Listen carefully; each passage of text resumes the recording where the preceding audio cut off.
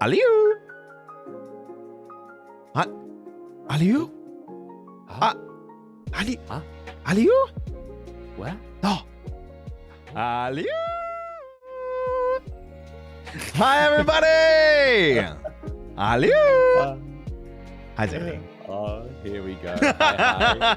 Sorry, I got lost in you. Anyway, guys, welcome to the stream. My name's Roy Chiato, like a macchiato. I'll be your bunny host for today. I specialize in voice acting. I do a bunch of collaborative casts with my friends, like Mr. Xander Netherbrand. Why, hello everyone. It's lovely to be here. I am Xander Netherbrand, your favorite incubus and host of Club Netherbrand. In case you don't know, I am from First Stage Productions EN.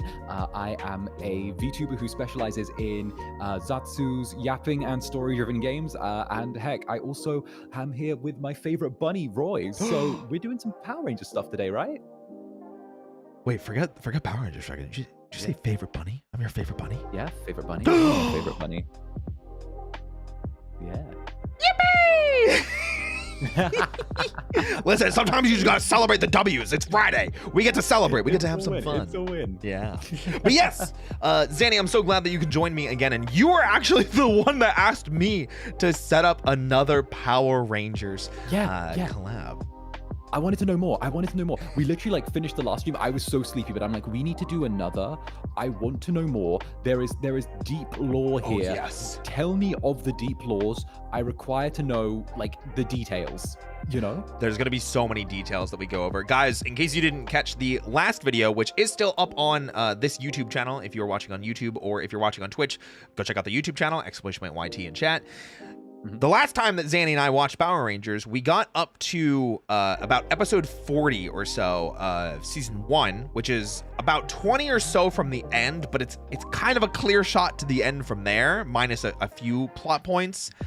But the big thing that we're going to be doing tonight is Mighty Morphin Power Rangers season 2. Okay. Now, I know a little bit about Power Rangers, right? It was one of those things where I feel like everyone is somewhat exposed to it when they're growing up, when they're going through various phases of their life, Saturday morning cartoons type thing. Right? Absolutely. Now, but I only know bits and pieces.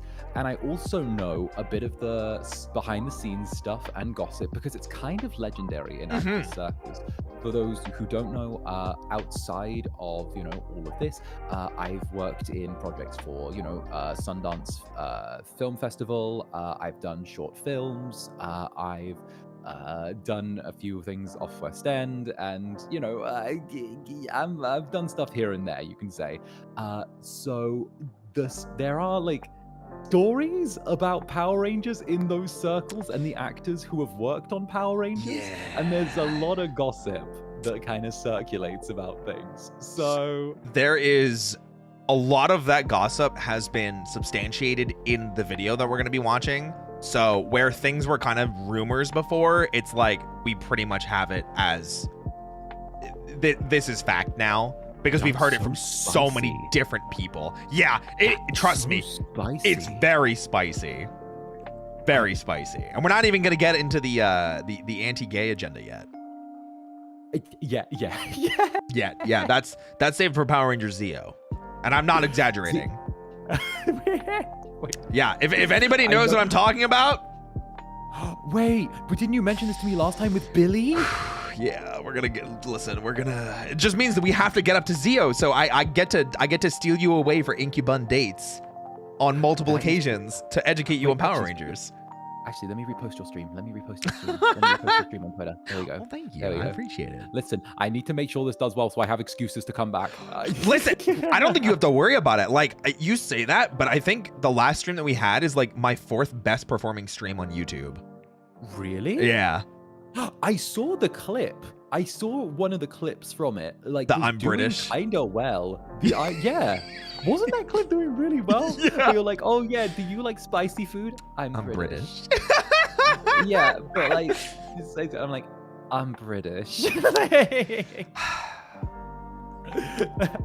Listen, let's be British together. Take my hand.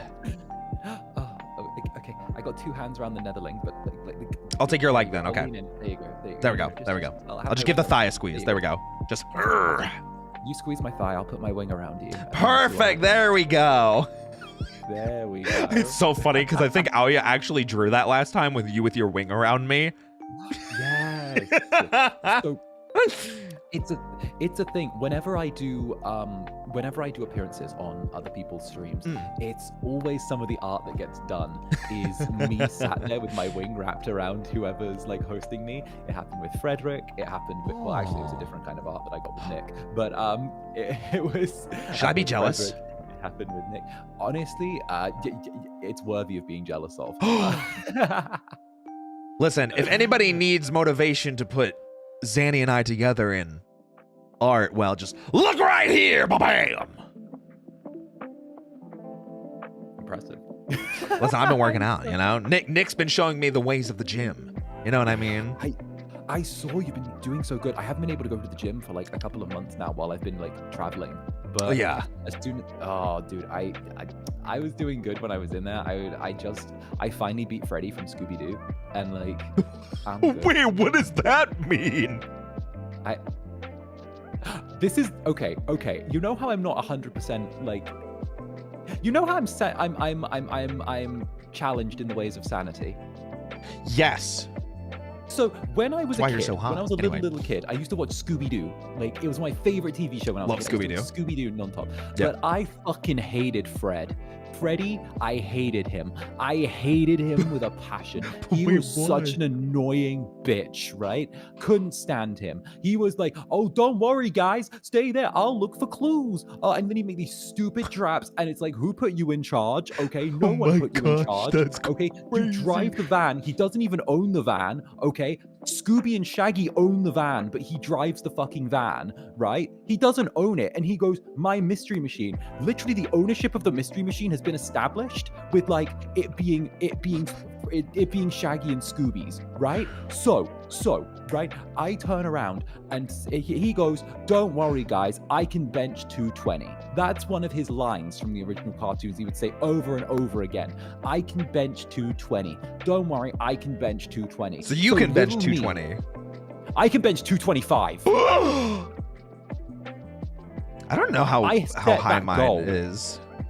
I set that goal just to hurt this fictional character. Just to hurt the fictional character? Okay. Yes. I hated him so much. I was like, I'm gonna go higher than him just to upset him. Damn. That's pretty crazy. I don't know if I can bench that much yet. I don't know what the equivalent is because I do dumbbell presses instead of the bar. Because I like the deeper stretch. Oh yeah. But no, I love free weights. I don't know how that, you know, equates. I'm not good at math, okay? No, to be fair, you probably have like way better control than me if you're doing the free weights. You have way better control. Because that's one thing that I struggle with. I got like the push behind me, but I have like very little control. You know what? I'd have to see it. I'll have to see it to be true. We'll just have to go to the gym together sometime. We'll just take we'll just go to the gym together, get sweaty, do our thing. Yeah. Hit the showers, Hit the sauna before the showers. Yeah. Oh, hit the shower. Oh yeah. Sauna, onsen, steam room, whatever you want to call it. And then someone in chat asked, could Zanny bench Roy? Yeah, probably. Probably. I've picked up almost everyone in FSP just off of a whim. I might be a more difficult bench. Not that I'm heavier than 225, but no, but like I feel like it's a thing. Like I've picked up I think it was Cass that I picked up at one point and ran down the street with him. And I just ran off with him. I kind of just lifted him up like a bride and just ran off with him. That sounds cute though. Yeah, and then I carried Gale around for the 3D debut, which was fun. Yippee! That was fun. I don't know. It's definitely very, very fun. You know what though? I think a 3D Roy would be an absolute menace. Okay, listen. We can't be talking about 3D Roy. I just debuted this model. I'm just saying. Okay, yes. That's why we need to talk about 3D Roy. Because, like, don't get me wrong, okay? Femboy Roy was, like, was good, fine. Okay, sure. Great. However, okay, we got Twunk Roy right now. We got Twunk Bunny Summer Roy right Twunk here. Bunny Twunk- Summer. It's Twunk Bunny Summer, you know. Actually, no, Easter's almost here. It's almost breeding season. What? So, Wait, am I the one breeding or am I being bred? ¿Por qué no los dos? Okay, you know what? Fair, true, real, actual, factual. Actual, factual.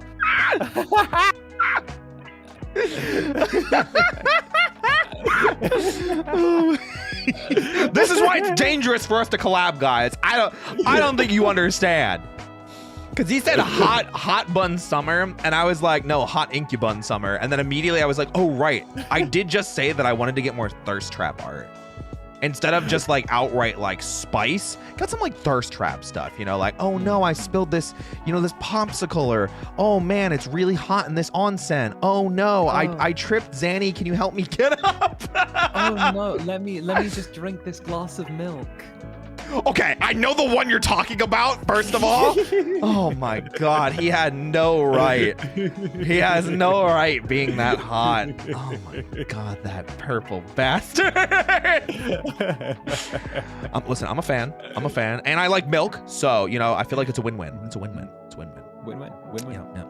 Now, before we dive into everything, I do want to give a heads up to everybody in chat, just because I don't think I gave it last time, and I felt kind of guilty because I realized like 5 minutes in. During the... Well, there go my ears. Thanks, Belmore. There goes my shirt! Listen. Oh, even better. Oh, wait, actually. Have you seen me flex without my shirt on? No. Here, take a load of this. Oh, okay. Yeah. Okay, I see it. Look at the size of the biceps. Yeah, you can see the definition. Right. Okay, so what I was going to say was, the last time that Zanny and I did this, and obviously it's going to continue this time, Zanny and I are probably going to be pretty focused on each other. You know, Zanny is at least 2 handfuls of my attention because he should be. But that means if I don't respond to everybody in chat, I may try and catch you guys at the end of the stream, or if there are messages specifically that I want to pick out and choose because they're relevant to the conversation we're having, I'll do that. But I promise I see your messages. I value you being here. Thank you, everybody. Whether you're a Dusk Bunny or a Netherling, I appreciate you coming out and vibing with us. And of course, you know, I have no issue at all with you like picking out little messages from chat and doing whatever, or like shouting out if anyone does anything to support. Yippee! And I will also be keeping an eye on chat, as I've got both of your chats open right now. I'm just waiting for YouTube chat to load in, but I'm just waiting for that. I'll be keeping an eye on things as well, just to make sure that everyone's doing their thing and behaving. So yes, I see you, my Netherlings. I see you there, my little sweetie. Yay! Oh, Indeed. Also no apple tonight because they shut off my water, so I can't wash it. No apple. Yeah, no apple tonight because they shut off my water, so I can't wash the apple. The water will be back. It shut off for maintenance, and then the maintenance went late, so it's still not there, and it's been gone for like 5 hours. And they're like, yeah, it's running late. Sorry. No, I took a shower earlier after the gym. I'm not stinky. He's stinky. I'm not. No. Listen, the only time I'm stinky is... Anyway, I took a shower today.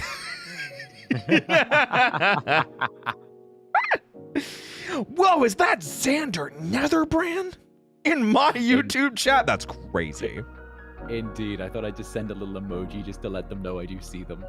That's crazy. That's wild.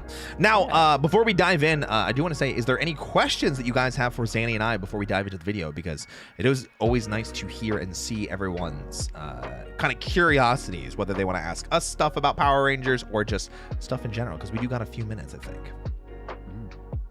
Yeah. So if you guys have any anything. I got my coffee. I'm chilling. Yep. Wait, are we drinking tonight? I have a little fridge behind me full of drinks as well.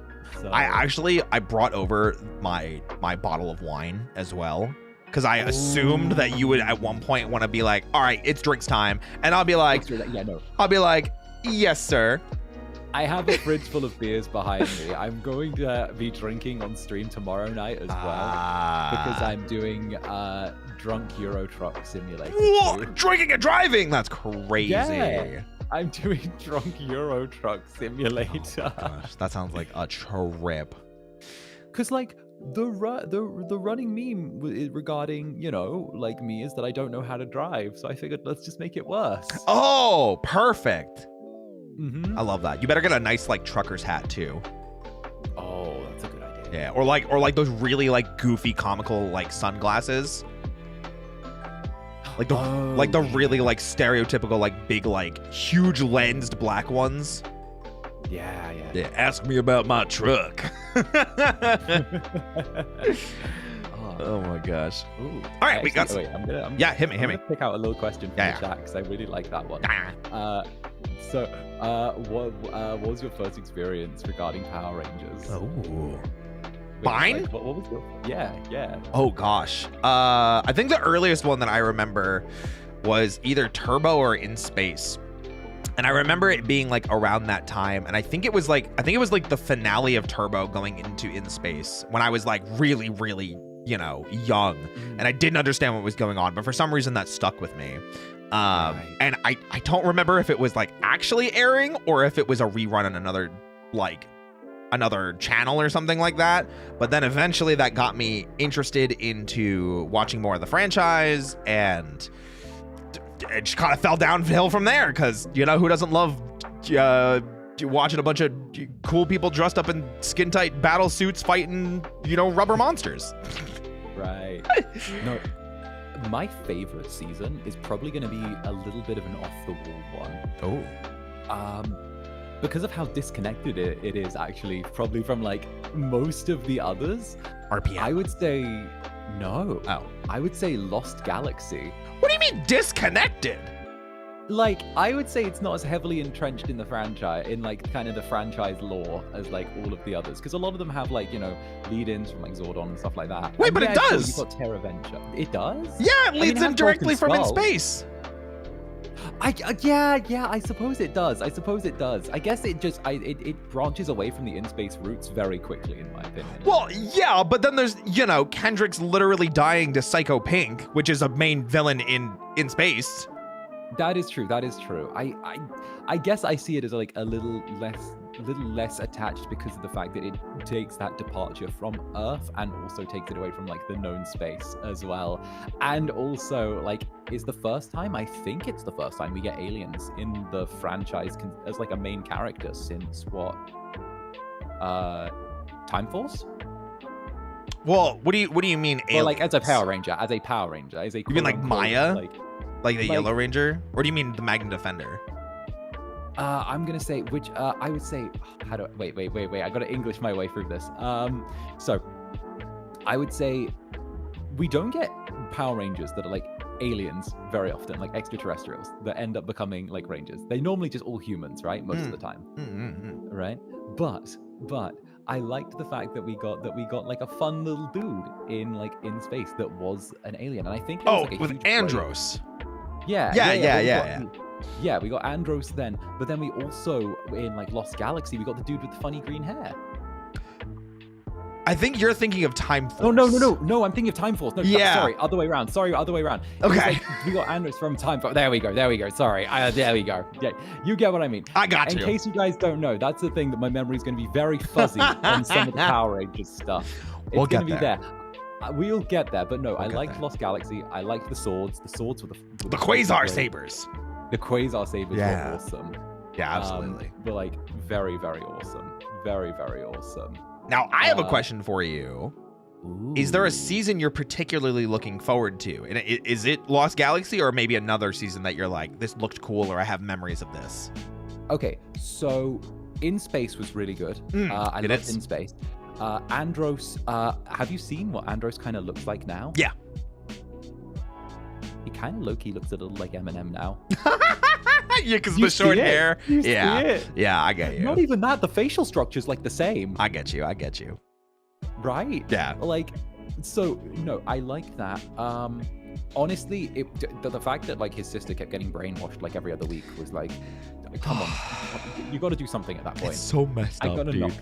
When we get to it, you'll see like it'll feel worse, like from a like you just feel bad for her kind of thing. Right. I think I usually like the Power Ranger seasons where they throw in something weirdly mature out of nowhere.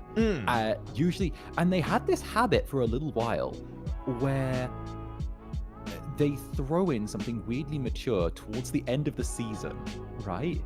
That like kind of shook you as a kid. I still remember Time Force and like a random lady giving birth at the end. Oh yeah. And, like, what was her name? Like Nadira. Nadira. That was it. Yeah.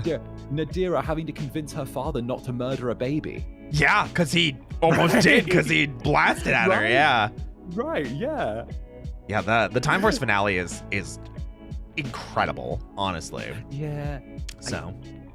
I don't like the post story where they redeem what's his face, where they redeem Ransik. You will in rewatch. Cause like in retrospect, it's like, man, why is he a good guy now? That's such a lame thing. I promise you, watching through the videos and having the context of why it happens, it will make it feel better. That is true, because this is my first time watching, to like answer a question chat. This is my first time watching. Roy is like my guide for this. Roy is my sensei for all of this. Ooh. So I'm your senpai. Weird world. Yeah, you're my senpai. Roy senpai. Roy senpai. Oh my gosh. Roy senpai. Yamate! I need extra tutoring, Roy senpai. Anything for my sweet kohai. Meet me after class.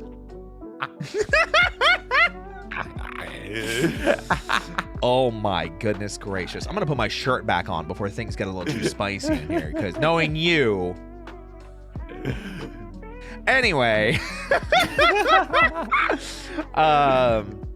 Never mind, apparently I'm taking it off again. I lied. Yeah, listen, my bad, Sandy. I'm sorry. I knew you. I thought you'd want the muscles out, you know. Fair enough. Oh my gosh. Zanny, are you ready to react to more Power Rangers? I'm ready. Okay. I'm ready. All right. On the count of 3, I want to hear your most intense It's Morphin time. Okay? Okay. 1, 2, 3. It's Morphin Morphin time! time! Yeah! Let's do it, guys! Shabba-whoop! Oh.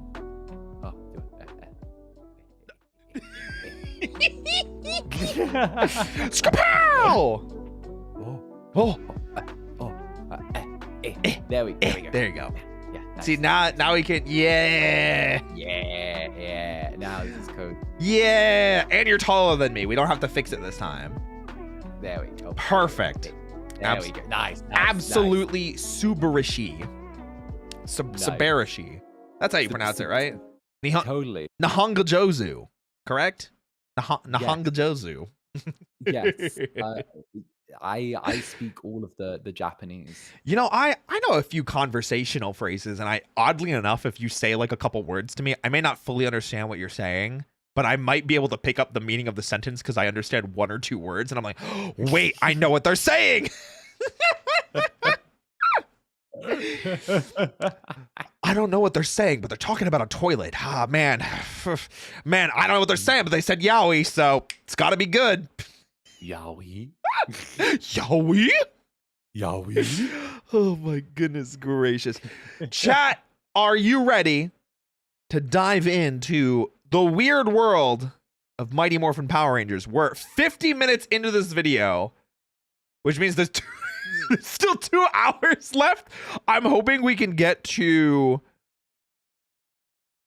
maybe like the 2-hour mark on the video is where I'm roughly hoping. The 2-ish hour. I'm gonna see if we can finish season 2. That's the goal. Here we go. All right. Doomsday really feels like a finale. It's because it was. Don't get me wrong, I'm glad the series didn't end here. It's supposed to be a but finale. It felt like potentially this is where the series was going to end.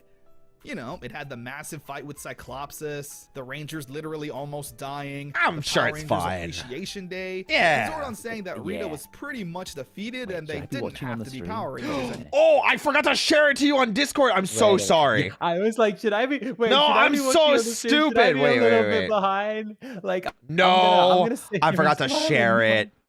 That's my Okay, fault. okay, cool, My bad. cool. I was waiting for a thing to happen, and I was like, okay, here we I'm so go. sorry. Thank you for saying something. Okay. It's still good. I don't want to say nothing. No, you're good. You're good. You're good.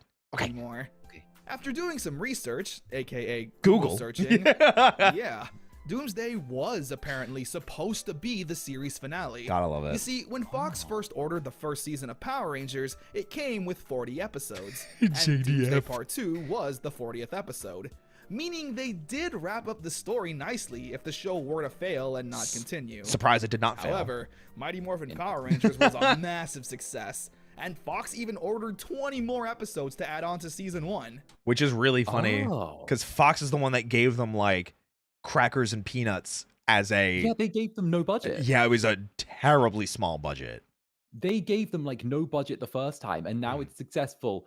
Let me guess. They order more episodes, but they keep the crackers and peanut budget.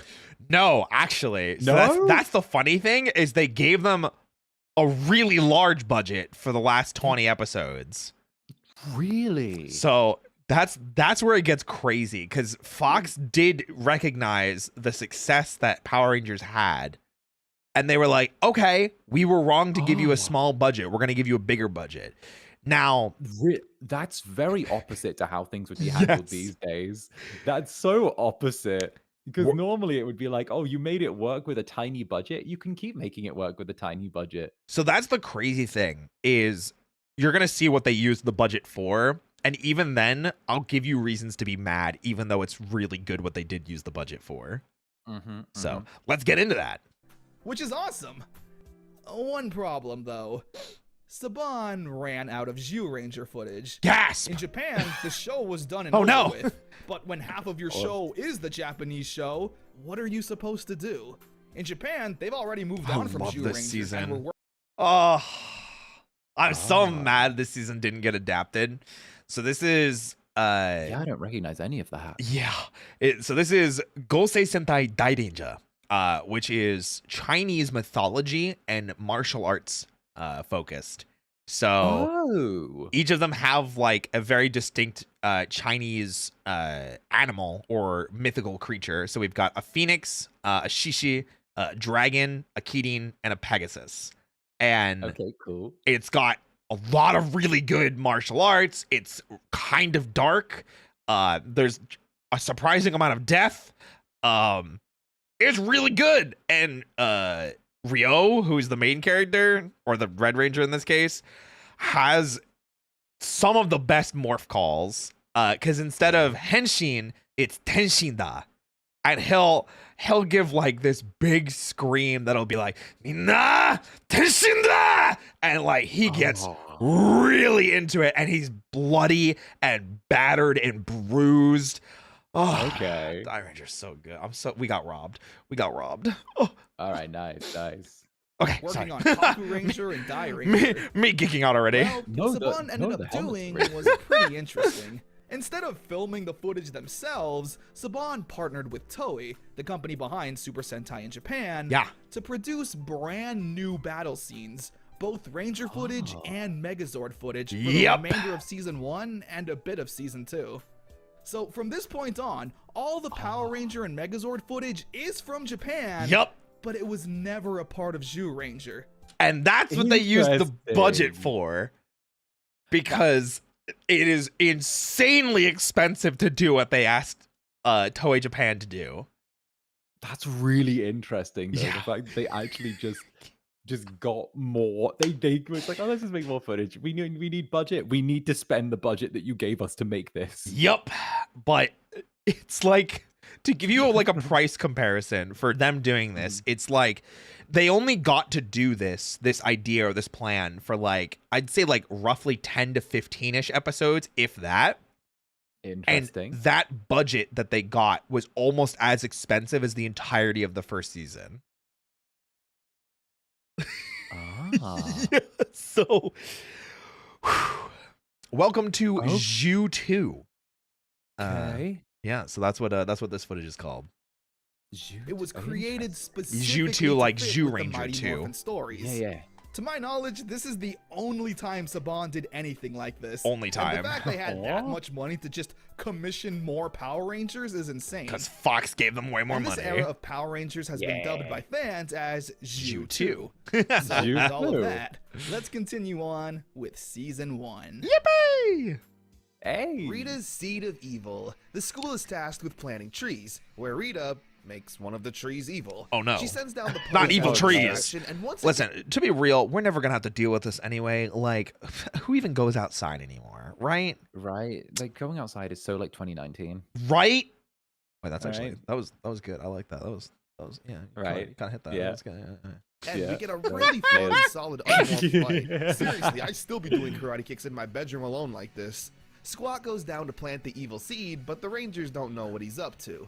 So Jason goes to check it out, where he's attacked by a tentacle. Uh-oh, It's a that's not tree good. root. Oh no! Rangers warp Oh and no! all I know take how on this these ends. tentacles. It's a tree root. They're not tentacles. Listen, the man on screen said tentacles. Okay, Okay. Okay. All right. Listen. I gotta go by the documentary here. Are you on Team Tentacles? I mean, I'm not on Team Okay, Tentacles. good. Then I'm taking notes. I'm taking notes. Which again sounds worse than it really is. They destroy the monster, plant the trees, and we get a little speech about the importance of trees and the impact they have on the environment. Wow, imagine Mr. that. Beast would probably be proud. Look at that. Big surprise. Angel Grove is doing a big Oh, here. Oh. So here's, you know how I said it's like 10 to 15 episodes where they got that like upped budget and you can really tell. Yeah. This is the opposite. This episode specifically. Okay. So, you know how Power Rangers recycles the Japanese footage, right? Yes. How about Power Rangers recycling Power Rangers footage?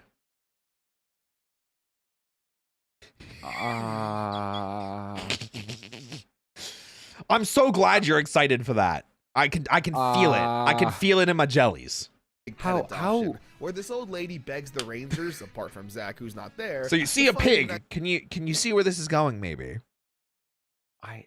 Not yet. is home for her pet pig, Norman, who's a big man. Like, I get Where's that a pigs are chonker? fat, but Jesus, this one's on another level. He's a chonky Zach, boy. meanwhile, is going on a jog and spots the old woman, who turns into a putty, where he needs to whoop those putties. Again, I'm so glad we're getting a lot more unmorphed fight scenes that are genuinely really good.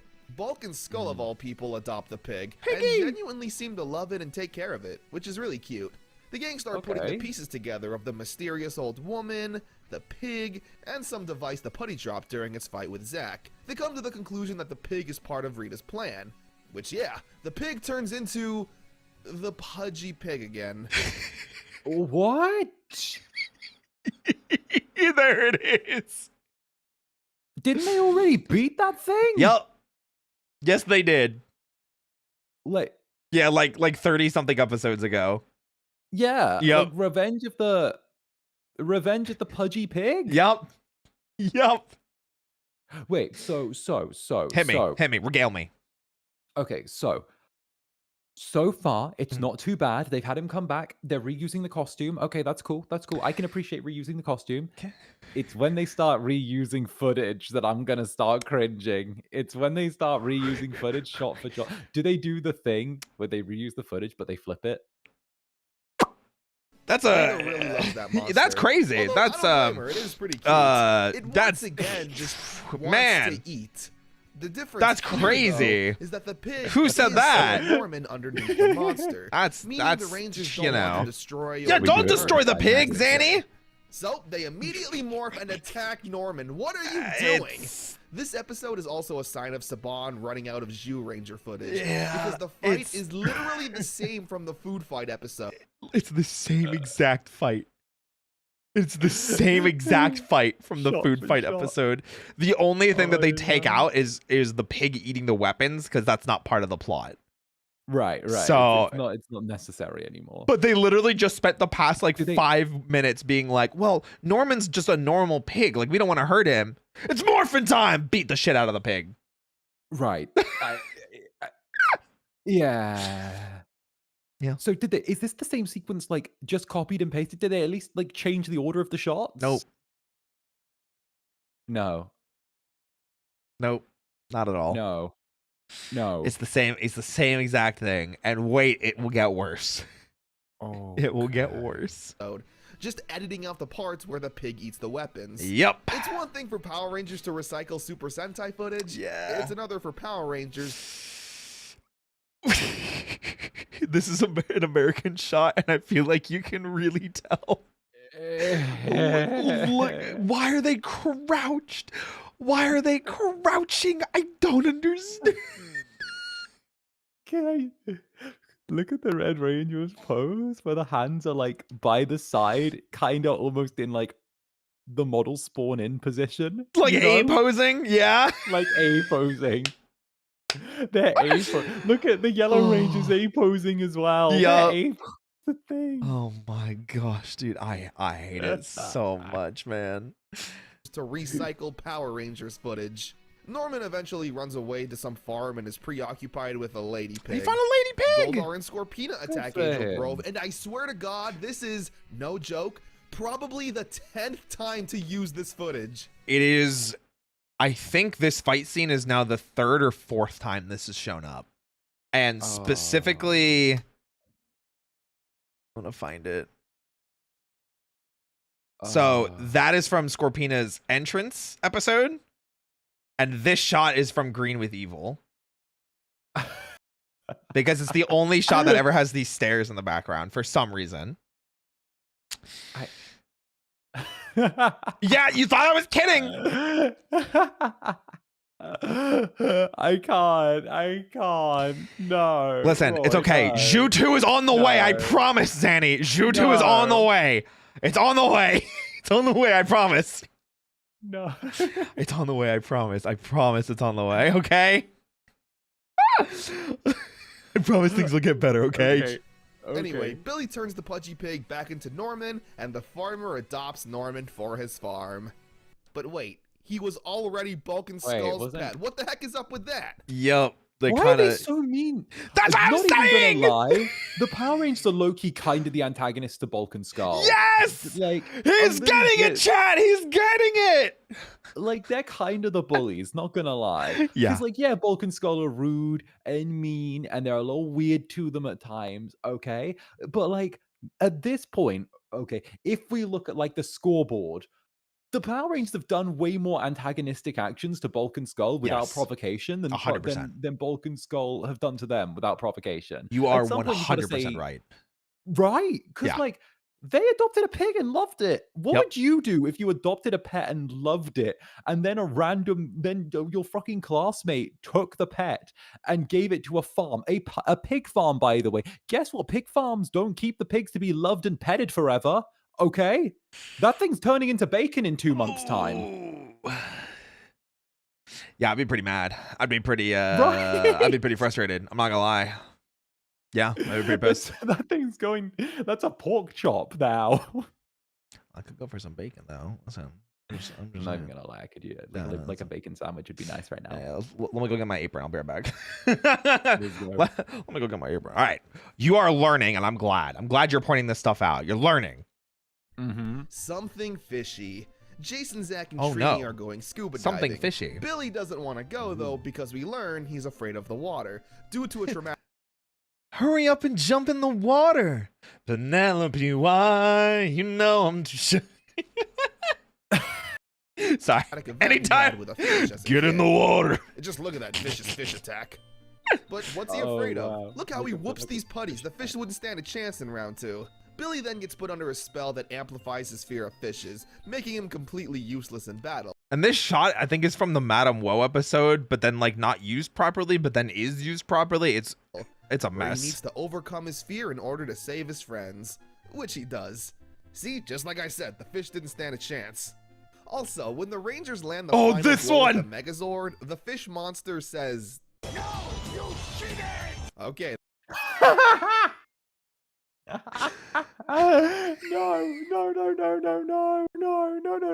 That didn't make it into the final one, did it? Yeah, that didn't make it into That's what aired. This is what aired. No.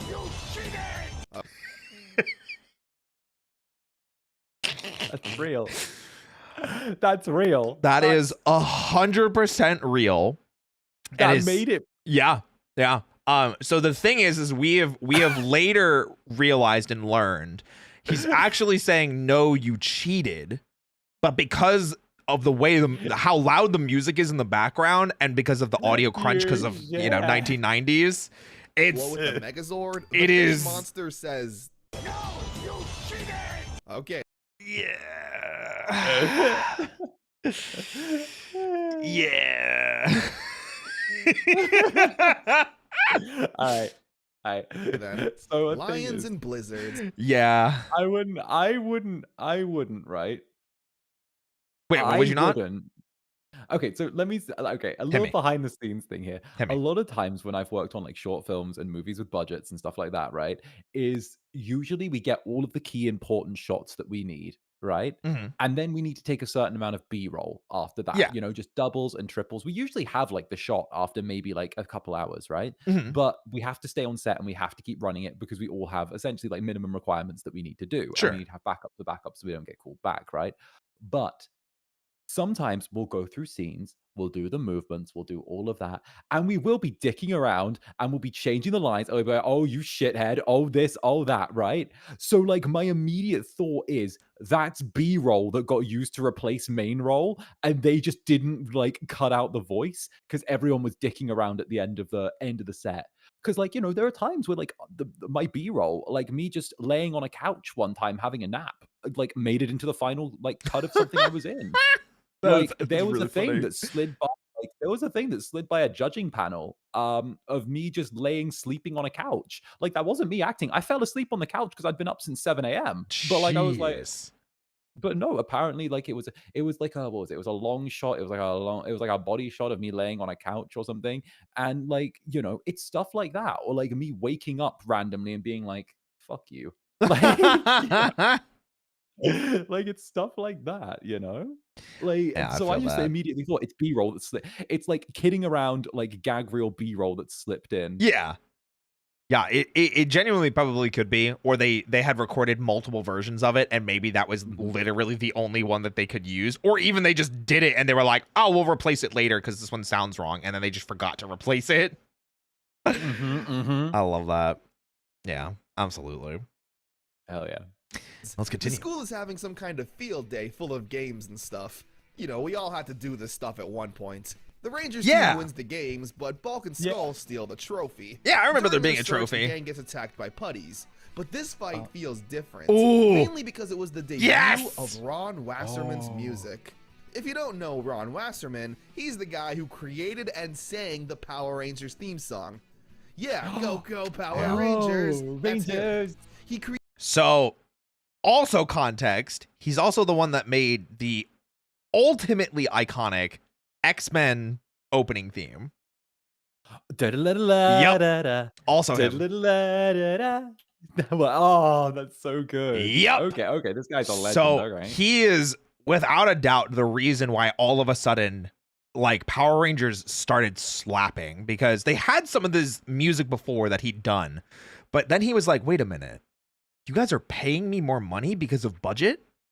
Whoa, okay, cool. Let me actually make some songs with lyrics. And then we get some of these songs, and these are even now bangers, because in 2012 he like remastered all of them and they're all on YouTube. Oh, what? That's so cool. They're in such good quality too. I'll find the album for you after stream.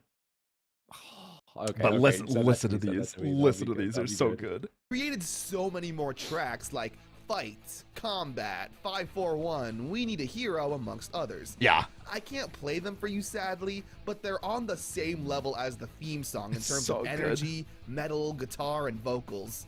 My personal favorite being Fight, which is used here. It adds an extra level of hype to the fight scenes. Seriously, it makes me want to work out and punch a punching bag or something. Okay, here's like 3 seconds of instrumentals.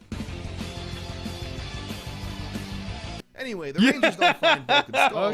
He's just shredding the whole time. Into this half lion, half goat monster. It's pretty badass if I'm being honest. Yeah. Meanwhile, Angela shows up to the juice bar. I haven't mentioned her, but she's a minor character who occasionally shows up to just reject Zach. Don't worry about it. He has a crush on her and constantly tries to flirt with no avail. Zach's love interest, that's it. During the games, he lent her a hand and was just genuinely nice. So she asked him out to see a movie. The Chimera monster, as they put it, attacked the Rangers and is pretty powerful, needing to pull Zach away from his date, which he's not happy about, morphing out and beating the absolute bejesus out of the monster. Even his hockey stick isn't enough for the power sword. They defeat the monster and Zach returns to his date, where Angela isn't too happy and dumps popcorn on Zach. She's kind of terrible. Why do you like her? What's this bitch?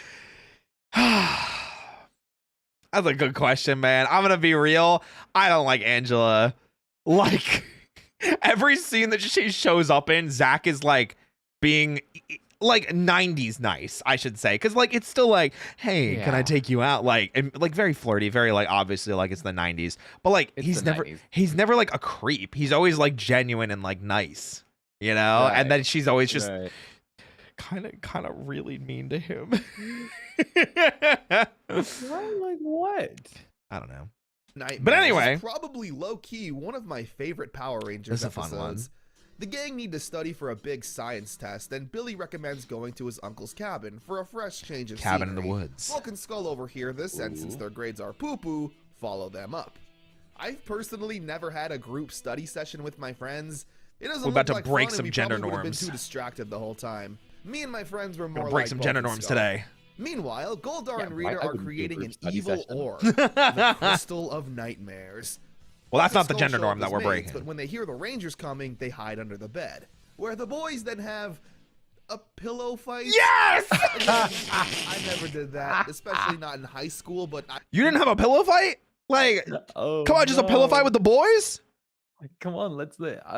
That's so funny. We should totally do a pillow fight in our pajamas, and you know, like then we should stop and like maybe jump on the bed and then eat ice cream and talk about boys. Exactly. How does that sound? Oh, I'm so in, Zanny. I'm so in. Do you like anybody?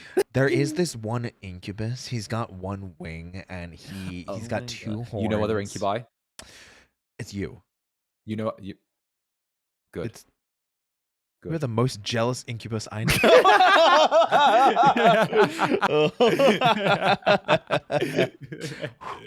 I won't judge. That night when the Rangers fall asleep, it's still feathers everywhere, which gives the Rangers nightmares of past failures and struggles, essentially giving them PTSD, which is a pretty brutal tactic. Yeah, about getting eaten alive, I can imagine. Hulk and Skull also get affected, where we get a look into their heads. Burger. Wait, I love this shot. So, this is back at season 1, or like the beginning of season 1. This is a burger. So it's Burgersaurus, and Skulls is Hot Dogosaurus, and that's how they morph. What? Oh my gosh, dude. Oh, I love it. What they're dreaming about is being superheroes, just like the Power Rangers. Yeah. They're not dreaming of bullying or being mean, but summoning the Megazord to do good. When the Rangers wake up, they're all completely terrified of everything, having no confidence and being afraid of their own shadow. They still try to do good though, needing to find the Crystal of Nightmares and destroy it. They get ambushed by putties and don't put up much of a fight. Yeah, that's what happens when you're scared. Fear. That's Jason like episode 1 again. Builds up enough courage to run inside the cave and confront Goldar, where he finds the crystal and smashes it with a kick, which is just so badass. It's a pretty dope With the kick. crystal destroyed, Very Zordon nice tells kick. the Rangers they've regained their confidence. And then there's that Ron Wasserman music. Smackdown on these putties. Hey, Bang, bang, look boom. at that. We also see giant gold. Look, it's that same fight again. It's the same fight. It's the Oh. same fight. I wasn't kidding, Zanny. That's not even a villain that was in the episode. This is Scorpina from Green with Evil, which has been the third or fourth time they've used it. We haven't seen Scorpina this episode. No, we have not. She's just there. Yep. For the shot. Yep. And then gone. Yep. Also see giant Goldar and Scorpina for like the 200th time now. Yep. But they defeat them and the Rangers pass their tests. I don't know why I like this episode so much. I guess I enjoy seeing the Rangers all Wait, where's Tommy these past few episodes? He's dead. I'm sorry. I mean, his powers were taken away from the green candle. Oh, yeah. Sorry. Whew. Very important distinction between the Super Sentai and Mighty Morphin Power Rangers. Wait a minute. I was like, wait a minute. That's the Sentai. My bad. Wait a minute. That's the Sentai, not the Power Rangers Listen, one. I tried to make sure you were on your toes, just keeping you on your toes. His free trial of being a ranger ended. Exactly. You now have to pay $15.99 for every 3 months of subscription. It's funny that you mentioned that. Scared and timid, Bulk and Skull's dream, and the climactic unmorphed. Remember what you just said. Really fun episode. All right. To flee or not to flee? For later, Ernie's not this juice bar episode. is shutting down and everyone's sad. Okay. Well, maybe he shouldn't have been giving stuff away. Yeah, he gives stuff away the show, all Ernie's the time. Like, hey, that's great. Free. But Ernie's juice bar. Wait a minute. But isn't there? Okay. I'm gonna go into a thing here. Hit me. I'm ready. Doesn't his I love juice things. bar not shut down because it's referenced again in like one of the later seasons of Power Rangers, which takes place in Angel Grove again? Well, that's crazy. Isn't Whoa. it? That's crazy. How'd you? Anyway. Sodas for everyone. Meanwhile, Jason finds a stray dog and takes care of it, where Rita then infects it with evil fleas that get onto Jason. Evil fleas! Where, yes, Evil the fleas turn into an fleas? evil giant flea monster, and the Rangers gotta defeat it. The episode has a nice ending, though, with Ernie taking care of the stray dog and the owner coming back to reclaim him. She's happy by this, and she gives Ernie a big check. Like, a really big one, apparently, since it's enough to save the juice bar. Which is, very generous. There you go. That answered your question. Problem solved. Yeah, But he celebrates by giving everyone free drinks. Ernie. That's why I paused. I was like, you gotta hear this, Andy. This guy. This fucking moron. Listen, he needs some business acumen, I get it. You run a cafe, I run. Oh, it's not really a cafe anymore, is it? It's a club more of a now. club, isn't it? Yeah. You've upgraded. I had to make sure that I could join you on the battlefield. You know what I mean? Yeah, you run a club. I run a club. It's not how you make it work, Ernie. No, it's not. No, it's not. No. So to anybody that keeps asking me for free drinks, this is why I can't give you free drinks. Don't be like Ernie. Yeah. Just don't. Yeah. Anyway. When will you learn, Ernie, that your actions have consequences? You freaking The reign of the jellyfish. The kids are putting items into a time capsule, with Bulk and Skull wanting to put their ultimate sandwich in. They get very Scooby-Doo. Jason put in his karate trophy, and that's pretty lame and stupid too.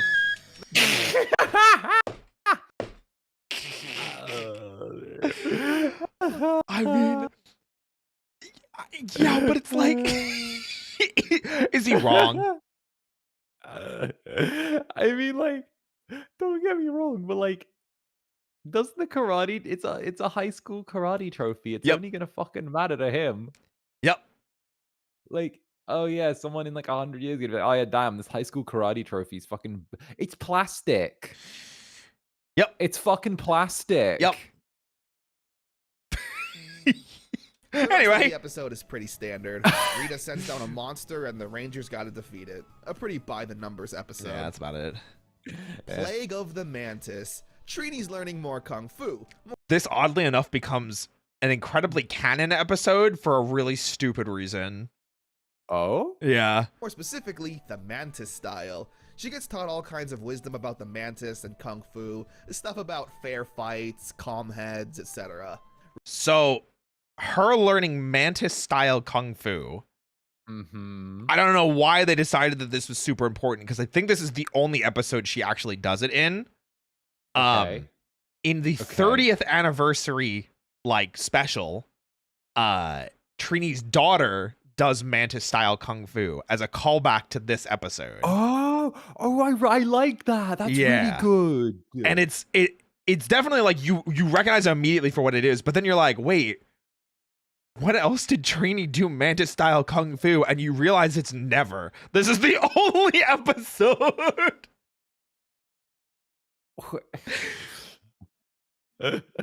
Just Power Rangers things, Listen, you never know when something's gonna be important. Like this is Power Ranger stuff.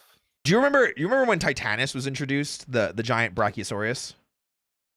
Not off the top of my head. It has like a really, really long neck. It was screaming. It fell into the sinkhole. Yeah. Okay. The one that's like burning in the fire. Yes. As it falls into the sink. Yep. So the burning, screaming, dying thing. When they introduced Titanus, Zordon has a throwaway line about these beings called the Morphin Masters, which did not become important until the second most recent season of Power Rangers, and became so pivotal to the plot that it completely changed the fabric of what powers mean in Power Rangers. And it was a throwaway line from one episode that had never been mentioned previously. Oh? Yeah. So you never know when something's going to be important and then brought up later, which is... I kind of like that, though. I can't, like, that scratches an itch in my writing brain. Yeah. Just little bits of throwbacks, but they don't look the same. Can I just say, like, Trini actually getting more episodes about her is something that's kind of fucking needed. Yes, because like she is the most unused character in the entire like thing. I think she's had like 2 episodes about her so far, and like, so she had the one where she's scared of heights, which is the 2nd episode, right? But she deals with that like in all of 3 seconds. Yep. She has the one where her cousin gets turned into a cardboard cutout. The clowns, the really creepy clowns. Oh, the clowns, the creepy clowns at the fair. Yeah, with the background changes. And then it's not really her episode. It's more like Jason's episode, but it's the one with the turtle that has the stoplight, and she has to keep running. Yeah. And she has her uncle or whatever that makes the invisibility potion, but that's not really her episode. That's a Billy episode. Yeah, that's the thing. She's never actually used as like an independent individual. She's never actually used as the focus of something. She's always used as a prop to highlight other characters, or like she is used as like, oh, this is a thing. Oh, but you know, it's her thing, but she's being used to like, you know, add emphasis to someone else. Yeah. You know? And speaking of which, someone just brought it up.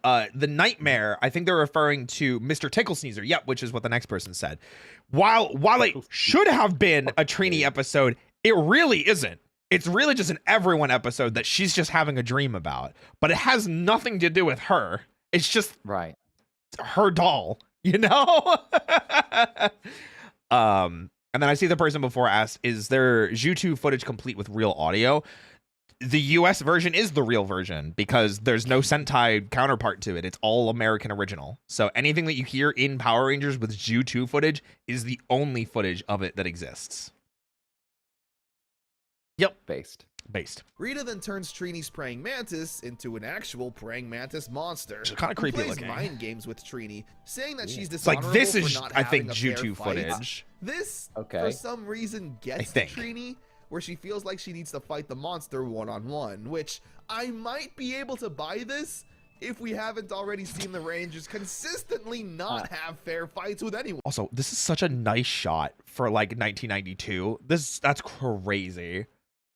That is actually okay. One, the quality is like way above the 1990s. Yeah, shots, right. And 2, it's like strangely good framing.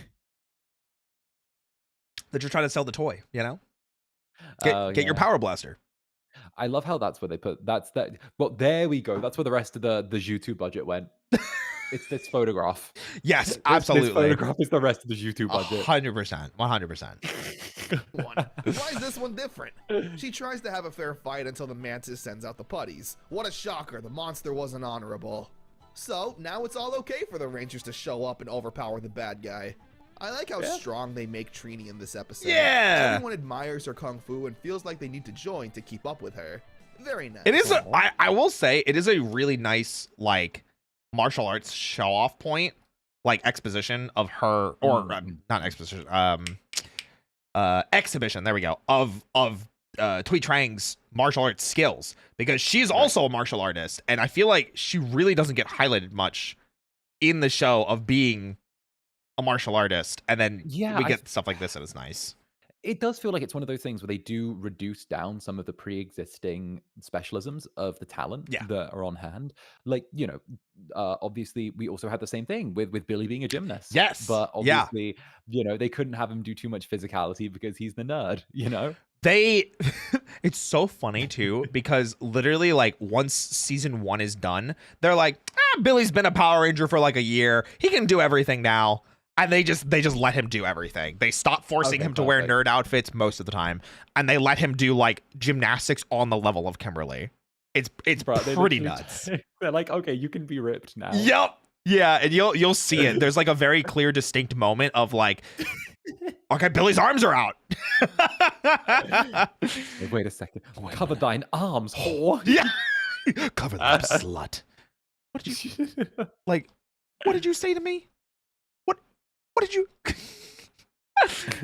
Very nice. Very nice. All right, baby. Now we're getting into some good stuff. Okay. Return of an Old Friend, Part 1. So none of this has Parents' YouTube Day at footage. Angel Grove, where we get to see But everyone's parents. They're all pretty basic and very standard. good American plot. Jason's dad is a musclehead. Billy's dad is a nerd. It's what you expect.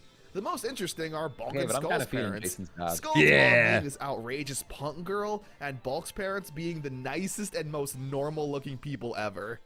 Rita sends down the Puddies and hatches a pretty genius plan to capture everyone's parents and force the Rangers to give up their powers in exchange for their parents' lives. I have to say, this kick makes me so mad, and I've paused it every single time I've talked about it. Look how far away he is. It's not even close. It's just such a badly framed shot. Yeah, no, I'm not gonna put that on Jason here. I'm gonna put that on the camera work. Oh, absolutely. Because, the camera work needs to be like 2 feet to the right. Yeah, 100%. It's pretty nuts. Yeah, I just always point that out. For their parents' lives.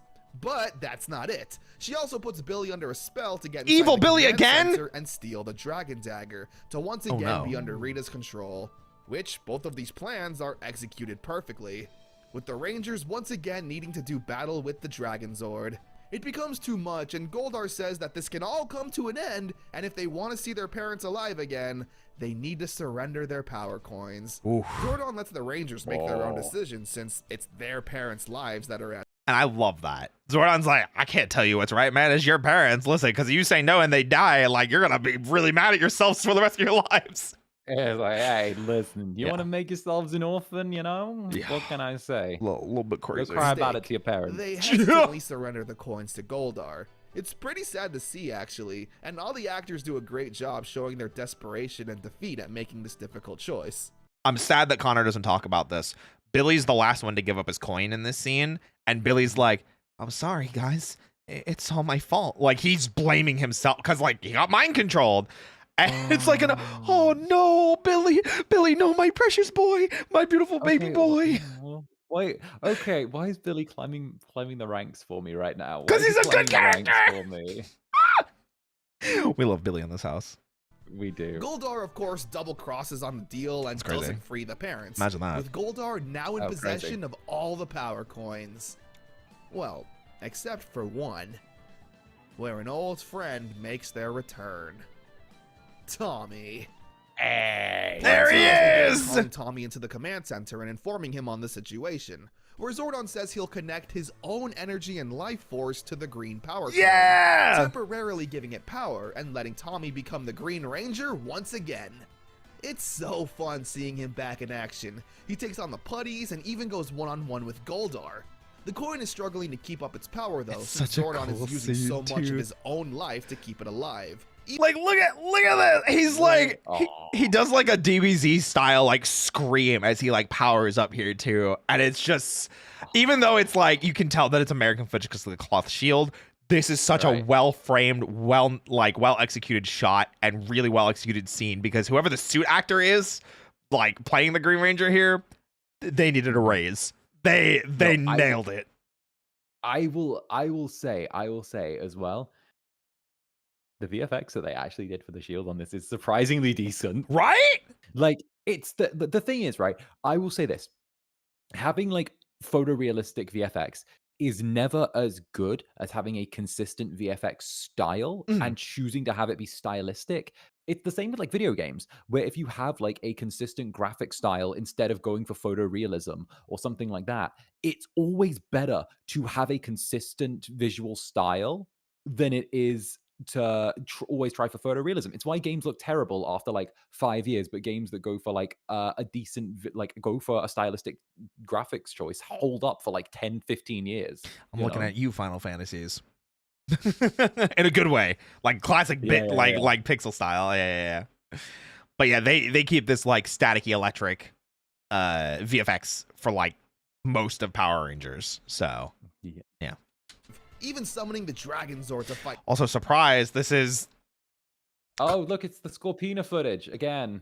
I don't remember if it's from the same episode. I don't think it is, but I think it's from another used episode. I feel like it was. Dragon Zord to fight Goldar and Scorpina, totally wiping the floor with them. The Green Ranger's on a roll. Zordon, however, ends up disappearing due to the power sharing, and Tommy loses consciousness. However, not before managing to defeat Goldar and retrieve the power coins. The Rangers use the coins together to zap Zordon's tube with the power in hopes to bring him back, which actually works. Yeah! The Rangers are sent to deal with a monster. In the meantime, however, Tommy seems to be surrounded by a power surge. I'm not too sure what's really happening here. It's such a funny shot. The power coins, all of their combined energy mixed with Zordon's electrically charge Tommy's body and gives him a surge of power. What does that mean exactly? Well, to put it simply, the Green Ranger has power once again. Yeah! So Tommy morphs into battle and helps his friends, where the 6 of them destroy the monster and save their parents. So cool thing about this, Connor's theory is I think the widely accepted fan theory, because we never actually get an explanation as to why it happened. It's just kind of supposed to be there's a bunch of electricity and there he is. It's back. Yeah, it's back. But I like Connor's theory for it. I feel like it makes the most in-universe sense. Right. This also establishes a really nice, easy spotting of whether something is Ju-2 footage or not. If you see the Green Ranger now, it's Ju-2 footage. And that is the easiest way of knowing, because what happened to the Green Ranger in Super Sentai? Dedged. Exactly. So, dedged. Because of that, we know that if the Green Ranger's there, it's American footage. Right. And the fun thing about it is, because now we don't have to deal with the death plot, he can be around more and doesn't have to get tied to a tree by putties.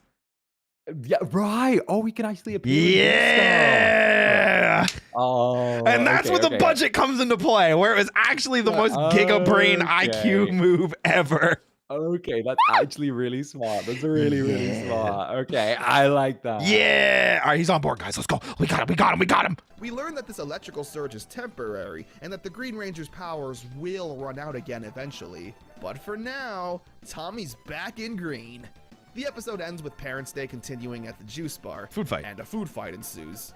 They really love the... Can we just say how much whipped cream this is? Look how much cream this is. Like, so much. Oh my god. Also, I'm just going to pick this out of the chat really quickly. Hit me. Club Netherbrand's Rogue Sniper has followed me here again. Oh no. Dusk bunnies, duck and cover. There's law, okay? Wherever I go, David's law for people in chat. Wherever I go, okay? If I make an appearance on any other channel, anywhere, okay? Rogue Sniper literally turns up and hits someone with like one of these things. It's actually terrifying, okay? It's terrifying. I will literally like just appear in fucking like Harker's chat or something like that, and there'll be a gunshot, and it'll be like, oh, Rogue Sniper got someone. I will turn around. I'll be like in Nick Nocturne state. I'll be like, oh, look, Rogue's here. And look, they just did it on YouTube as well. Okay. They did! See? What is... It's everywhere. It's everywhere. Gunshots are going off everywhere. Oh my gosh. Right. They have to be stopped! Right, it happened. You see? Mods, tie their shoelaces together! So we can stop them. You see?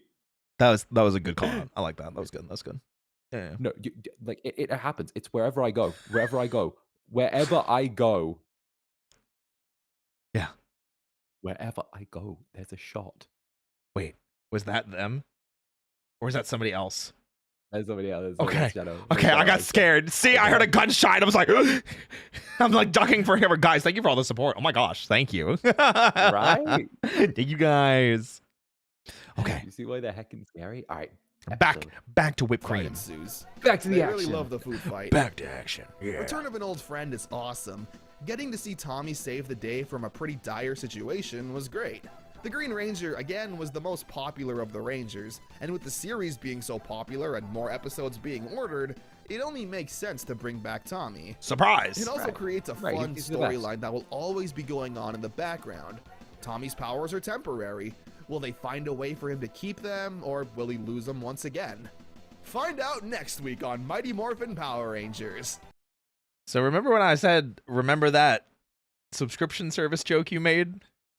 Yes. There you go. There's your subscription service.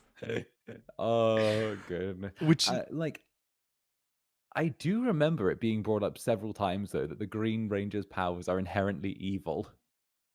well, they are and they aren't. It's like They are and they aren't.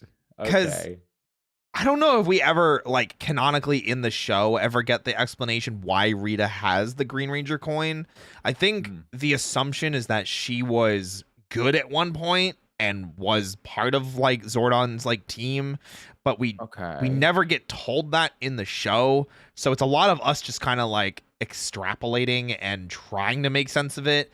And the comics try and give us some information, but like my friend Kane has said on multiple occasions, the comics sometimes feel like fan fiction and not like actual canon, because again, they're not confirmed in the show, so it's hard to really is it real?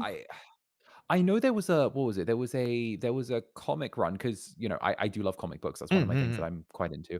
There was a comics run with, I believe it was it not Tommy Oliver again having I think it might have been a Tommy Oliver run in the comics, which was like almost like a send-off for his character. You're talking about Soul of the Dragon, which is like older. Okay. I don't remember specifically. I think that one's like a little bit futuristic, where he gives the dragon shield to his son. Yeah, so that's the ending, but he also goes through like stuff like the power coins and stuff like that, and it's kind of like how his like the multi-morpher, I think it's called, the master morpher. The master morpher. Yeah. How like some of the coins are like running out of charges, or like it's breaking and stuff like that, and that was probably like one of the things I did like really enjoy, just from a viewer perspective, because it was kind of the thing where he was a little bit older. There was a little bit of that, but I do remember there was something like the Green Ranger powers are like, there was some reference in there that stuck to me, where it was like the Green Ranger powers are like inherently evil, and they're like corrupted in some corrupted, so they're like corrupted in some way. They're like, it's like a corrupted ranger or something, which I feel like makes more sense to me of why it can be dabbled with and kind of used, where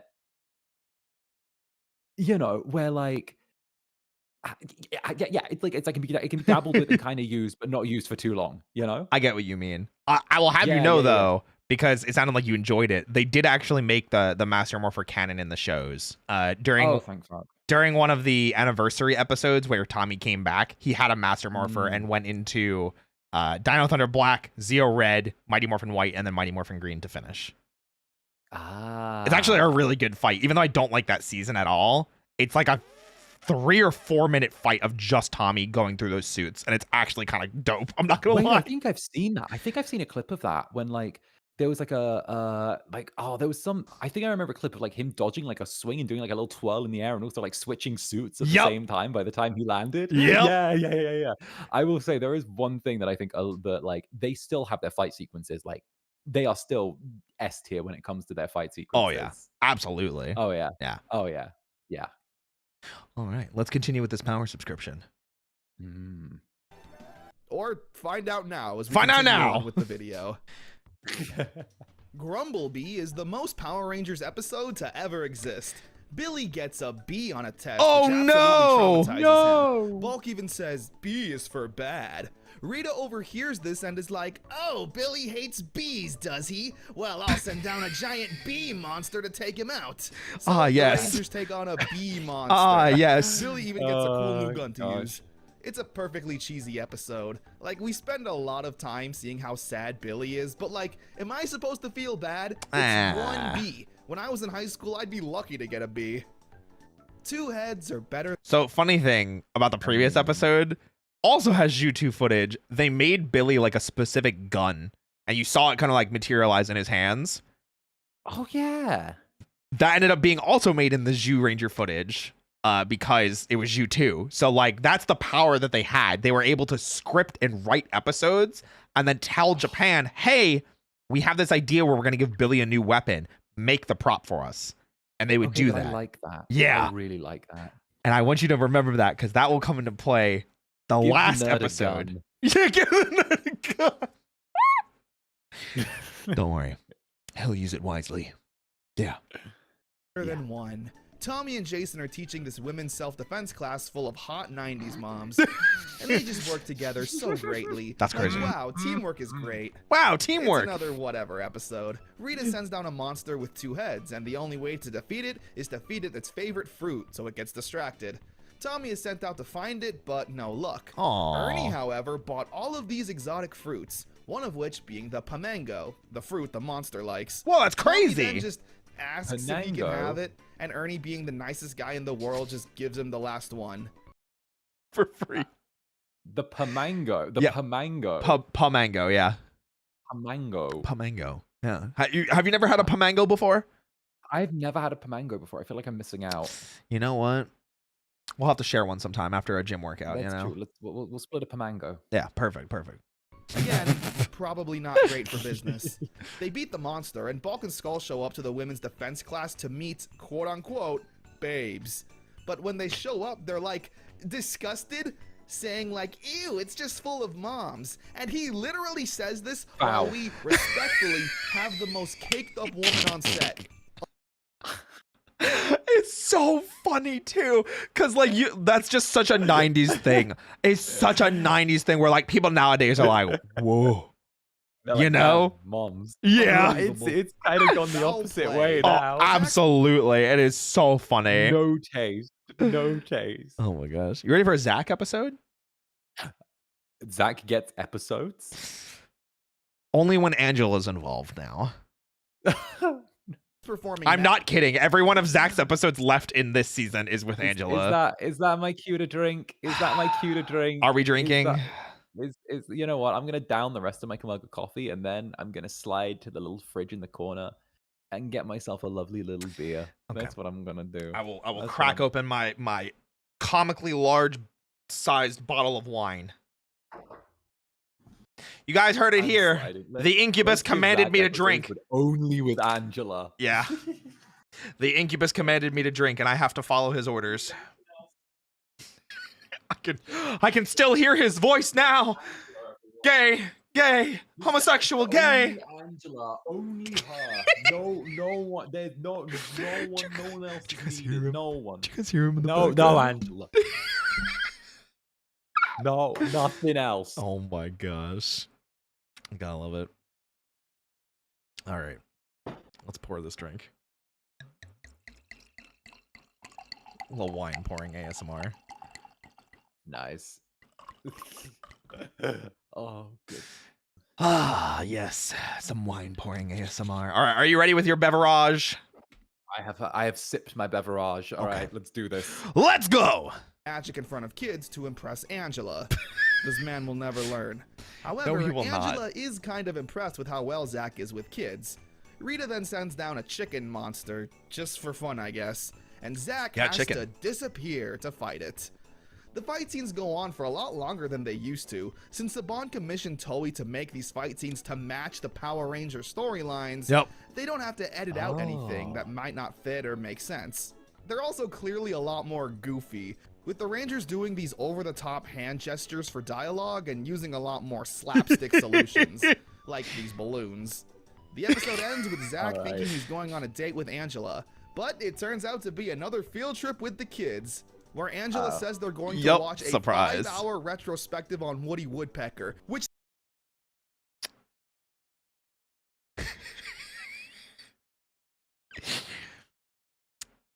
This is the person he wants to date, Zanny. Get rid of her.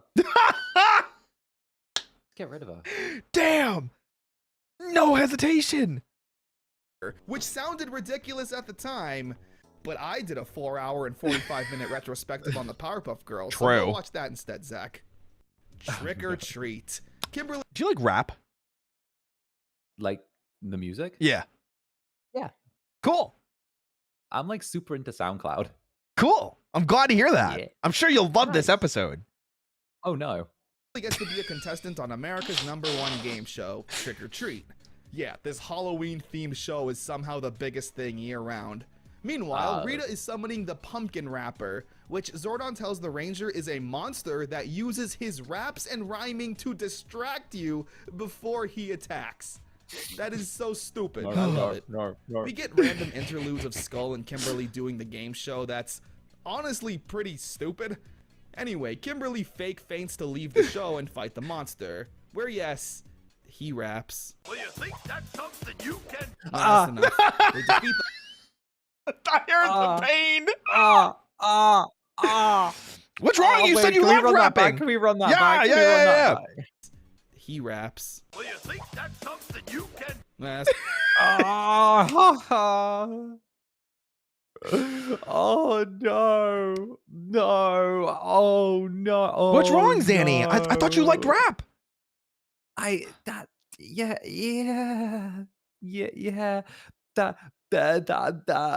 If you think that drugs are cool, you need to go to Sunday school. It's kind of bars, though. It has that energy. He's kind of hitting them bars. Energy to it. Guys, he's kind of hitting them bars. Am I right? Am I right? It has that. You need to go to Club Netherbrand instead. Damn, that's crazy. You're having too much fun. Right now. You're having too much fun. Too much fun right now. I thought you liked rap, not this. That's enough. They defeat the monster and the putties with pumpkins on their heads, which only seems like it would make it harder for them to fight, but whatever. Yeah. Second chance. Ernie is really stupid coaching episode. a soccer team for kids. This Oh, one but he's kid gone doesn't broke make again. the team in his set. How'd you find out? Right? I mean, come on. That you know that man's credit history is going to look like a heartbeat sensor from how much it goes up and down. Listen, credit in the 90s. I mean, really? That's true. You know, the market hadn't crashed yet. You could be $100,000 in debt and still survive and be in a good place. Oh yeah. Oh yeah. That was credit in Ernie's the all 90s. The 90s were a wild time, honestly. The 90s were like, hey, you know what? It's the 90s. Let Ernie fuck the juice bar, okay? Just take out a high interest solvency loan on the place, put all that money into stocks, blue chip, and Quaaludes. You're sorted. The Quaaludes too. That's crazy. The Quaaludes. Get the That's Quaaludes. wild, dude. Oh my god. Like, man, I wish it were up to me. I'd give all these kids a second chance. And Zach says, isn't it up to you? And Ernie's like, oh yeah.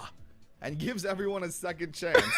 What the hell? So Zach and Jason try and help this kid get better at soccer. And he kind of sucks. Like, he really shouldn't be on the team. He's terrible. Here's what's weird, though.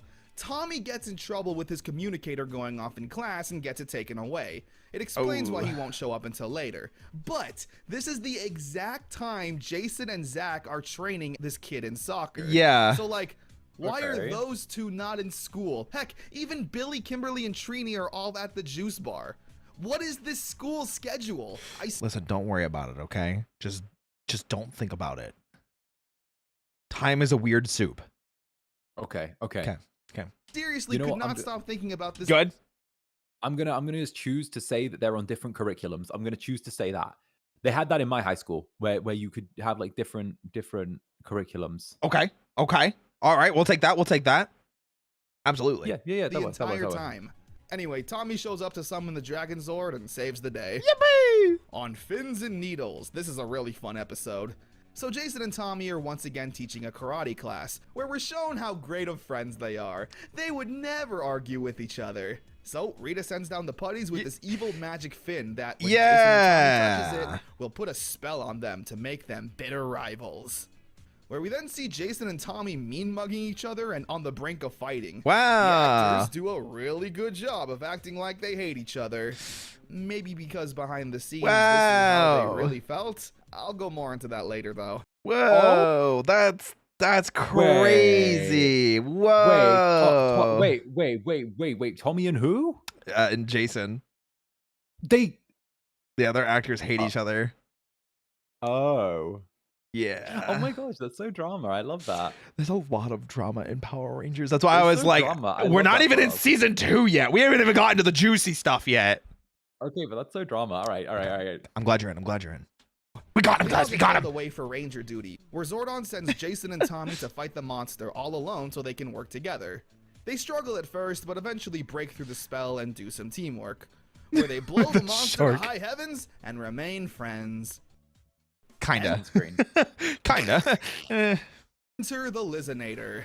Kimberly's cousin is trying out for the middle school cheerleading team. She's alright, but feels like she'll never be as good as Kimberly. Kimberly tries to cheer her up. She's literally fine. Attack. Again, it's another fun unmorphed fight. Also really funny thing, and I think Connor mentions this. Jason David Frank, this was his first like real acting job, and had not done much stunt work before. So instead, you know how like you're supposed to throw like not super hard to like so you don't hurt the stunt actors. Yeah. You're meant to let the kick and all that, then like shots kind of peter out before they make contact or properly. Yeah, no one told Jason David Frank that, or he just didn't care. Wait, was he just beating these people? I'm gonna pause on specific shots and you tell me. He really goes hard on these, putting some power. Oh, did you see that back kick? Yup, that is straight up contact. Yo, that connects. Yup. That's like the upper spine. Yep. Power behind those kicks. Like, look at that. Like, that's a straight up, like, that. They're wincing into it. You can see that. Yeah. You can see the Pudgy trying to cushion themselves. Yeah, and he just doesn't care. He was going for it. He's crazy. That's not how it works. Listen, no one told them. No one told them. Apparently, Jason David Frank would actually kick the actors in the putty suits early on in the show, where they needed to tell him, hey, you don't actually have to. Yeah, that was straight up contact right there, too, from the flying kick.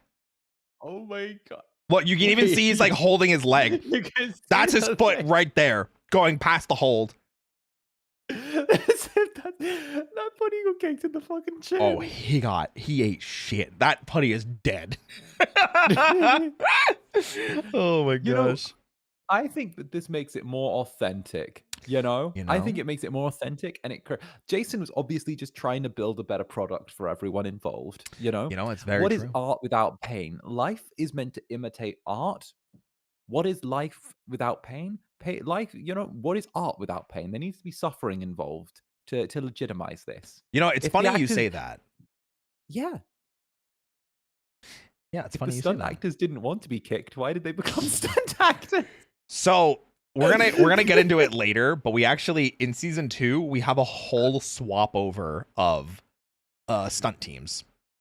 So there's like a noticeably large improvement in fight choreography, and it's very noticeable, and that's part of where the budget went for season 2 as well. But we'll get there. More kicking the shit out of people. Yeah, right. Tell him, hey, you don't actually have to hit them. It's a fun episode once again, since the Zhu 2 footage allows for longer fights in the suits. Yeah. Oh yeah, and Kimberly's cousin joins the team. Yeah. The Vulcan Skulls show up to mock her. Like, dang, they really are bullies, just being a jerk to this little girl for no reason. Oh yeah, then his pants split. Oh, I hate this episode so much. Okay. I want to see what this is. The boys on the team want to join the football team. Tommy, though, doesn't feel confident that he has what it takes. Ernie overhears this and takes him under his wing, apparently being a big football star in college.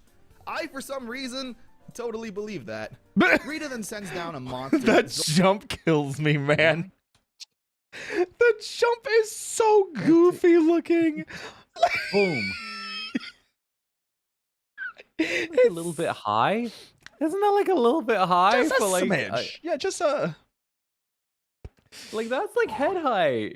You go for the shoulder tackle at head high. I don't know how American football works. I've watched a few games when I was in Texas, but It does not work this way. It does not work this way. But I'm pretty sure you're not meant to try and shoulder tackle their heads. Nope. I feel like that's like a foul or something like that. Yes. Generally, your feet aren't really supposed to leave the ground unless you're diving for like their legs. Right. Yeah. Right. Yeah.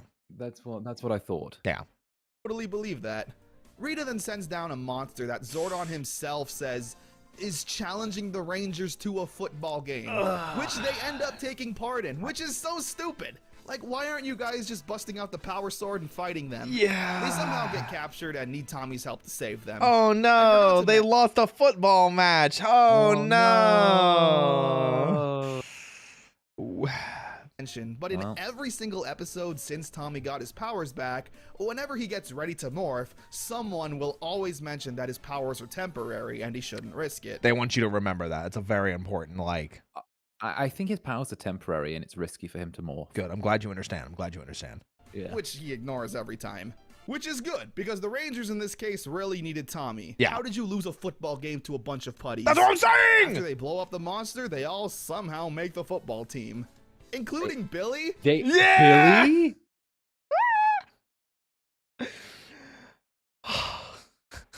For real, Billy? So, this is the reason. Vein with him. This is the reason I hate this episode. They never talk about the football team ever again. Ever. Not once. Then why do it? That's what I'm saying. Isn't like a real like they could have made a really stoic point out of this episode, right? Maybe I'm being a little too mature in my writing style, but having them win the game and then realize that the commitment to the football team would interfere with their duty as Rangers, and that they are going to have to give some things up in life in order to keep others safe, would be like a really poignant little note to end the episode on. Oh my gosh, he's and thinking, like show guys. character growth, right? Wouldn't he's it? thinking, guys. Also, you know, because they're constantly teaching karate classes or doing gymnastics or doing like extracurricular stuff like cleaning up the park or planting trees, you know, and on top of that, now they're all part of the football team. Right. Surely it would make more sense for them to be like, oh, there is a limit, I guess. Like, yeah. I don't know. I feel like that humanizes it a lot more and could teach a really interesting lesson. I agree. Of like, you can't do everything, so you have to prioritize whether or not you can only do so much, you know? Like, I don't know. I feel like that. It's kind of like content creation and VTubing. Exactly. It's like when silly little anime men run around and kiss each other. Wait, am I getting kissed? Mwah. Yay! Oh my gosh. Yippee. There you thank you. Yippee. Can I get another Roy Flex? Would you like to see another Roy Flex? Hit it. Pow! Ooh. Yeah. Not bad. Yeah. Nice. Yeah. Like, is he really still a nerd at this point? No. He's a total jock. Yeah. Mighty Morphin Mutant Rangers. I like this episode. Rita once again creates evil Rangers, even getting a fun putty training Yep. montage. These ones, though, actually seem to be a bit more of a threat. They attack Kimberly and Tommy and fight them unmorphed. There's also this whole side plot with Tommy being forgetful and needing to try and remember things like his homework, chores, etc. I mean, it kind of lines up. He's been kind of like, man, I forgot my morpher. Man, I forgot my communicator. Man, I was swinging a stick in the woods. I don't know what happened. None of this really matters. I want to see the Rangers fight the evil Rangers. It's a bit more interesting than the last time, mainly because these Rangers talk and even get evil versions of their weapons. Which is a funny thing. So the weapon that you see the evil Black Ranger swinging here, this is the like the ancient weapon from Zhu Ranger that the Rangers had that turned into the power weapons. Oh, Yeah. cool. So I thought that was a nice like throwback, and obviously I didn't know that at the time, but like watching back now, I'm like, That's a lovely oh, touch. yeah, but no one would have known that. No one and remember, this never aired in Japan. This is U.S. exclusive. So I'm like, who is this done for? Yeah. I especially like the evil Green Ranger using the dark sword as opposed to the dragon dagger. That's a cool detail. Even when Rita makes the monster grow, the evil Rangers join it, which is kind of a weird visual to see. We also see that Saban commissioned some new Titanic. Oh yeah, looking less like a toy. Kinda. Episode 60 and the final episode for this season comes in the form of an oyster stew. We made it to the end of season 1. We got nice work. Also, Tommy, stack more plates on there. Yeah, that's like, is that a 10 plate? If those are like 2 10 plates, he's doing like 20 pounds max, 25 with the bar. Bro, I do more than that. Bro, I'm pretty sure my grandmother does more than that, and she's dead. Damn! So, with this being a Zach episode, who do you think's involved? Oh God, no, not her. Well, that's crazy. Ooh, it's Angela's birthday soon. Oh God, her again.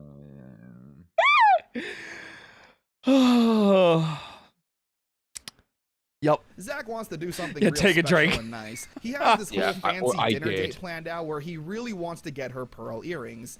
Zach tries to ask Why? Angela out, but she's hesitant. Like, bro, look at this poor man. He's literally on the verge of tears begging her to go out. It's so sad. You can do better, Zach. She ain't worth it, bro. I agree. I concur. She ain't worth it, bro. Do you think you should be buying her pearl earrings? She hasn't even gone on she has not even gone on a full date with you. She left halfway through the last one. Okay, she is not worth it. She ain't worth it. True. Okay? There are other girls out there. Okay, you know what? Okay, Angela, she is playing hard to get. She's messing around. She's not interested. Okay, she's not interested. She's not leading you on. She's just not interested. Okay, that's fine. You gotta learn to get over it, bro. You gotta learn to get over it. Move on. Go off, King. Yeah.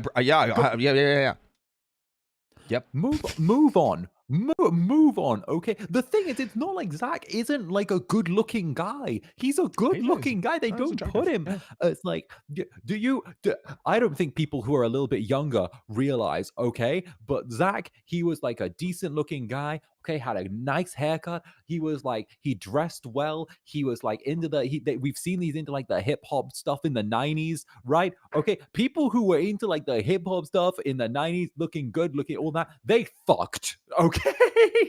It was the 90s. They like, Roy's laughing because Roy knows I'm right. Yeah. Okay. The 90s, that was their time. Okay. Yeah. Like, but it's also really funny that you're crashing out over Angela. I hate her. What? Oh my God, it's perfect, bro. Yeah, Sandy crashing out over Angela is so funny. Agreed. Right. Agreed. Earrings there from is this a hobo whole who was revealed to be a putty. Yeah, there's a whole school. I agree. Whole school full of nice people. Tommy and Kimberly join Zach and Angela for this cute little double date. He's dressed so good. Look at him. Yeah! Super and everything goes wrong. The earrings were revealed to be a trap that freezes everyone in sight, leaving only Zach and Tommy to stop the monster. During the fight, we get a really cool visual, with Zach being hurt and Tommy lending his dragon shield. Look how good it looks! Oh, okay, but that actually looks really good. And that is a completely 100% American original, never in Japan, even though it's Ju footage. Fantastic. It's so good, man. You know what that kind of reminds me of? That reminds me of the Gold Ranger from Zeo. Yep. It's kind of ironic because that wouldn't happen for another couple seasons. Right, but I do like how like it almost like the Zeo Ranger, the Gold Zeo Ranger takes a little bit of inspiration from that. I could see it, absolutely. Right? Yeah. Can you see it? Because the Gold Ranger had something similar to the Dragon Shield, didn't it? Like it didn't have it like 1-to-1, but it had like a similar little like the chest plate thing going on. You know, it's funny that you say that because I'm scrolling. Hold on. I'm scrolling.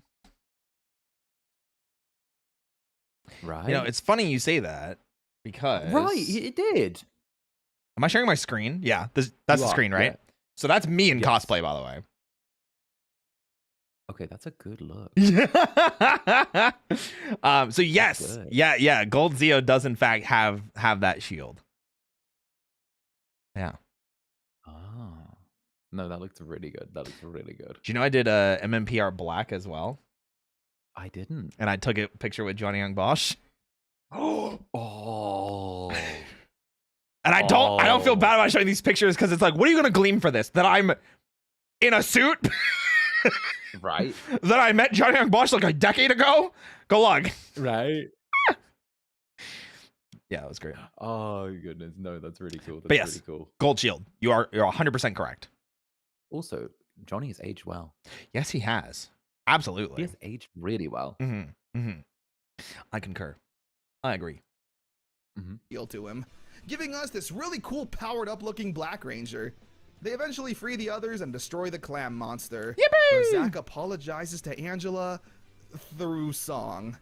It's kind of weird and out of place, but hey, it's cute enough. And Angela. Also, Walter Emmanuel Jones has pipes.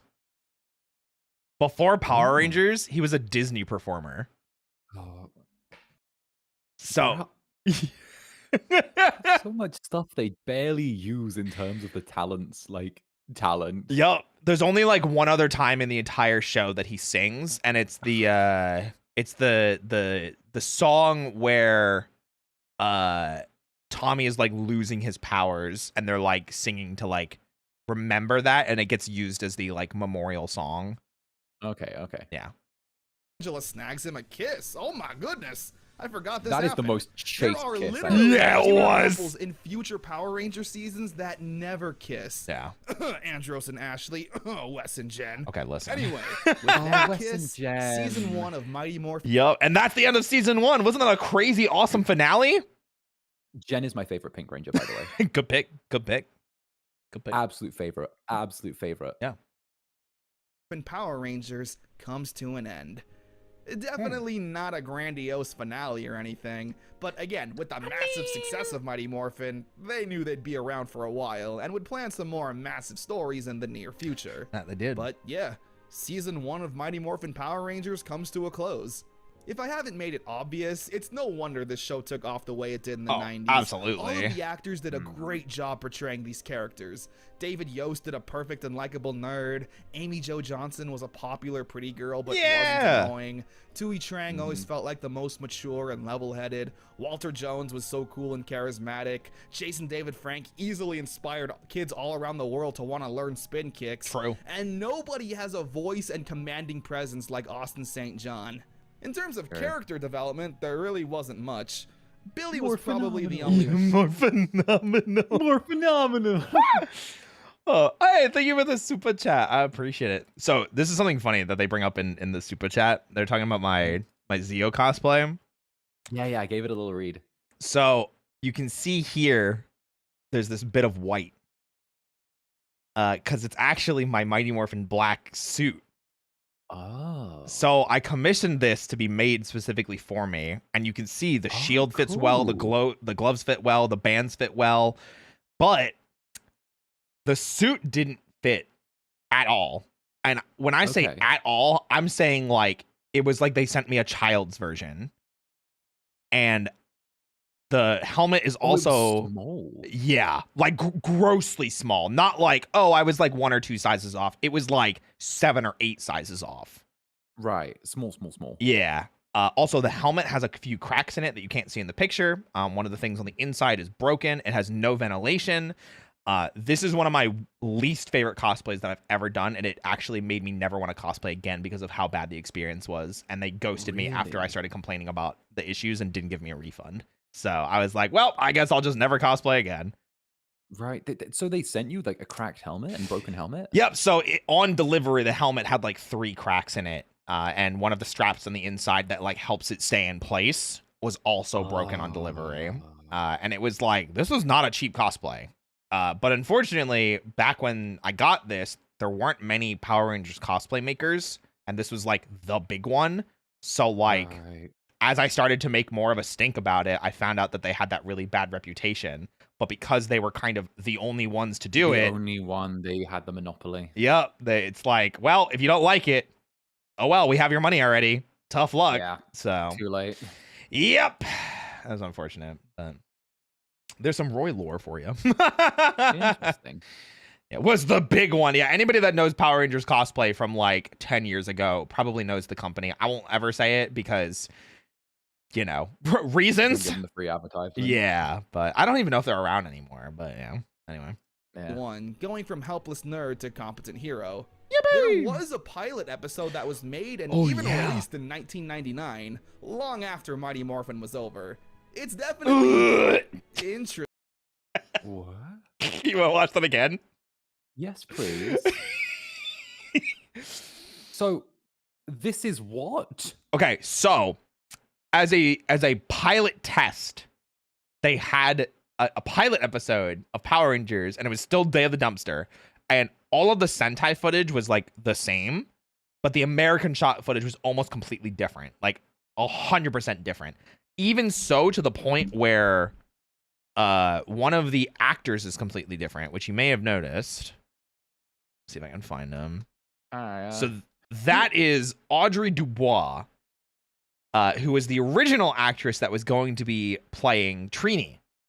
Right. And when they were getting ready to start, like, actually going in with Power Rangers after their test footage stuff, the pilot was done and everything, she went to Haim Saban and was like, I want more money because I think this is going to be big. And he fired her on the spot. Okay. And then we got Toy Trang as Trini. Okay. Not even gonna lie though. We kind of got an upgrade. Not gonna lie. Damn. Oh, come That's on. crazy. I couldn't picture her as Trini. I'm sorry. Okay, the Trini we got was low key kind of perfect. Listen, I'm not gonna confirm nor deny, but I do love Toy Trang. I do love Toy Trang. Also, hi Milky.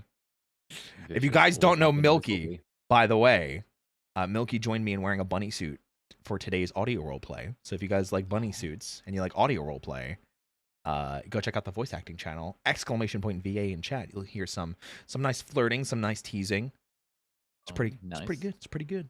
It's pretty good. Plus, you can see the art, which will be the art moving forward, which has been the art for a while. So if you're excited for Zanny Night anymore as well, that'll be what Zanny and I look like in the future too. Oh, heck yeah. If you like RP, check out Roy. True. It's true. But also check out Milky. And Zanny. I love my friends. They're so hot. Oh. Oh. Anyway, continuing on. Long after Mighty Morphin was over.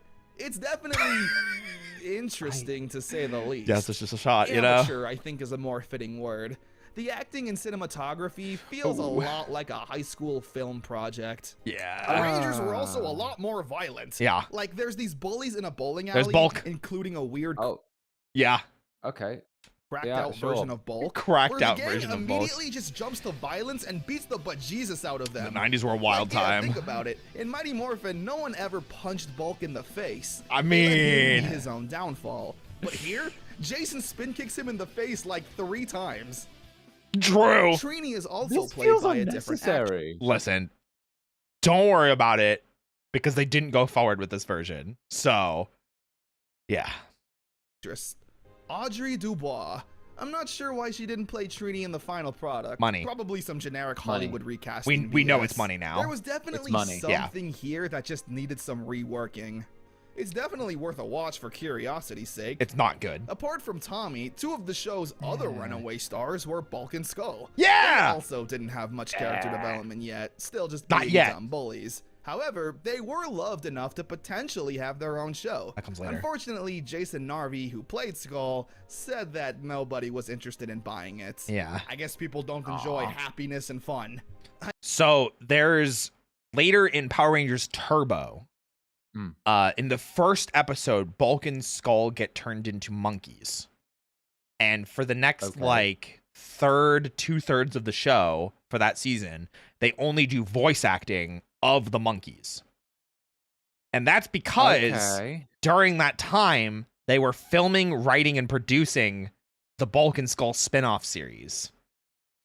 Okay, that's good. We never got it, and a pilot was made, and no one picked it up. And then they returned to the show, but that pilot never surfaced. We never found it. It is lost media, and it makes me so amazingly sad. Oh, that makes me so sad. Yeah.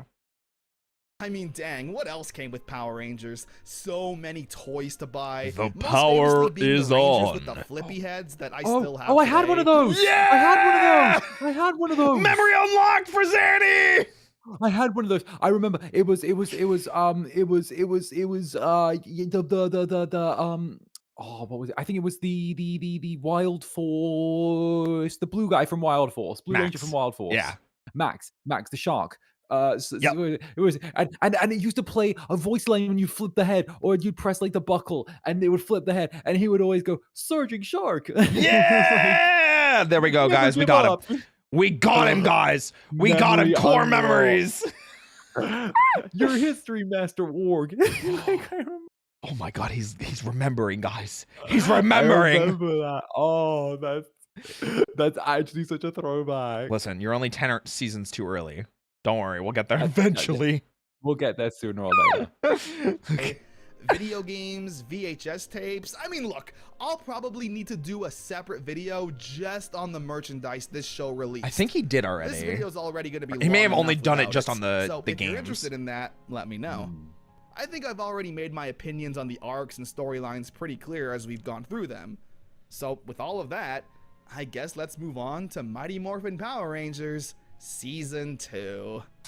Now, as we prepare it again into Season 2, I propose a 2-minute break to stretch, refill beverages, and for me to use the bathroom. Very nice, very nice. Guys, Actually, take care of yourselves. Yeah, go I ahead. can do a snack run. Yeah, there you go. Snack run. Okay, guys, we're going to take like a few moments, get up, stretch, get some water, get some snacks, get some alcohol if you're over the age of 21, and we'll be back in a few moments to continue with Season 2, because we got to get Zanny at least to the White Ranger tonight so the thumbnail's not a lie. Heck yes. Let's go. All right, we'll be right back. Yay.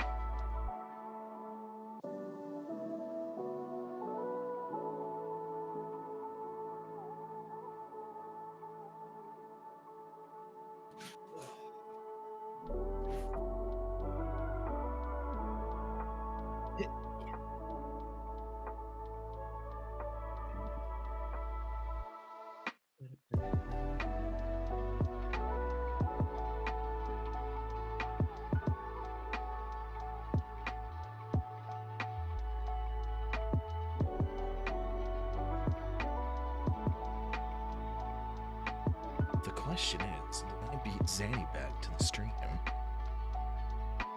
I think I did. Oh! I did not. He was here before me. Damn. I thought it was faster. Alright, guys. We're back. We're back. We're back.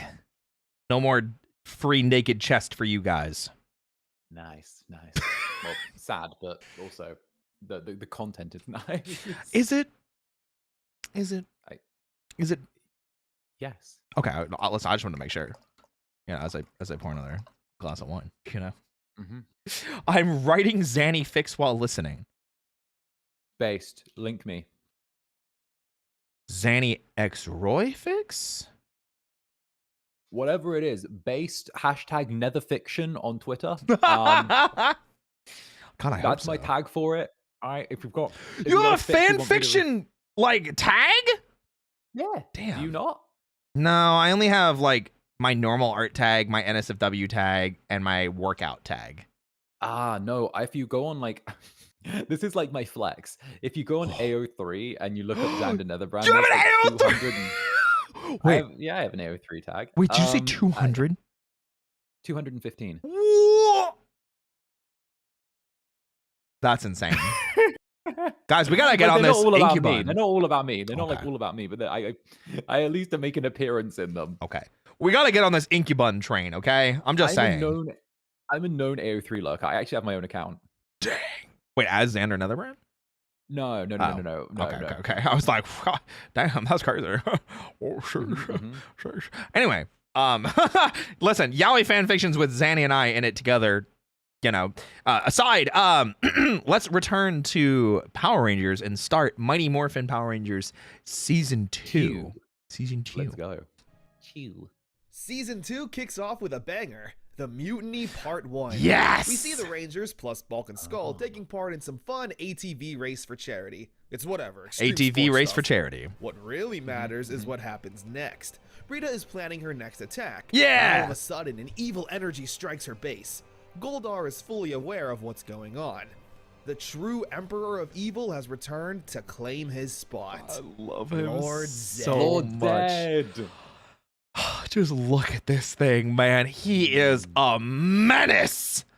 He has such a cool design. So freaking Lord cool. Zed is one of, if not the single most intimidating and badass. Just look at him. I will say, I think he is the most iconic Power Rangers villain of all time. Agreed. So much so to the point where he is the villain in the latest series. Right? They have to bring him back. Yeah, he's just that big of Power a Rangers the series has ever seen. big of a nut. Just look at this design. Yeah. He's a walking Look at like the stretched like muscle sinew and like the tubes full of fluids. This brute. All of his organs are out on display, including his brain, which I'm really surprised was allowed to air on a children's show. Yeah, look at that. It's just there. Oh, man. Unlike Rita, who had a screech. You want to hear something that's crazy though? His voice actor is Robert Axelrod, or was Robert Axelrod. Same voice as Finster, who is Rita's like monster maker. The one that talks like up here. And then you hear Zed, and it's like, oh my god, Range? Hello? Right? Screechy voice and was generally pretty silly. Lord Zed is all business, mocking and threatening anyone in his presence, including Goldar and Rita herself. All with his super cool voice. This is probably the best vocal embodiment of the word evil I've ever heard. Those Power Rangers are nothing but mere infants. You were defeated by children. Lord Zed then It's creates so good. He gets in there. It's gravelly. It's real. It's evil sounding. Oh, it's called being a voice actor. Mods, ban Mod Belmore. Thank you.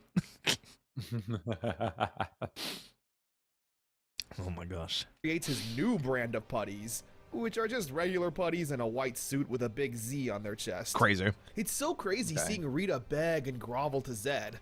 He then traps Rita back into her space dumpster and sends her flying into the abyss.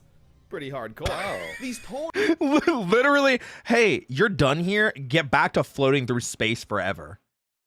Right, you failed. Damn. Goodbye. It's crazy. totally new and improved putties get sent down to attack Bulk and Skull, so the Rangers morph on out to save them. Where we get our first look at, I believe, the first real bits of American battle footage. Yep. You see, these new Z putties, as they're known, are an American creation. Yep. They were never in Zhu Ranger or a part of Zhu 2. So whenever they're on screen, they had to be filmed by Saban and the US team. The battles are okay. They're choreographed well enough, but I don't know. I feel like they're kind of lacking in something that the Japanese fight scenes do better. So the big thing that's worth noting is with the start of season 2, and with these Z putties, there's a new stunt coordinator helping. Right. Because Saban, realizing how much they had caught lightning in a bottle, they were like, what other cool things from Japan can we bring over? They started working on a series that is known today as VR Troopers. And for that, they flew over an up-and-coming stunt coordinator by the name of Koichi Sakamoto, who nowadays is giga famous, specifically for his work in Super Sentai and Kamen Rider. Koichi Sakamoto was supposed to be taking over the stunts for VR Troopers, but since that was taking a while to get up off the ground, they slid him over to be kind of like the assistant stunt coordinator. And he very much helped bring a lot of these scenes together. He's not super in charge yet, but when they're unmorphed, you can tell a massive difference. Yeah, and I'll probably show it when we have something big happen later, which is the power transfer, which you talked about, the peace conference. That's where you can really start seeing the difference in the fight footage, because that's when a certain certain Johnny Young Bosch joins the team, and you can really see they were like, whoa, we're actually working with martial artists. We should let them do martial arts, So you change clothes. Yeah. Anyway, there we go. The putties are pretty indestructible, but the Rangers learn they can defeat the putties by hitting the big Z on their chest. Whoa! Yeah, it's hard to see them as a crazy. Have a big Z-shaped target on their chest. I also find it really funny. Say, how do you pronounce Z? Z. No, but like if you were trying to say the letter Z, like the alphabet. Yeah. Like X, Y, Z. Oh, okay. Z. That's how I'm used to hearing it from British people. Yeah, British people say Z. Isn't it funny that the villain's name is Zed? Because it's just a giant Z. Oh my god! Oh, is that funny? I never realized. Oh. Oh my. Oh. Oh my gosh, guys. Oh. Anyway, back to the Z putties. I mean the Z putties. I mean Zed's Z putties. The Rangers save Bulk and Skull, and this is where the two bullies finally got some character development. Yep. Where throughout season 2, they're not just mindless bullies, but instead have a new mission. To find out the identity of the Power Rangers. Zed then creates a monster from a piranha, and it's pretty powerful, literally being able to freeze the Zords mid-transformation. Pretty nuts. Rendering them completely useless. Leading in to part 2. Then we got multi-partners now. All of the Zords are frozen, except for the T-Rex, where Zed is able to put a spell on it and use it for his bidding. Whoa! Meanwhile, Tommy's... Imagine that, putting a spell on a Zord to control it. That's crazy. It'd be terrible. Be terrible if that happened before or after this. Right? This is something that they should clearly learn from. Yeah. And make sure it never happens again. Absolutely. I 100% agree with you. Let's let Tommy get his powers back, and then we'll see that he has clearly an amazing plan. His power is once again weakening and needs a recharge from Zordon. After attempting to summon the Dragon Zord to fight the evil T-Rex, Zed then puts the same spell on the Dragon Zord and boom. No. No. No. No. Sorry, Zany. My bad. My bad. I forgot I wrote the script of this. I'm sorry. My bad. My bad. My bad. Cool. Now has 2 Zords under his control. Great. Maybe not the best plan by the Rangers. Yeah, probably not. So with no other options, they retreat to the command center, where once again their spirits are completely shattered, losing all hope in what to do. Luckily, Zordon has a surprise for them. Surprise! Brand new Megazords. That's right, Zordon's been keeping these things tucked away for an emergency, where Jason will command the Red Dragon, Zack the Lion, Billy the Unicorn, Trini the Griffin, Kimberly the Firebird, and Tommy the Nothing. Zordon says that his powers are too weak to control a new Zord. This was honestly pretty sad to see. Poor Tommy. I mean, He still has the Dragon Zord. It's just, you know, it's under control.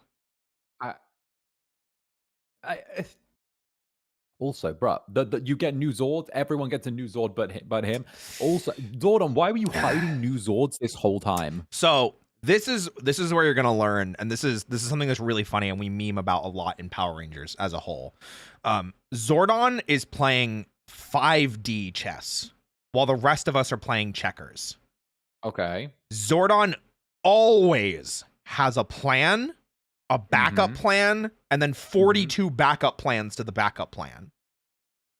So it's less of that he was holding out on these, and he's still working on them, but he's showing them early to say, hey, if we can get the Zords back, these are yours. Huh. Yeah. So he's a doomsday planner is like the best way to do it, or the best way to explain it. All right. I'll take your word for it. Yeah. Also worth noting, I think this is the first time we see the Rangers in suit without the helmets on. So just a nice little, hey, like, that's my Ranger. Right. That does a lot.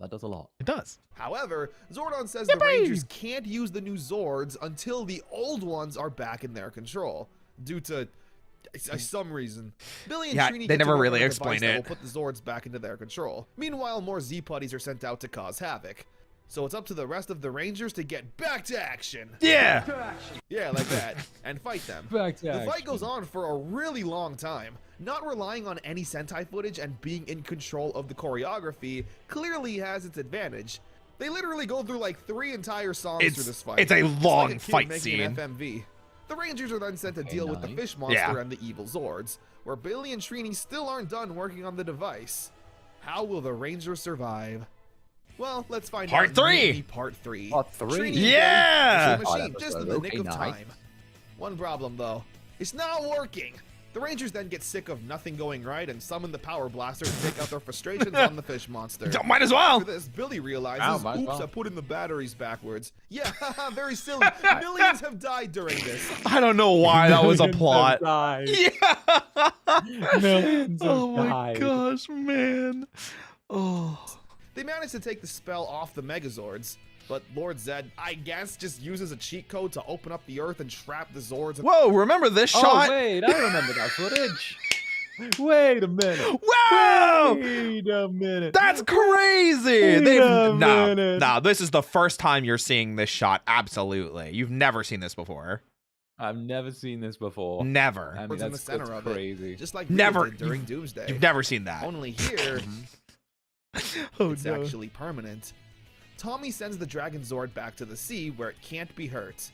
And just like that, it's bye-bye dinosaurs. But Also, I think there's 1 or 2 more episodes, but the Dragon Zord kind of just disappears forever. Oh, it just goes to live at the bottom of the sea? Yeah, and it'll make more sense in a second, but not all hope is lost, because Zordon somehow managed to save some of the dinosaurs' power. I don't know what that means. sure. And uses that to charge up the new and improved Thunder Megazords. The Rangers summon their Zords using their new callouts, and I still get chills every love time it. Zack says, Mastodon Lion Thunder Zord power! The Thunder Zord is pretty cool. I love. Also, really, really funny thing I only just found out, because we're still learning more things about Power Rangers as it happens. You see how, like, I love this shot. So they do their roll call, basically, and it's, you know, Pterodactyl, Firebird, Thunder Zord power. So you see the Pterodactyl coming here. Right. So this shot, it kind of looks like it's CG with how it's flying, right? Because then it immediately just morphs into the, you know, the Firebird, and it's flapping its wings and everything. These are. You're gonna tell me something like they got a toy on a string or something like that. It is a toy on a string. It's a toy on a fucking string. Both of them are, and we only found that out recently because they were able to hide it so well because of the CG. I never knew that these were the toy shots, and they used these shots so many times. I only found this out within the past year. Okay, the first one where it's just like the flying bit of metal. Okay, I can go like, okay, that's toy on a string. I was like, oh, that's a toy on a string. All right. Okay, but the bird? Yeah, the bird's like head moves, the wings flap, and like there are other ones too where like I don't think we see Zach's, but like there are other ones where like more of their like arms and things are moving. Like Zack's, it's like both arms are moving not in tandem with each other. They're moving opposite. So they had to set up some weird pulley system for it. And it's like, where did this come from? Are they? Oh my gosh. So what? Are they just like dental floss or something go in between? Yeah. Like what? It's basically what it is. We saw the shots of it, and it's literally they just have like a really nice camera on like a dirt and rock set, which you can see from this. It's just on a dirt and rock set, and it's on like an invisible platform or like a green screen platform that they're moving on like an invisible like track to just make this shot happen. And then they CG the dust in to make it seem more realistic. Yeah. Dude, this was 1994. They were so inventive in the 90s. Yeah! It blows my mind because I thought this was all CG and so much of this is just real and it doesn't look like it's real. No, that's crazy. I love that. Yeah, it's so cool. I love it. Zack says, oh, Roy, start over. I wasn't watching. My bad. Zanny, you want to start over? I mean, we've made, what was it? We've done 30 minutes of the video in the last, what? 2 hours? 3 hours? Yeah. Yeah, we got this. 2 Easy hours? peasy. 2 hours? Yeah, 2 hours. 2 hours. Yeah. Mastodon Lion Thunderzord power. The Thunderzord is pretty cool. I love its samurai design, its cool sword. I'll go more into the Thunderzord in a second. And that's from stoked. Die Ranger, the season I was telling you about. That's very Chinese inspired because it's not actually a samurai. It's a Chinese warrior because it's not a katana, but it's a Chinese curved sword. Everyone except for Tommy. So. He's happy, but clearly disappointed he can't help his new team and power his own Zord. They use the Thunderzord to take... Even though that does look very like I understand why people would be like, oh, it's a samurai. It's not. Yeah, no. Like you can see how like if people can just like go to sort of see that and be like, oh, it's this thing, you know. But if you look at the helmet, especially, like you can tell, like the helmet is very Chinese and it's dope and it's freaking awesome. Monster and the day is saved. Yippee! We even get some fun banter with Bulk and Skull talking to the Rangers, saying that they're awesome and they're gonna find out who they are. The Rangers then get a congratulations from Zordon, saying that Lord Zed is easily gonna be the biggest challenge they're going to face. The Mutiny 3-parter is such an awesome way to start from the fighting season game. 2. Lord Zed immediately solidified himself as one of the most scary and threatening villains. I couldn't get into it, but I like watching it. It's still a crazy fun to watch fighting game. And Power Rangers. I never tried it. I think Kane got into it, but I can't get into assist-based team fighters. I can't do the assists. They make my brain hurt. Fair enough. Yeah. There was nothing silly about him, even mocking Rita with her bad plans like the Pudgy pig and ruining Kimberly's float. Lord Zed showed up on the scene and not only kicked Rita out, but froze the Zords with his basic fish monster, then destroyed said Zords, and weakened Tommy's powers even more. The 3-parter was also awesome because it once again felt like an action drama. It did. Sure, there were silly Bulk and Skull moments, but for the most part, we were following the Rangers needing to learn to adapt and deal with this bigger and badder threat. Which is, I think, when Power Rangers does it best. And we saw that with Green with Evil and the Green Candle stuff. Right. Yeah. The Thunderzords were a really cool addition. They were taken from Gosei Sentai Dai Ranger. Yeah. Yeah, Saban was... Look how cool these are. Okay, that's such a good shot, though. Look at the way the Dragonzord's body moves. Yes! So these, I think, are actually, like, full-scale suits that they made with, like, small props on top of them. I don't think these are the toys. And if they are, I'm surprised. This, I think, is a toy shot. This shot I don't think is. Because these really hard to see blurry figures are actually the Rangers from the season standing on their heads. Oh, I didn't even notice those. Yeah. Oh, man, I love these swords. These are some of my favorite in the franchise. They just look so cool. To eventually run out of Zhu 2 footage, but he wasn't ready to adapt a whole new set of costumes since the Mighty Morphin ones were so iconic. Yeah. So to buy some time, they just adapted the Zord from that Sentai. Moving on. Oh yeah, the Red Dragon can transform into its own, like, Zord.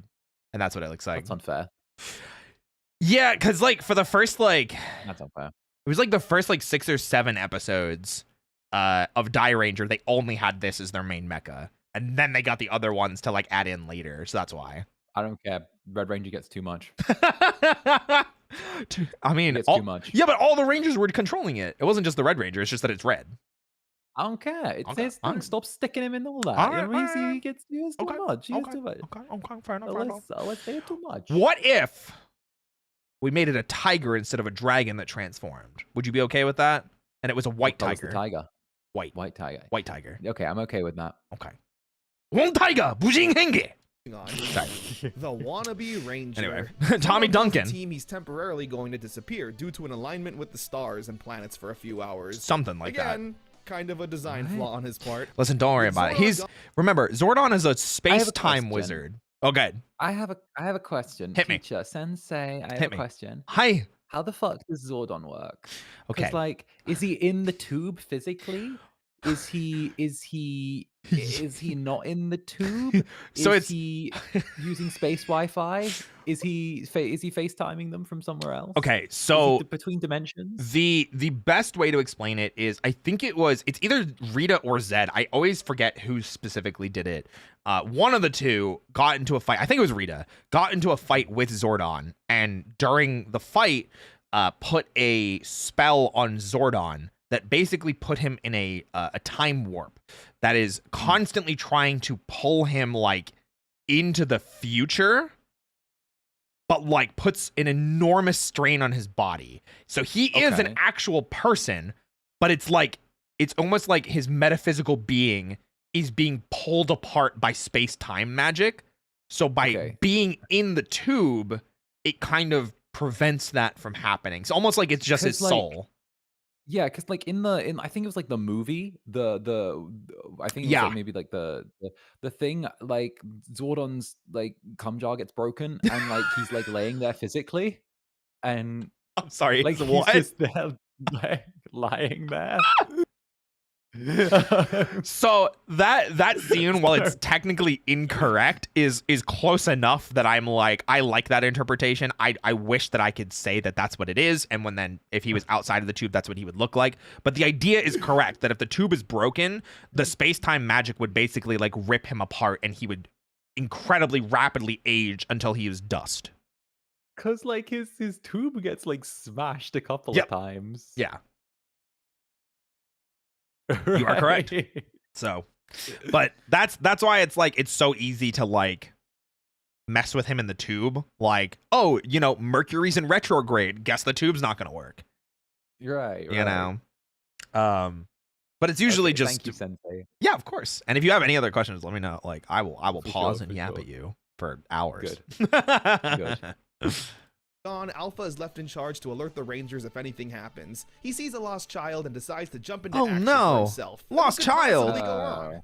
Everything. Zed then sends down a monkey monster that's able to shapeshift. Evil Billy again! I've seen that before. I've only seen the monkey monster before. Yeah, it was part of his YouTube footage. But only briefly. Because it kept just changing into other people. And they're doing kind of the same thing here.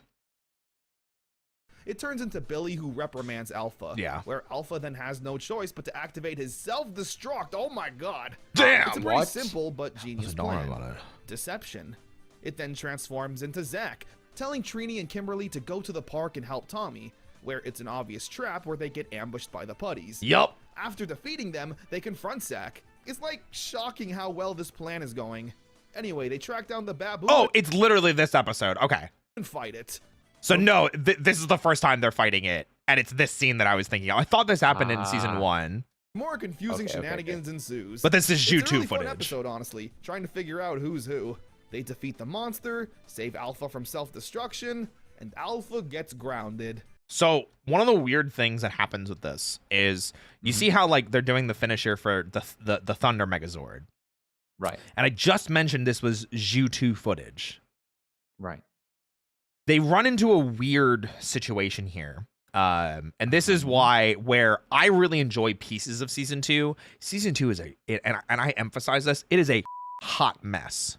It is, honestly, it's probably the worst season of Mighty Morphin. And this is part of the reason why. Saban had commissioned all this footage of Zhu 2 and then realized oh, we kind of advanced the story a little too quickly to the Thunder Zords, and now our Zord footage doesn't match. So they have the Thunder Megazord fighting the monster, but it's in the footage they actually have, it's the Dino Megazord that's fighting it. So they have to immediately really awkwardly splice it, and it's really noticeable. Like, if you go back and watch it today, it's painful to watch. Oh, that's bad. Yeah. But as a child, no one noticed as a child, it. You let it fly. Yeah. Like, you know. No one noticed it. And they did this because they needed to start using Die Ranger footage, because commissioning, as we talked about, Zhu 2 footage is very expensive. Yes. Yeah. And then just reusing Die Ranger footage, very easy. But, you know, it's the lining up of everything started to become really weird. And Saban didn't want to spend more money, and there you go. So, they yippee! The monster, save Alpha from self-destruction, and Alpha gets grounded. Yep. I think. Forever. Putty on the brain. Oh, I like this Zed puts episode. a curse on these sunglasses that Zack and Billy put on, where after wearing them, they see their friends as putties. This naturally freaks the two out, and they try to attack the Look how immediately ready Billy is. He's like, Billy's ready to go. Danced up. Yeah, he is fist up and ready. He's gonna throw hands. Oh, he is. This is why I like. This is what I was saying. Like, the progression of Billy is like, it's very subtle. But this is not season 1 Billy. He's not even wearing the glasses. The thing is, you can tell that, like, obviously the writers did not have this like arc in mind for Billy at this point. This is just the actor trying to add subtext wherever he can to trigger some sort of sense of character progression. Absolutely. And David Yost is a phenomenal actor in that sense. Oh yeah, for sure. Naturally freaks the two out, and they try to attack the putties. Now, nothing's wrong with their hearing, so it is a bit silly that they hear Tommy and Kimberly's voices, but still attack. However, you can also view it as a form of PTSD, where whenever the Rangers see putties, it triggers like a fight or flight, since they're always appearing out of nowhere. Which I really like too. too. A really solid plan by Lord Zed. It's simple, but clearly effective. We then probably get one of the best unmorphed fights in Power Rangers history, just in terms of choreography and how everyone gets to showcase some. I just need to show you that shot again.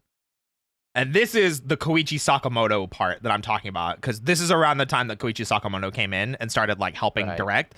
Look at this shot. Look at the high spin kick into the take. Like the fall is just so nice. And he doesn't make contact, because it's shot at the right angle that he doesn't have to worry about actually hitting them, and they throw themselves, and it just looks I don't know. great. I don't know. I feel like Tommy needs to take out that dude's ankles. Probably. Tommy needs to take out that dude's ankles. Tommy needs to leave that guy in a leg brace for a few years. Absolutely. But this is the quality of unmorphed fight scenes that we get moving forward because of Koichi Sakamoto's involvement. Because Koichi Sakamoto was like, why don't we like make fight scenes around what the cast can do and give them actually professionally trained like stunt people to work with, instead of like this sounds really wrong, but instead of you Americans, why don't we use my team that are actually like trained in doing this, because they've been doing it in Super Sentai and Kamen Rider for years. And they were like, you know what? Right. That's a good idea. Let's do that. One gets to showcase some awesome martial arts. The Rangers discover that when morph, though, Billy and Zack won't see the putties. So they all morph, take out the monster that was also there. Yeah, there was a monster. Destroy it and reverse the curse.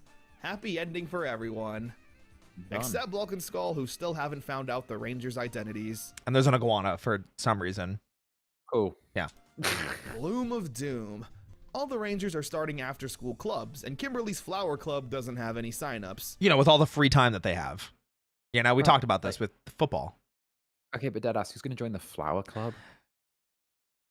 That's a good question, man. Listen, what do you do with the Flower Club? You learn about flower. Cool. What you do is the active part of the thing. You plant a flower, you wait for it to grow, what, week to week? Bitch, I can do that at home without signing up for a club. I can kill my plants on my own time. Listen, man, Kimberly's just trying to have a good time, you know? She's just trying to have a good time. Yeah, sure. Yeah, just... Which makes her sad. Even Bulk and Skull's bullying almost bring her to tears. Now, I feel like we've been here before. Lord Zed so far has had some pretty intense and evil plans. Is he really just going to make a flower monster to inconvenience Kimberly and no one else? Wow. Well, No, actually. Oh, doesn't she become puts mean? a spell on her flower. That's crazy. Why would you say that? No, I remember this episode. Wait, shit. I remember she pricks her finger on the cactus and she becomes like a mean girl bitch. That's and crazy. She says some like stuff that's actually like devastating though. That's insane. Kimberly would never do that. I feel like half of the fun of this is seeing random memories unlock for me. That's what I'm enjoying. I love seeing you be like, memory unlocked. I'm like, yeah, she's really mean to them, and she's like really no, she says some like scathing stuff. She also has this moment where she's like by herself in the park and she's like not joining in on a team fight, and Zordon's like, hey, like the team needs you, and she's like, yeah, of course, Zord, I'm on my way, don't worry, like I'm there to help, I'll be there. And she's like really sucking up to Zordon, and she goes, it's morphin time. She's like so much sass and attitude into it. It's so goddamn funny. Right. Of course, that turns Kim into a jealous biatch against Trini. Sure. To try and build a rift between her and the Rangers. It's interesting because Kimberly just isn't being evil to everyone. Zordon calls her, and she puts on this extra cutesy and obviously fake tone to make him happy. Yeah. Even saying it's morphin time, like... Morphin time. The Rangers then fight the evil flower monster to try and break Kimberly's curse. There's also more mention of Tommy's powers getting weaker and weaker. Oh yeah, in case you forgot. Something I never really noticed until now is that there's a lot more footage with the Rangers with their helmets off. Yes, there is. Which I really like. It makes the American and Japanese footage blend more cleanly together. The Green Dream. Whoa. They put green in the title again. What could that mean? It's crazy. Oh no. Maybe it's an episode about Trini. You're so right. You know, she hasn't had an episode yet this season. It has to be her turn. Right. It has to be. Tommy mentions that he's been having nightmares about losing his powers. Lord Zed then hatches a plan to, once again, mind control the Green Ranger into summoning the Sword of Power and using it for himself. Crazy. What's the Sword of Power? Oh. I have no idea. Something never that was just mentioned it. made up for this episode. Yep. Seriously, under Zed's spell, Tommy says, hey Zordon, how about we summon the Sword of Power to recharge my own power? And Zordon's like, yeah, that's a good idea. It is very stupid because it is legitimately something that's never been mentioned ever before. And it's like, sure. Like, if it's a good idea, how come it's never been brought up? Yeah. Why don't we summon your super secret bunny battery to recharge my power? I know you've never told me about it or mentioned it, but you know, why don't we summon that? That would be like a great idea. I'm sorry, my I just bunny. heard about it. What? Bunny battery. Yeah. Oh, bunny battery. Oh, Yeah, okay. yeah, Listen, no, you know me. I'm on that. Is it Duracell? Energizer. Yeah, it's Energizer bunny. There we go. Energizer bunny. I'm like. Anyway, I forgot where I was going with that. There was gonna be a dirty joke in there somewhere, and I got held up on the battery. Okay, listen, I'll supercharge, your battery or something. Okay. All right. I'll go all night long with Zanny, guys. All right, there you go. There's your fanfic topic. We work out and then go all night long. Anyway. Wonderful. It's a robo goat. Okay. Tommy tries to fight it himself, but is ultimately beaten. Having such little power, he can't even move. When the rest of the Rangers show up, they try to fight the goat, but he traps them underground. Oh no! Leaving Jason to be the one to save his friends. Oh no! The plotlines feel more mature, and we get a lot more fight scenes to tell the stories. It's nice not having episodes anymore really focus on the power of sharing or studying or whatever. Yeah, no, I don't think I mentioned this before. You know how Rita grew her monsters with her magic wand? Yeah. Zed throws a grenade. I love that. That's so base. That is that right there. It's literally a grenade. The Zed grenade. Yeah. And part of the reason they did that is because it matches the Sentai footage where they would throw a grenade at the monsters to grow them. So they were like, let's just give Zed a grenade. I see no issue with this. I'm the same. Yep, I'm absolutely the same. Whatever. Zed is a real threat, and we don't have time to play around. True. Even when the Rangers defeat the monster and return the Sword of Power to its rightful... This is a good opportunity to point out what I was talking about before, the footage. So this is the explosion shot. You notice what is hard to see in the explosion? There's no monster. Right. Oh, wait, what? Oh, so wait, that's smart. So they're able to hide it better that the footage doesn't match. Oh, that's actually really smart. I know that's like that. Yeah, that's really smart. It boils down to one of those things, and this is something that Kane always said. It's really interesting stories and decisions based on like really bad circumstance where YouTube footage doesn't match this Zord, so they got creative and they used this type of shot a lot to make it work. So I always really like that stuff. Rangers defeat the monster and return the Sword of Power to its rightful place. The episode ends on a sad note, with the dreams Tommy was having of losing his powers actually being a sign. Lord Zed has been specifically targeting Tommy to drain as much of his power as possible. Which is crazy, because if you look back at it, even the silly plot episodes were Tommy was forced out in every single one of them, so he would use up more of his powers. And he's getting closer and closer to achieving that goal. The Power Stealer. Lord Zed sends down an Octorok to specifically capture the Green Ranger and drain his powers. Legend of Zelda goes hard. The B plot for this episode also has Bulk and Skull wanting to film the Rangers and find their identities. The Puddies attack during a recording, and in the heat of battle, the Rangers do morph in front of the camera, which naturally Bulk and Skull find. It's another save Tommy so he doesn't lose his powers episode, which is honestly really nice to see in Mighty Morphin now. Long-running episodic plot lines. I love that, though. Yeah. I love that. Like, the thing is, I used to get so excited when... Okay. Hit me. When I was a kid, I used to get so excited when I'd see part 1 on an episode. I used to get so excited because, like, it felt like this was something big. Because whenever they did, and this is something I got to give huge praise to Classic Power Rangers for. You're going to hear me get amped up now. I'm going to get fucking amped. Let's go. So, like, huge praise was the fact that when you were a kid and you looked and you saw, right, part 1 on an episode of Power Rangers, you knew shit was going down. Like, something was going to happen over the course of those 2 or 3 episodes. Absolutely. That was actually going to, like, fundamentally change what, like, some dynamic in the Power Rangers, right? There was some dynamic in the show was going to change. They were going to introduce something. Someone was going to have something taken from, like, something was going to happen. Maybe it would all get resolved happily ever after at the end, but it was something that was going to be referenced back to in future as well. So some dynamic was going to change and something was going to be like a real development. And I loved that. I used to be like, I just liked the idea of it. It was something that, like, just appealed to me so much. And I think that's something that kids shows don't do these days. They're kind of scared to, like, tip in and be like, oh, let's fucking go. No, I think it also heavily depends on the network or the streaming platform that they're on with divisiveness. Hugely. You know, so many kids shows nowadays just jump straight into, like, oh, we got to bring the status quo back as soon as our weekly episode's over because, you know, we gotta drain the cash cow a little bit more, you know. But, like, it's so nice to see. Like, it'll be like, oh, a Zord gets destroyed, so, like, someone loses their powers, someone's parents get threatened, and the thing is, it would have a market effect on the character. The big thing is, like, you know, it's really one thing that always annoys me as an actor is that Power Rangers in the West isn't treated with the same level of respect as Sentai in Japan. Like, here, and it still is, it's treated like, oh, you did a kids show. Okay, cool. And it doesn't put you anywhere on your resume. Whereas Sentai is like a step towards stardom. And very, very ironically so. Right?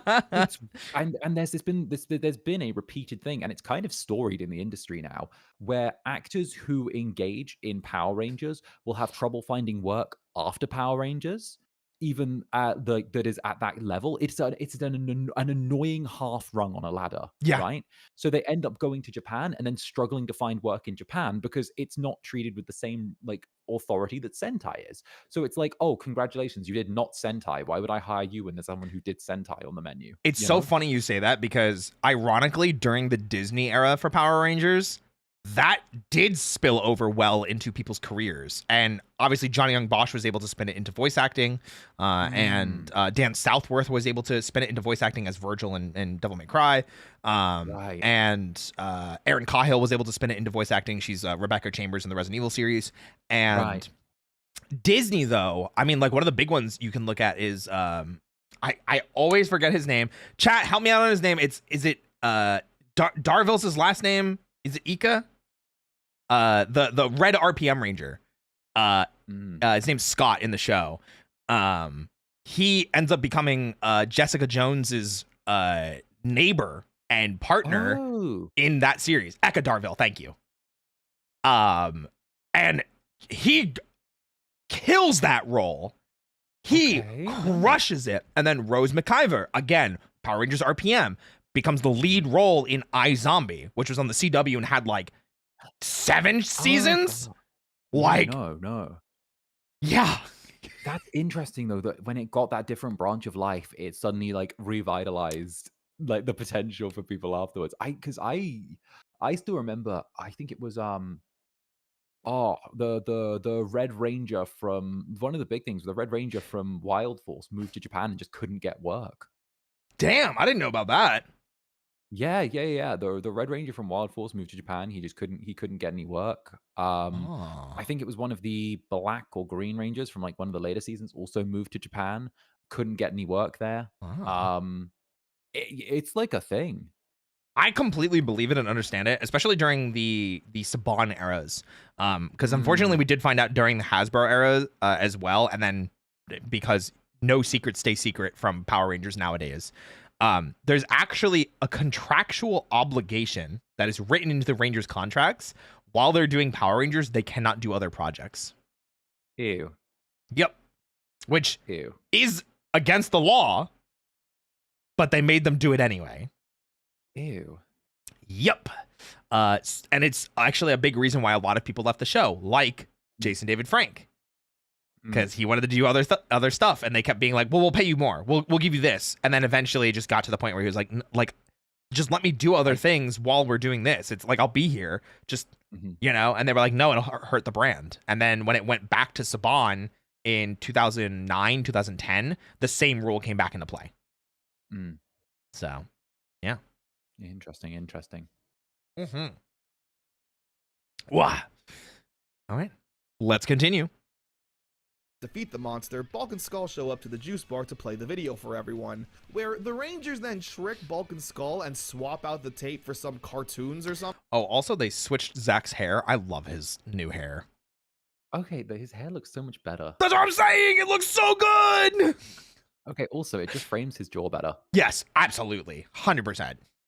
Cartoons or something. He's a very attractive man. Which, I don't know who I'm more upset at here. The Rangers for being negligent and morphing in public without looking if anyone was around. High five. Or Bulk and Skull for not watching the tape themselves beforehand. Everyone makes me upset in this situation. The Beetle invasion. Oh, part of the reason why I mentioned Zach's hair, just remember that it's changed in the season. That'll be important later. And I'm not kidding. I'm not gaslighting you. I'm very serious that it will be important. It has nothing to do with Beetleborgs. Unfortunately. Ernie needs still no way to legally watch Beetleborgs in the US right now, and I'm screaming about it. Don't watch it legally. What happened? Then don't watch it legally. Okay, listen, I literally just put out a short the other day, like a YouTube short, that I was complaining that there's no legal way to consume all Super Sentai or Kamen Rider. And people ask me about Super Sentai, especially currently airing stuff. And I'm like, no, I'm not watching it. There's no legal way to consume that media. And I want to officially support it in the ways that I can. But it's just, I can't just yo-ho-ho. That's Gail's thing, you know? It's fair enough. Yeah. Beetleborgs is one of those unfortunate things that it was under a license with someone. Yeah, just go to Japan. Just go to Japan. Oh, easy. My bad. Just go to Japan. My bad. Next time I go, just come in my suitcase. I'm on my way. I miss Japan. I haven't been there in a decade. Let's go. I'll go back.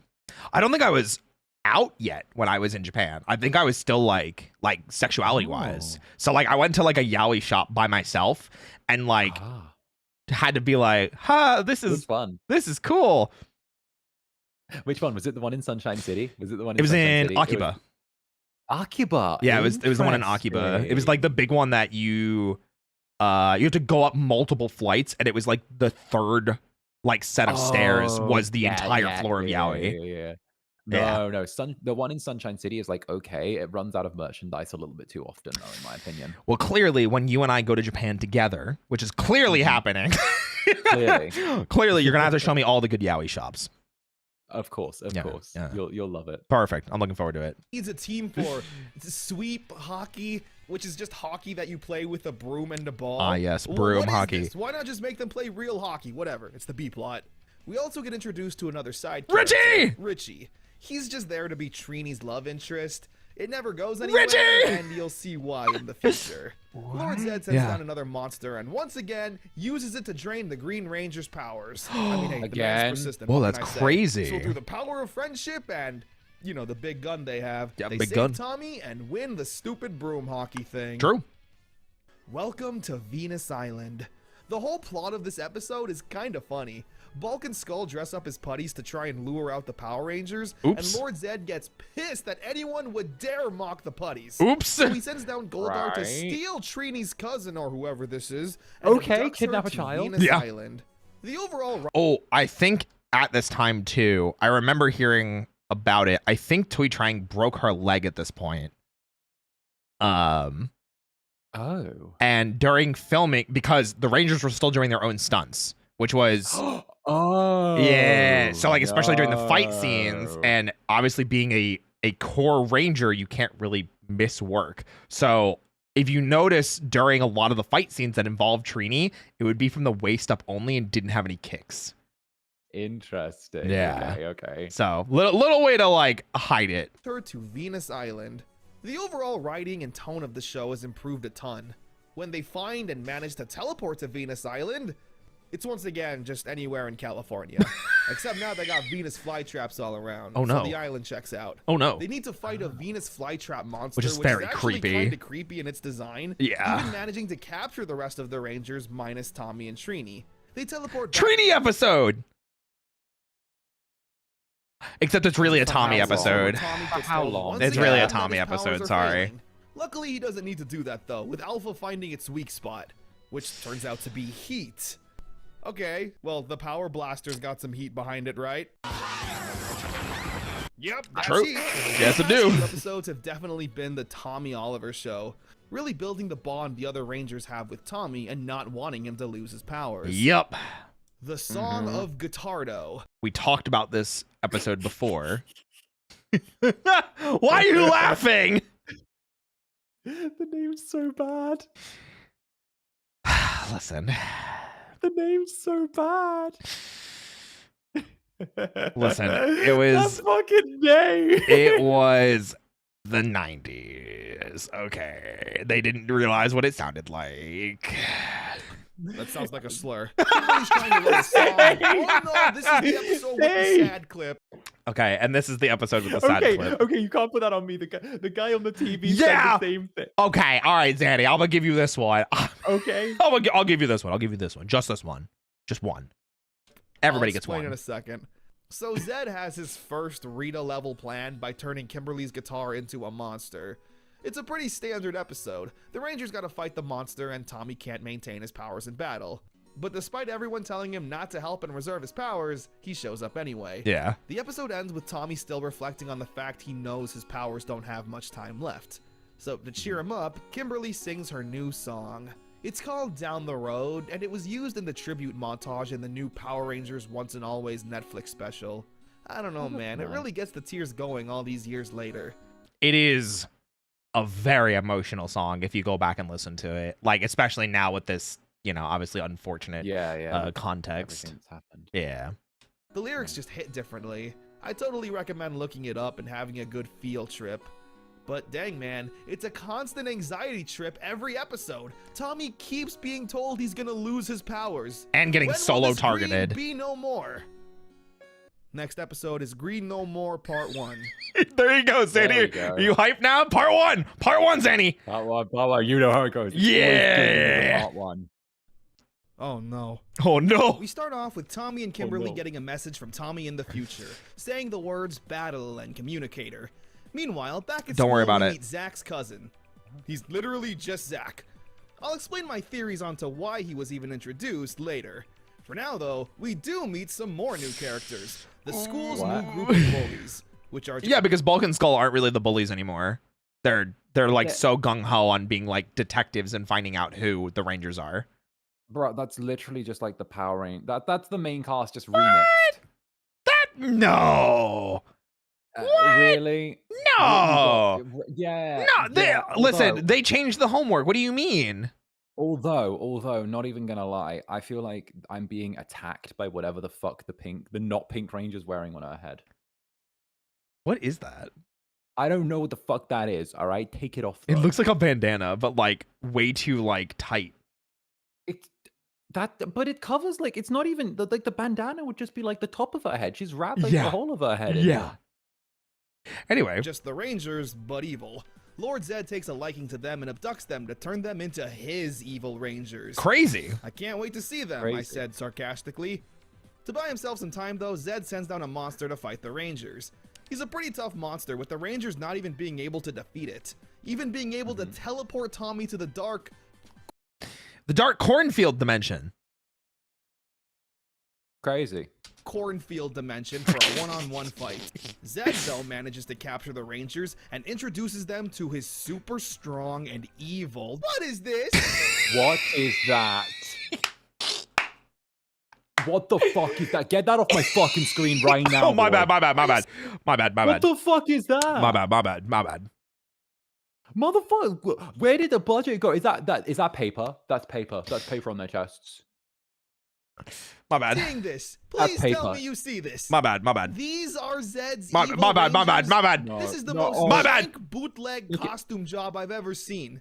You can literally see My how bad. messily My they bad. cut My the bad. My eyes bad. and My bad. portions on the face. They cut it. You They cut it.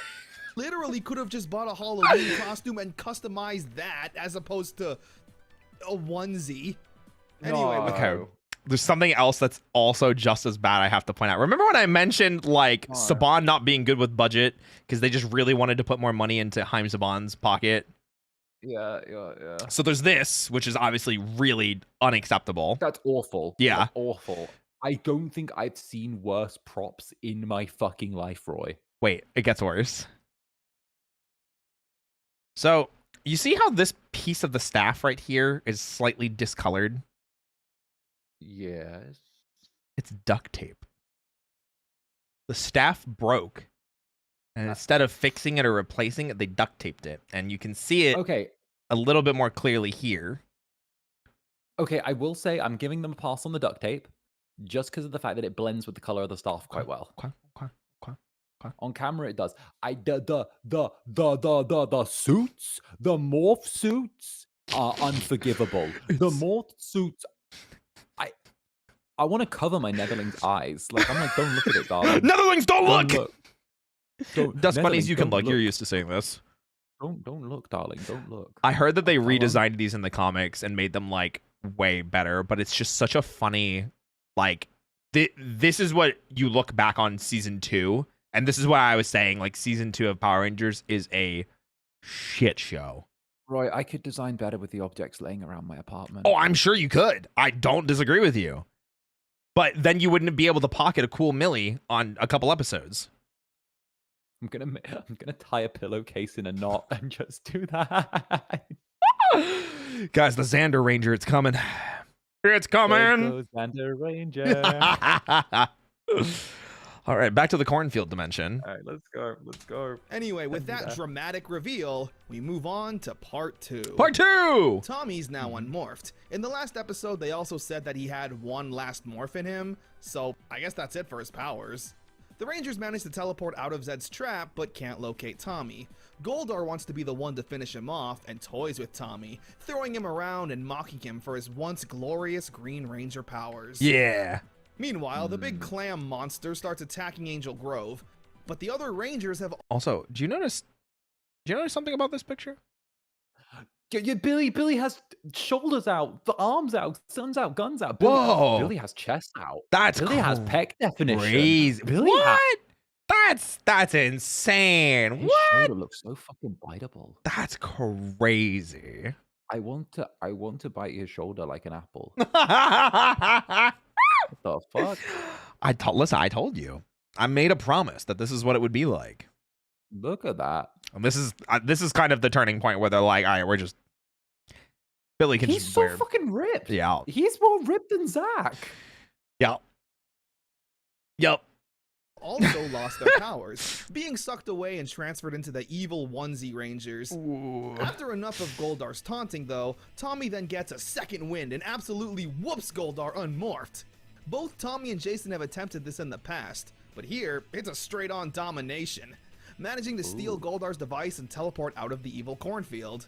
Evil cornfield! And smashes the crystal that was harnessing the Rangers' powers, turning them back in. So they immediately lose their powers, by the way, and never fight. Ever. They're just like, oh, we're done. Like, never brought back. The suits are never brought back. The suits are never mentioned again. It's good the suits are never brought back or mentioned again. I think that's a great call. I think that's the best call of the whole episode. Listen, I agree with you. It's just funny to me that, like, they spent all this time, like, hyping up, air quotes, the evil Rangers. They don't even get a single fight scene. That's probably for the best. The less camera time those suits were there for, the better. You're not wrong. You're not wrong. Into the bullies. So yeah, we never even get to see the evil onesie Rangers in action. Yeah. I'm truly heartbroken. After reuniting with his friends and having this new regained confidence after so long, Tommy says that he has one last fight in him. So, for the last time, Morphin the time! Rangers Yeah! Zords, fighting this ugly shrimp clam, whatever. Tommy even gets a gun to blast at it, whatever, I don't care, let him have his moment. It's from, like, the inside or something. With it. Befriend the bullies, because why not? And for realsies this time. Listen, when you're met with a problem in life, the best way to handle that problem is to become friends with it. Well, they say bullying is the new bullying, so let's get bullying some bullies. Joke's on you, that's my kink. Ooh. Got him. Got him. The Green Ranger is no more. Tommy fought his final battle as the Green Ranger, and it's pretty bittersweet, honestly. Oh no. After spending the entire season feeling sorry for himself, Tommy's that he's not as dead. strong as he once was, he learned the power of the strength within, or whatever, realizing that it wasn't the power that made the man, but the man that made the power. What? A pretty sad, but overall satisfying story arc for the Green Ranger. Yeah. They all say their goodbyes, but like, yeah, he ain't going anywhere. You'll see him in math class on Monday. Yeah. Or will they? Or will they? Missing Green. Love this episode, unironically. Jason's training for another martial arts tournament, but is having trouble focusing because he misses Tommy. Even referencing the guilt he still feels about not being able to retrieve the green candle all the way back in season 1. Saying that if he were successful in doing that, Tommy would still have his powers today. Which is, like you were saying before, like the consequences in the characters growing. That's one of my favorite parts of Jason, is the guilt that he feels as the leader, letting one of his Rangers lose their powers and blaming himself for it. Yeah. And Tommy was never seen again. Ever. Zed overhears this and gets a brilliant idea to create candles for all the Rangers. Sure, I guess anyone can just do that. What? Easy. The Rangers all get captured, and it's up to Jason and Jason alone to rescue them. This is a really good episode, focusing on the guilt Jason has been carrying all this time. It would be a good episode if it wasn't for one glaring problem, and you're gonna find out. Now, once again, being faced with the same dilemma that's been burdening him for who knows how long. Zordon tells him that he's been an amazing leader, and being the leader means you'll be tasked with difficult decisions and actions to make. So Jason steps up and morphs on out, defeating the monster one-on-one, and teleporting to Zed's dark dimension to fight Goldar and stop those candles from melting. This is also where a keen ear will notice the voiceover for Jason is not Austin St. John. Hang on, guys! Quick, give me your power coins! That's someone doing an impression. Why is Austin St. John not voicing his own character?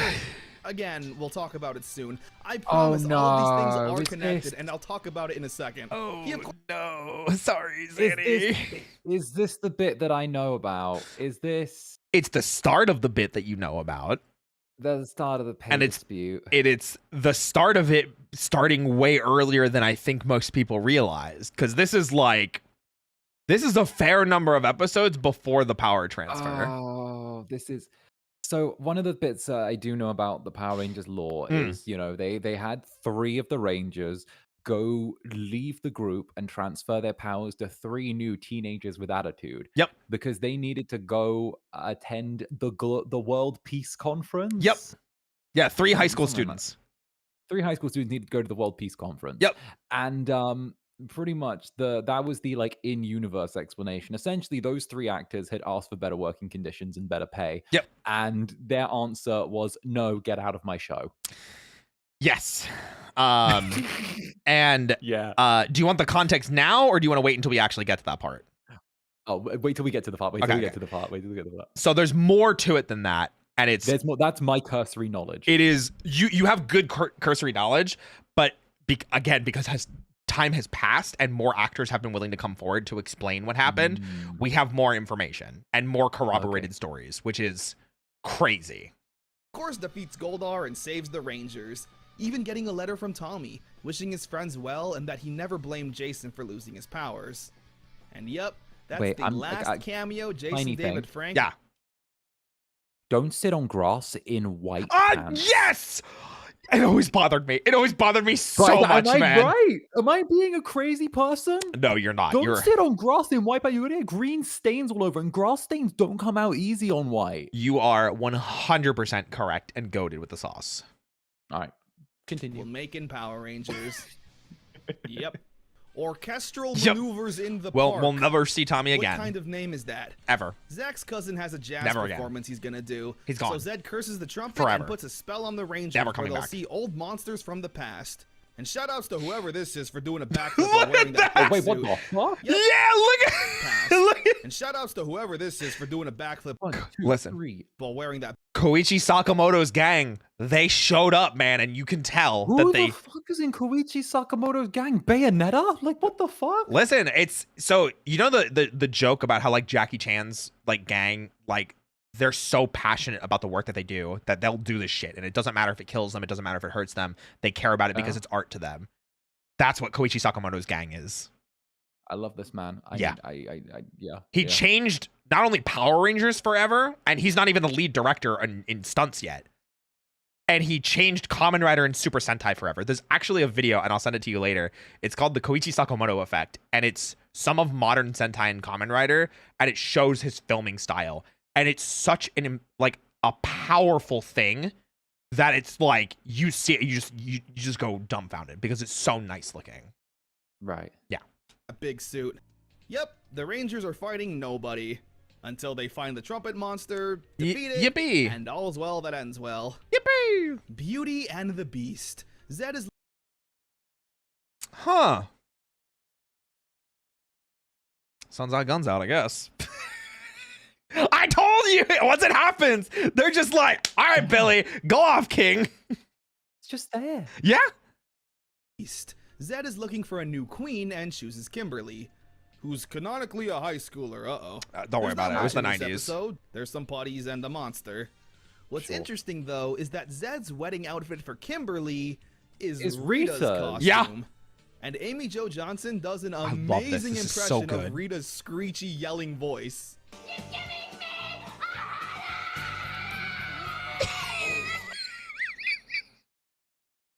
Okay, impressive. Yeah! Impressive. Oh, yeah. Oh my god, that's so good. White Light Part 1. Zordon and Alpha sneak away to work on a secret White light, they say. Interesting. mission. Meanwhile, something crash lands on Earth, and oh my goodness, it's Rita's space dumpster. What Crazy. Are the odds? Which Bulk and Skull take to try and analyze. Wild. After another really intense unmorph fight with the Puddies, seriously, Austin St. John wanted to show off those muscles. They tried to contact the command center, but with no luck. He deserved it. So the gang go into the command center themselves to see that it's almost completely shut down, with Alpha and Zordon nowhere in sight. Meanwhile, Zed sends down a monster, and we get one of the most intense and passionate It's Morphin times from Jason ever. It's Morphin time! He's looking deep into my soul, and I don't think he likes what he sees. Look at those eyes. Help. Help. Help. Help. Help me. The Rangers fight the monster, except Billy, who eventually decides to do more investigating on the command center, where he stumbles upon a blinding white room shot, man. and sees that Alpha and Zordon are creating a brand new Power Ranger. I'm going to see if I can pause it on the shot, but it's really, really hard to see because grainy footage. Again, I have no idea who the hell this shot is for. Slightly earlier in the shot, you can see a piece of it right here. is the Dairanger Morpher from Super Sentai. And I'm like, who is that for? Like, who is this reference for? Ain't no way anybody in America is watching Dairanger. It's 1994. It's impossible. There's no way. That has to be just like the tiniest little Easter egg sneak in, Yup. right? Yup. It is crazy. That Alpha and Zordon are creating a brand new Power Ranger. And Billy's the one that found it. Billy, of course, tells the rest of his team what he saw, and they're pretty hesitant at the idea of having a new Ranger. After all, it's so soon since they lost Tommy. You can't just rebound like that. Your heart's not ready. It's been like 3 episodes, mind you. Yeah. Zordon calls the Rangers to the command center for a meeting where they all know what's going on. Yeah. Where we then get the heavenly reveal of the new White Ranger. Seriously, he's like Jesus coming down from the skies. He is. Yeah. Who exactly is this White Ranger? Well, it's none other than Ryan Steele of VR Troopers. That's actually true and was supposed to be the case. Okay, so What? all right, I'm gonna give you some backstory. Remember when I mentioned that show VR Troopers? Yeah. And that's why we got Koichi Sakamoto with stunt coordination. Yeah. So the original plan and why Jason David Frank was going to exit the show is Tommy, Jason David Frank, not as Tommy, but as a different character, was going to be the main lead in a spin-off series called Cybertron. And it eventually turned into VR Troopers.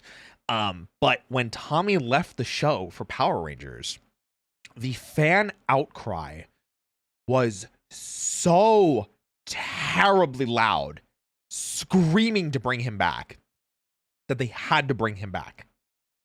And Brad Hawkins, the character's name, wait, no. Is that his actual name?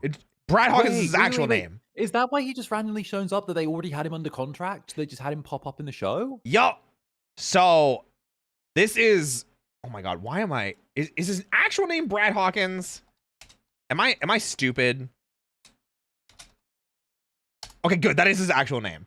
So Brad Hawkins is actually a well-known voice actor today. Okay. Ryan Steele, the character name. Brad Hawkins is Goblin Slayer in Goblin Slayer. Oh. He is the Goblin Slayer. So this is another, air quotes, Power Rangers person, even though technically not on Power Rangers, that got his start through it and then became... yeah. What's really interesting is like the ratio of Power Rangers that end up going into voice acting and experiencing success versus the amount of alumni that end up trying to remain in acting and not experience any success. That's really interesting. Because yeah, I know a handful have stayed in acting and done well, but the amount that have actually transitioned to voice acting and done phenomenally is real. I didn't know that ratio. Funny story, and this is a small one that I think some people may not be familiar with. You know Bryce Papenbrook? Not off the top of my head. Eren Yeager and Kirito in English. There we go. Yeah. So his dad in the next season is one of the general characters as like a voice actor. And because Bryce Papenbrook grew up on the set of Power Rangers, had like very small cameo roles as like a kid monster or things like that, but got his start voice acting because of Power Rangers. Oh goodness. Okay. All right. I'm gonna grab another drink. One second. I'm gonna slide for a second. I'll be back in 2 seconds. Go for it. Literally 2 seconds. I will pour myself another. Sliding. Yeah, you see, guys? I'm sliding, and I'm back. Just like that. Gotta pour that ASMR, you know? Oh yeah, gotta have the ASMR pour. Listen, I gotta get people ready for when we have our next roleplay, which is gonna be the spiciest roleplay we've done yet. What? I mean, I'm not against it, but I feel like FSP might not be too happy about that. Yeah, you say that like FSP controlled it. I slipped the leash a long time ago. I slipped the leash a while ago. Listen, there's no stopping. You know this, Roy. There's no stopping Ship Incubun. You know this, Roy. I slipped the leash a long while ago. They're just like, okay, we're happy he turns up every once in a while. It's the cat that like just got out and sometimes comes back just to eat the food. You're just glad you know it's alive. You know what? Fair. But hey, FSP, thank you for not shutting me down. Thank you for letting Zanny do his thing, and thank you for existing. I appreciate that. I was able to meet Zanny because of you. Thank you. Indeed, thank you to ZSP, Xander Stage Productions. I will run the company one day. Oh my goodness. They made me sell my shares because apparently it was insider trading. That's crazy. Imagine. Yeah. No, I actually owned like 3 shares in FSP because I joined and I was like, you know what? I'm gonna like just buy them while they're on the down so I can say that I can walk into my meetings and be like, hey, I'm a shareholder. I'm your boss. I wanted to be able to do that, right? So funny.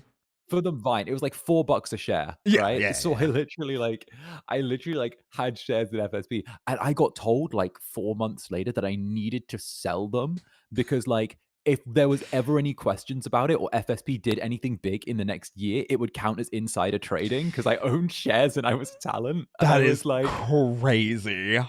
So I had to sell my shares. So I made a cool $4 profit on those shares. Hey, that's my Zanny. All right. Good with money, good with looks, good with bunnies with pink hair and muscles. Anyway, let's get back to Mr. Brad Hawkins here and his start. And this is not the last time that he will be involved in a Saban production or a Power Rangers production. But no, it's of course none other than Tommy Oliver. Of Guess he's course back. It would be Tommy. And with the control of Saba the Talking Sword and his new White Tiger Zord, Zordon says that the White Ranger is the new leader of the Power Rangers. Wait, excuse me? Wait, what? Surprise! Tommy's the new leader of the Power Rangers. Surprise demotion? Yeah. New leader? 3 episodes ago, you were praising Jason for his courage. Now Tommy gets a new suit and he's the leader? Yep. Well, I'll explain everything at the end of the episode. Yep. So yeah, as the new leader, Tommy gets to say it's Morphin time. We see his new Zord and it's yeah! cool, I guess. They defeat the Wolf Tiger! Blazing into space, and Bulk and Skull get some cake thrown in their face. Because why not? Hey, it's a happy episode. Yippee! At least, that's how it should be. Because now I'm going to explain everything I've been. Okay, here we go. This is all right. This is where we finally get to like the tip of the iceberg. So putting off. All right. Remember when I said Jason was dubbed by some random person? Well, it wasn't just him. Zach and Trini were also dubbed by not their actors. Yep. Why though? Well, simply because Austin St. John, Walter Jones, and Tui Trang were leaving the show. You see, Power Rangers is a non-union show, which pretty much means there's no rules or regulations in terms of actor pay and treatment. Ooh, before we get into it, let me thank this raid. I was going to say, before we get into it, I have a thing as well. Okay, let me thank the raid. We'll get to your thing, then we'll get back into it. Yeah. Welcome in, Raiders. My name's Royal. I'm your bunny host for today. I specialize in voice acting. I do a bunch of collaborative chaos with my friends, like my hot, sensual incubus, Mr. Xander Netherbrand. Oh, wait, thank you. Hello, everyone. I'm Xander Netherbrand from First Stage Productions. I'm here with Roy Chiato, and we are watching some Power Rangers. Or really, he's explaining some of the Power Rangers history to me, which has been an absolute trip. Yeah. It's been pretty wild. What did you want to say? Also, Calypso T Key, thank you for the raid as well. Thank you. No, I was going to say that I've done work as an actor non-union before, and it's very interesting because there's a strong dichotomy between being union and not being union when you do work. So union shows often, because a lot of the time, some shows actually, and this is a thing, some shows, at least in the, I want to say early to mid 2010s, actually were kind of hybrid, where what they would do is the show itself would be union for all of the main cast. Then they would hire an outside company to do the extras and the background characters that were all non-union. Gotcha. So they could skimp on the budget and actually pay the non-union third-party actors very, very little, or like a sandwich and like a thing at the end. And they could still then claim that the show was union because they themselves and everyone who was listed as someone who was working on the show would be union pay, union job. And everyone who was listed as an extra would be from a non-union third-party company. That is insane. That's like a little tidbit for you. Whoa. That's a little tidbit that happened. Yeah, that is some insane knowledge check right there. Funny thing, you talked about like skimping pay and things like that. Did I tell you how bad the pay was for Power Rangers for the first season? You did not. I'm not exaggerating when I say this. The Rangers, like the core 5, about equal pay to working at McDonald's. No. Mm-hmm. No. Mm-hmm. Really? Mm-hmm. Not even a percent. Did they not get it? Oh, well, Nope. Okay. You know, I hate the fact that like Austin St. John confirmed it in interviews. No. It's why it's like it's so interesting talking about it now, because like if we were talking about it in the 90s, it would have been like, oh, that's crazy. Like there's no way they'd get away with that. But like it being now 30 years since that happened, they still do it. That's the thing. Well, it's not Saban now, so not Saban now, but like shows still do that. Yes, they do. Like especially reality TV. I think it was. This is terrible knowledge that I possess, but I believe Dance Moms paid the original actors. I believe it was they got $600 for the first season, the parents and the children. $600 each family for the first season, and then after that, it was up to $500 a week. But they were all appearing on the show full time with non-compete clauses. Jeez. And that's basically what Power Rangers was too, because you couldn't show up on other shows or projects because it would, air quotes, rough or ruin the brand of a Power Ranger being on another show or in another movie. My days. Exclusivity clauses are the devil. Yes, they are. It is pretty bad. So let's get even worse. Austin, Walter, and Tui pretty much wanted more money. They apparently only made $600 a week for sometimes 17-hour-long day shoots. Yep. Which roughly translates to $31,000 a year. For context, that's about what an average fast food worker makes today. Yep. So for actors who were basically unknown at the time getting their first major role in a kids show, sure, that's pretty good. But after season 1 was a massive success, Power Rangers was a multi-million-dollar franchise. The toys, VHS tapes, video games, they were all selling like crazy. So it's only fair that the actors should get paid more. After all, they sold the toys. However, Haim Saban didn't think so. Yep. In an interview, Walter Jones stated that Saban told them that they were all replaceable, that it's the helmets that sell toys.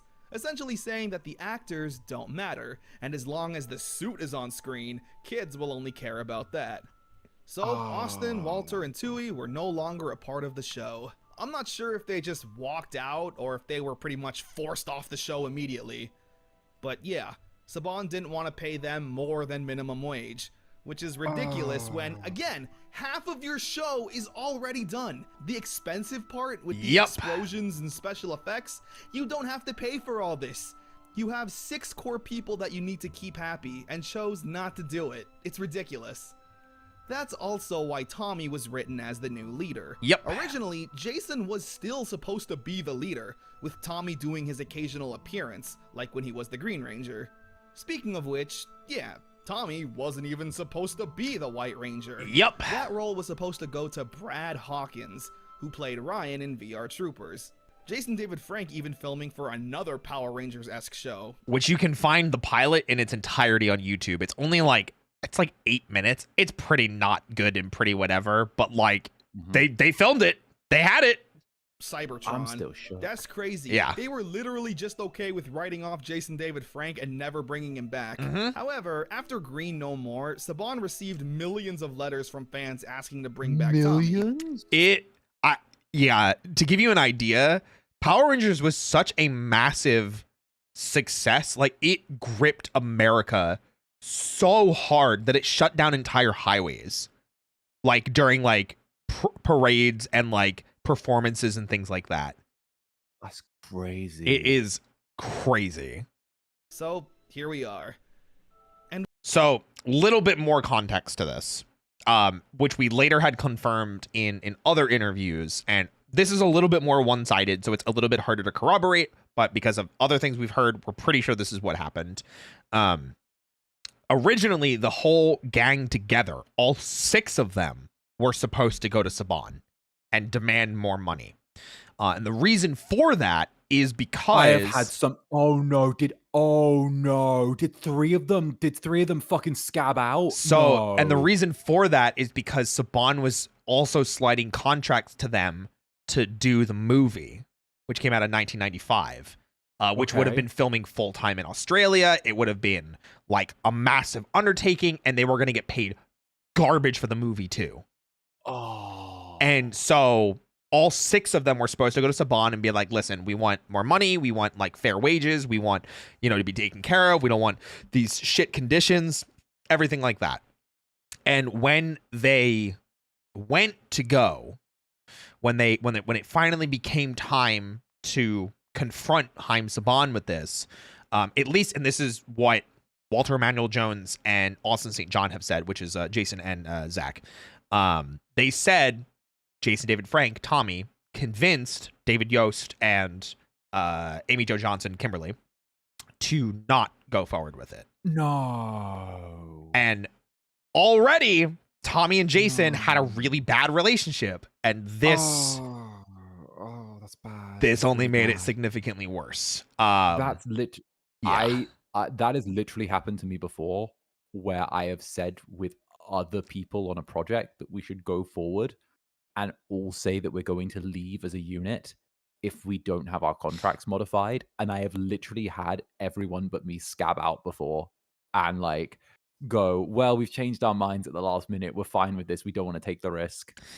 Yeah, and I mean, I feel like obviously there's like, I understand both sides. We're like, being there collectively as a unit was the plan, but I also understand the fear because they literally saw it happen with, the budget restraints, them canning Audrey Dubois from the pilot and not letting her be Trini, and everything like that. But that is a little bit more context, and especially they wanted to do that because they were starting to talk about the movie. Oh no, I understand it, but like, I understand it, and part of me would also be like, oh, well, it's just another year of bad pay. If I just take another year of bad pay, it grows my star. There's a movie. I can ask for better next contract, That's kind of what it boiled down to. That's how David Yost, Amy Jo Johnson, and Jason David Frank felt, is they were going with the mindset of, oh, we'll take another bad year. It'll be okay. We'll make more money later. Yeah. They did, and that did pan out for them. But obviously for Austin St. John, Walter Emmanuel Jones, and Tui Trang, that was not the case. Yeah, no. Yeah. They're going to... That's terrible. Yup. Like I said, Power Rangers is full of unfortunate circumstances then being written into interesting stories to kind of bypass that. Oh, So at least... Yeah. I was going to say at least they could supplement their income with conventions and stuff like that. But even then... Conventions weren't really as big as then. Yeah, I was going to say conventions weren't a thing in the 90s as much. Yeah. So... Also, Aliu Aoya. All right. Back to sadness for a little while, at least. And with the exit of the Red, Black, and Yellow Rangers, it's clear whatever story arcs they wanted to tell had to be put on hold. Yep. And as we continue on with these episodes, you'll start to notice some obvious absences and terrible edits that I'll point out for you. They're bad. The White Ranger suit and Megazord is from Die Ranger, which is kind of funny. It's from the season that I was talking about. The one that didn't get adapted. Yes. Yes. And awkwardly enough, it kind of fits the Mighty Morphin theme. I think it does as well. To be honest, it feels like I'm going to put this in VTuber terms, right? Feels like the Green Ranger got his 2.0 before the rest of the group. Yeah. Yeah, you're right. Yeah. Right. Yeah. Like the Green Ranger got his 2.0 before the rest of the group. Yeah. And now everyone's sort of waiting for their 2.0s. They're all sat around being like, okay. Why does your mama like you more than ours, I guess, you know? Well, look whose mama loves you. I mean, a lot of people used to say it's because Jason David Frank bent the knee to Saban, so that's why he made him the leader, and to kind of also scorn, you know, Austin St. John. And they were like, hey, you're popular, you're making me money, and you didn't ask for more money. You are now the most popular character on the show, and you're the face, and you're gonna have the most everything. Also, really funny thing, and anybody that's seen Gosei Sentai Dairanger will know this. Tommy, the White Ranger, or in Japanese, it's Kiba Ranger, is a kid. He is a child that grows into the suit and is kind of guided by the talking sword. And there's a lot of really awkward moments that you'll see in Power Rangers footage where Tommy is getting like incredibly excited and like dancing around and like, you know, like fist pumping in the air and cheering. And if it ever feels like that's really out of character, it's because he's a child in Dairanger. Oh, goodness. Yep. Good times. Kiba Ranger, to be exact. There we go. He's literally there he is, yeah. I guess Mom was pretty lucky that the Yep. 6th Die Ranger looks so similar to the Zhu Rangers. Just one more little step to making the adaptation for Die Ranger easier on the writers. Yep. But for now, because then they could just cut to White Ranger footage from Die Ranger and start including new mecha footage, because remember, the Dragon Zord is just sleeping in the river. It hasn't been seen in several episodes. At the bottom of the sea. Yep. Yeah, he's been chilling. Oh yeah, absolutely. now let's move on. 2 for 1. Tommy and Kimberly are on a date. How adorable. Look how cute and sweet they are. I hope they never break up. Lord Zed then has Yeah, I hope they never break up. It's all gonna work out. Yeah. Totally fine. first really stupid plan. He turns Kimberly's purse and lipstick into monsters. He's literally just doing this to ruin their date. There's no grander plan at work here. Maybe get some bitches and you'll be okay, Zed. Damn! It's kind of a slow episode, honestly. The purse monster manages to freeze Kimberly and Tommy. Well, great. I'm really impressed with this new White Ranger. He already needs saving. Me too. So Zach morphs out to help and literally immediately also gets frozen. Oopsies. We also get some more terrible Jason dubbing. Just listen to these 2 clips for comparison. All right, lip syncer, time for the power of thunder. Let's show him the power of thunder. Tyrannosaurus Red Dragon Thunderzord power. Tyrannosaurus Red Dragon Thunderzord power. Anyway. It's so rough hearing it side by side, man. Oh. Yeah. Oh. Yeah. Ouch. So Billy and Trini find a way to unfreeze everyone. Tommy fights the purse monster one-on-one and beats it. And once again, everyone lives happily ever after. Yeah. Opposites attract. Billy creates a polarizer to learn about electromagnetic disturbances. Yeah. Okay. That's totally normal. Kimberly's doing some Girl Scout stuff with some friend who obviously has a crush on Billy. Hey, you. Whoa. Another. Billy's expression. Another woman. Another women. Women? Oh no. Because remember, David Yost is gay, and they are throwing women at him for his character. You player. What about that other girl we never heard from? Remember her? In season 1? Yeah. No? Fine. Anyway, Zed turns the polarizer into Magnet Head, great name, and they fight. That hurts so bad. Okay, so this awkward pose is supposed to be, again, I don't know why they did it. It's the Die Ranger pose. This is what Die Ranger does, but they don't do it correctly. So it just looks really goofy for like no reason. Like, I also don't know why he's flying. Don't ask, but like, look how, like, it just looks terrible. Great name, and they fight. They don't even do it right. Oh, God, man. I don't like it. Makes me so mad. Tommy once again gets Anyway, the spotlight. Tommy flying. Goldar all by himself, and the girls are like, "Ooh, look at the White Ranger. He's so cool. Please buy the toy." I remember watching this episode a ton on VHS when I was a kid, so I got a soft spot for it. They defeat Magnet Head, and Billy once again gets another girl. Also, you like this shot? Billy's the only one screen consistently pulling. I mean, Tommy and Kimberly are together. Oh, come on. We know how that ends. Listen.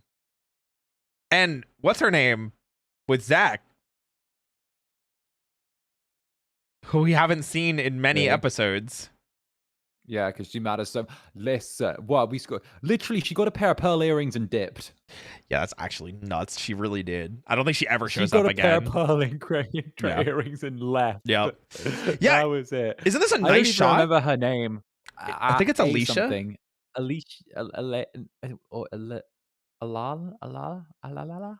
Guys, do you remember her name? Was it Alicia? What was her name? Angela. Angela. There you go. Also, yeah, do you like this shot? It's a nice like group shot, right? Like everyone's together, you know? Yeah, 1, 2, 3. Well, Billy's not the shot, but yeah. Yeah. Shot of everyone smiling. I hope so, because this is the last episode to feature Jason, Zach, and Trini on screen. Oh. Why'd you look at me like that? Oh. Yeah. Oh, I told you this exit was rough, right? I mentioned how really bad it is. Uh-huh. Okay. At least in terms of new footage. You'll see what I mean by that. Yeah. Zed's Monster Mash. I actually like Billy, this episode, Kimberly, I'm not and gonna Tommy lie. are chaperoning kids for trick-or-treating. Wow, that's crazy. It's Billy, Kimberly, and Tommy. And not Zach, Trini, or Jason. It's for trick-or-treating. Meanwhile, Jason, Zach, or Trini are busy, doing whatever. Yeah. So to trap the White Ranger, the putties transform into kids, and even these costumes are better than Zed's evil Rangers. Anyway, the putties eventually ambush Tommy, and he beats them up. Yep. I wish they still stayed in kid form, though. Could you imagine grown-ass Tommy doing these kicks to a child? Can we look at these kicks again? Look at these I wish kicks. they still stayed in kid form, though. Could you imagine grown-ass Tommy doing these kicks to a child? He ends up getting teleported to a cemetery where he needs to fight off the monsters from their past, including Pumpkin Rapper, my favorite. Hey, it's your favorite too, right? If you think that drugs are cool, you need to go to Sunday school. And Club Netherbrand. The Rangers eventually show up and they win the fight, saving Halloween from bad rhymes. Yippee! The Ninja Encounter Part 1. Okay. I want to point out something really important here. Okay.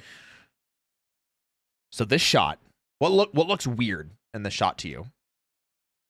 There's two glaring things that are wrong.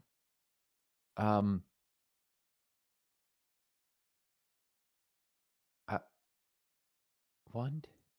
Okay, we got 6 actors on the picnic blanket for the Power Rangers. Sure. Are two really big things, and it has to do with the Rangers. Are 2 of them different people? Nope, it's all the same cast. It's the right cast. Yep.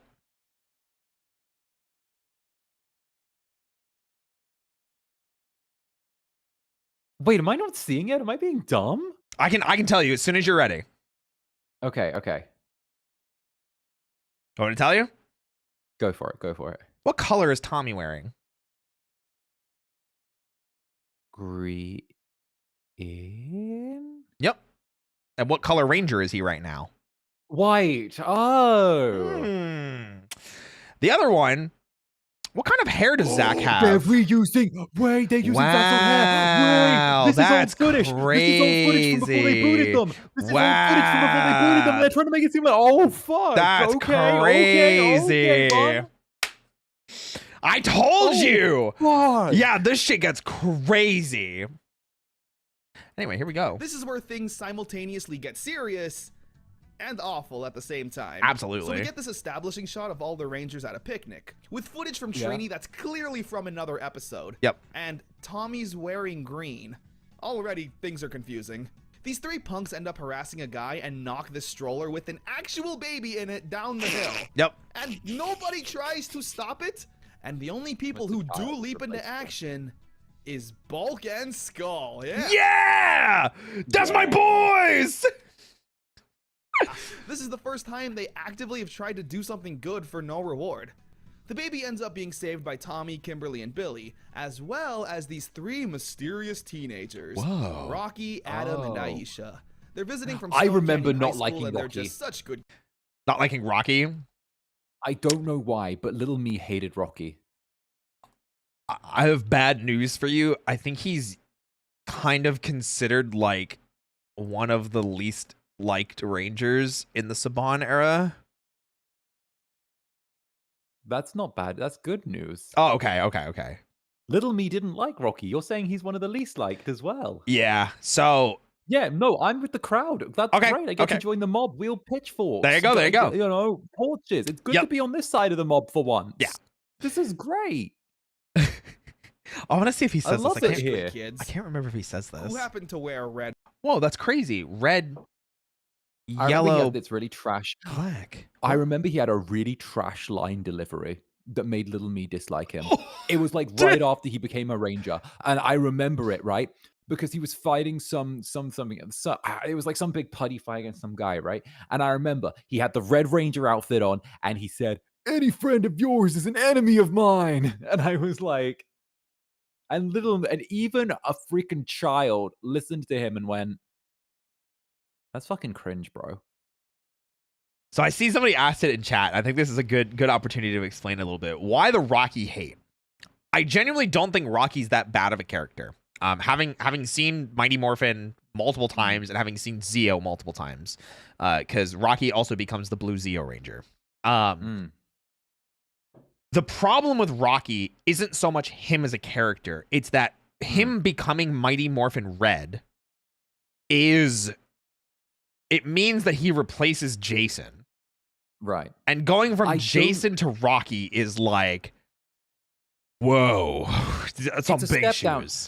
Also, they make a good point. They gave him very, very little to work with. Yes. And I think it's really easy to, because the thing is, right, when it comes to like shows like this, if a character is constantly appearing, they either are liked or they're disliked, right? And if the intent is for a character to be liked and they end up being disliked, that's not good heat from the audience. That's go away heat. You know, you can have a character be disliked and have them be popular. People fucking hated Littlefinger in Game of Thrones, you know? But, you know, they hated him. They hated Joffrey. They fucking hated Joffrey, right? Yeah. Totally different genre of show. Yeah. But, you know, at the same time, you can still hate someone and want to watch the show because of them, right? Yeah. Whereas Rocky always had what I call go away heat. And it was always that when he was there, people just wanted him to go away. Yeah. It wasn't they were interested in what to do next. They just wanted him gone. So and I think that's where the hate stems from. So it definitely is. And it also comes from the Jason thing where he has really, really big shoes to fill.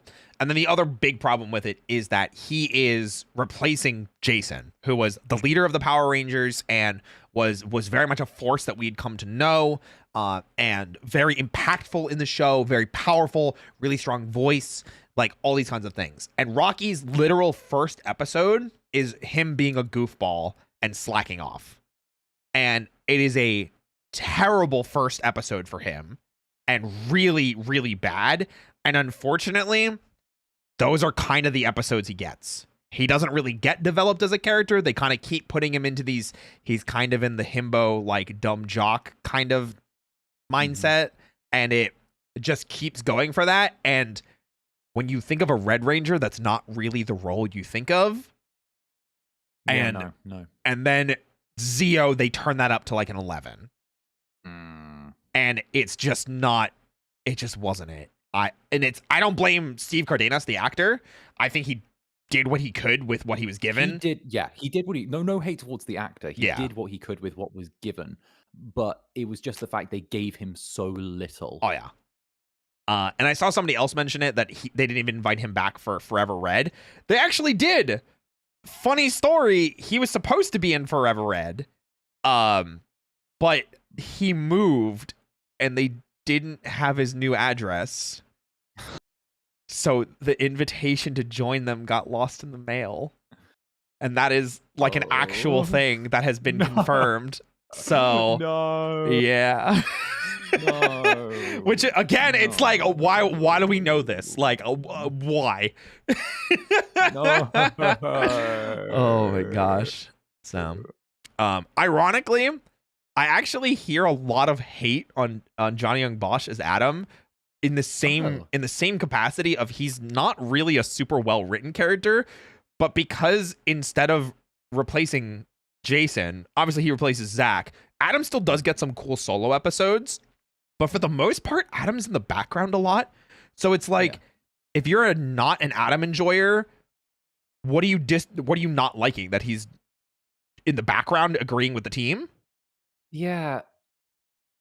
Yeah, no, yeah. The thing is, I don't really have any memories of him from Mighty Morphin Power. Yeah. Honestly, if you to be totally honest, I didn't think he was in the show till like later on. Like Zio? I didn't think he was. Yeah. I thought he got introduced in Zio or like the freaking Cars one, RPM. Oh, no, Turbo. RPM. Turbo. That's it. So my brain was like, yeah, he was in Turbo, right? I think there's a clip of it either later on in this video or during the Zio video, but there's an interview with Johnny Young Bosch where he's talking about it, and he's like, yeah, I was what you call a background ranger, which was I didn't have a lot of dialogue lines, and when the team went okay, he would go right, and those were his lines. He did them. He was a team player, and that was his character. And it's funny because a lot of us, and I say us meaning Power Rangers fans, have really fond memories of him, but it's really only of like 1 or 2 scenes that are very much like stand out. These are amazing scenes for him, which is when he comes back in space and uses a broken morpher to morph, which is hugely risky, and trains the current Black Ranger on how to be a ranger. And it's an amazing mentor moment. It shows how much he cares. It shows how strong he is, how much he's willing to risk. And it's mostly an Adam development episode, and he's not even a character in the season. It's a 1 episode thing. And that's where like I'm like, Adam's my favorite. That's him. That's right there, Your Honor. That's my favorite. I love him. I love him. No, I didn't even know he had that. There you go. There you go. We'll get to that. It's dope. Super dope. Anyway, say hi to the new 3 Rangers. Black and yellow, but I'm sure that's nothing. Also, where were Jason, Zach, and Trini? Oh yeah, they just didn't get up. The picnic. How come they didn't try and help the baby? Anyway, the 3 Rangers show up to watch a ninja competition, and it goes on for way too long. But hey, look at that. The winners are Rocky, Adam, and Aisha. Who could have seen that coming? Whoa, crazy! Wants to turn them into his minions. So they get abducted and get taken to his evil cave. Insane. Along with this baby's dad from earlier for some reason. What's important to note here, though, is that Bulk and Skull witness this and once again decide to leap into action and take care of the baby. A fun fact is that apparently this baby was Jason David Frank's real-life son. We also... It's true. Okay. Yeah, and I think Jason David Frank was like 21 or 22 at the time. So, very young. Wow. He's a young father. What? Yes, he was. See why Tommy's wearing green. It's because the bond needed to Whoa, Tommy's still wearing green, and Zach's hair is still... No, you see, Zach had a haircut, and you know, Tommy just likes the color green. Ah, my bad. You're right. You're right. He used command center footage that had Jason, Zach, and Trini in it. Ooh. And since Tommy was the Green Ranger for most of his run so far, they had to blend that in. It's so sad seeing these characters give incorrect reactions to information. Ninja Encounter Part 1 is pretty bad, honestly. Yeah, we get it's really 4 minutes bad. of baby chasing, 4 minutes of ninja fighting, 4 minutes of Bulk and Skull shenanigans, and nothing else. Yep. Part 2 is much of the same. The Rangers need to save Rocky, Adam, and Aisha before they get brainwashed, but Zed sends down a monster, and the entire episode is the Rangers dealing with that. The only interesting thing that happens here is that Aisha picks the lock and frees her friends, where they have a little fight with the Puddies and hold their own pretty well, but almost immediately Goldar just locks them back up. They tried. Great. No, they I'm tried. glad. The ninja encounter... Yeah, that's the end of the episode. Nothing else happens. That's it? That's it. That's all that happens. The whole arc, beginning to end. Listen, I'm not kidding when I say this transition period was really bad. And like in memory, I remember having fun with it because I love Johnny Young Bosch. I love Adam, my favorite Ranger of all time. But going back and watching it, this is aged like milk. It's so bad. Finale is pretty lackluster. Yeah. It's once again the Rangers fighting a completely different monster unrelated to the situation for the first... Okay, I'm gonna scream this. This is for the Japanese watchers. Tenpai no Larebor! in Die Ranger. Nice. Their thank you. Their mecha are living mythical beings. Like literally, like the red dragon is an actual dragon.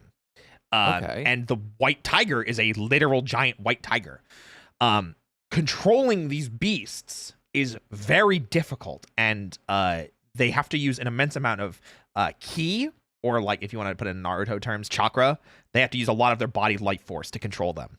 In the show, in the season, throughout it, part of their quests throughout the season is to find these mystical treasures, or the Tenpai no Daidai, which are like heavenly Lili balls, which are just infinite sources of ki for that specific heavenly beast. And there's so many shots of Tommy doing this, and that's his Tenpai no Daidai. And it's, for some reason, only him. And they just keep showing this. Yeah, don't they make up an excuse for that thing in the show? Nope, never. Really? So they never. just have him.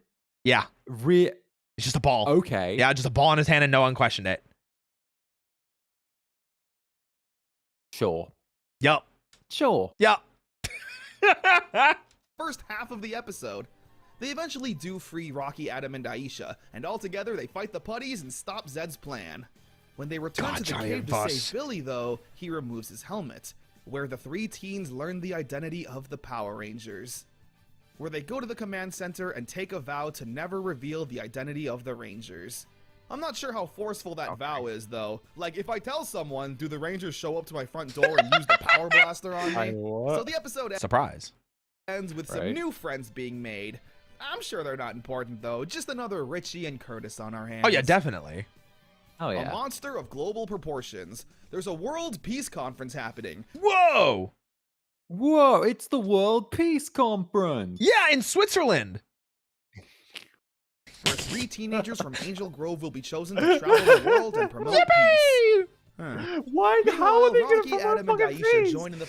Listen, don't worry, because again, you'll notice that Jason, Zach, and Trini are just not in the episode at all. How do you, as like what, 17 in this? 17? Yeah. A 17-year-old. That might be pushing it, because the funny thing is, 16? So the funny thing is, I think at the beginning of Mighty Morphin, I think they're sophomores at the most. No. Yes, no I one think is that ripped at that age. I think they're 15, maybe 16 at the most. No, really? You're trying to tell me that Billy with those guns is 15? I mean, he graduates high school early, so yeah. You're trying to tell me... Wait, that makes Lord Zed trying to marry... Yes. That's why said it was so... That's why Connor said it was so problematic that he was trying to marry Kimberly. Okay, I thought they were like 17. No. I was like, okay. So like, I was like, okay. Like, weird, creepy. But you know what? Guys nowadays still do that. Guys nowadays are still weird and creepy pushing that line, right? And like... But then it's like, oh yeah, they're like 15. I'm like, wait a second, this isn't Victorian England. Wait a minute. Yeah, wait a minute. It's like 15, 16 at the most. I think Billy is the oldest out of everybody. But like not by much, by like maybe a grade. But even then, like he ends up skipping a year anyway and graduating early. But yeah, I think like Rocky, Adam, and Aisha, I think are like sophomores or juniors at this point as well. So... Because remember, like, Mighty Morphin ends, like, season 3 of Mighty Morphin ends, and then Zeo continues, and they're still in high school in Zeo. And then Turbo, they graduate high school. So, yeah, that's why I'm like, they're like freshman, sophomore aged at the beginning of Mighty Morphin. They're like 15 at the most, 16 maybe. Yeah, I just broke your mind, right? Yeah. No, okay. No, this is when they cast someone in their mid-30s to play a fucking teenager on a TV show, and they're like, what's up, fellow kids? How goes it? It's that, but muscles. You want to hear something actually crazy? Yeah. Jason at Austin St. John, actually the youngest on the show, was cast at 17. So he was 17 with those arms. Okay, those genetics though. Yeah.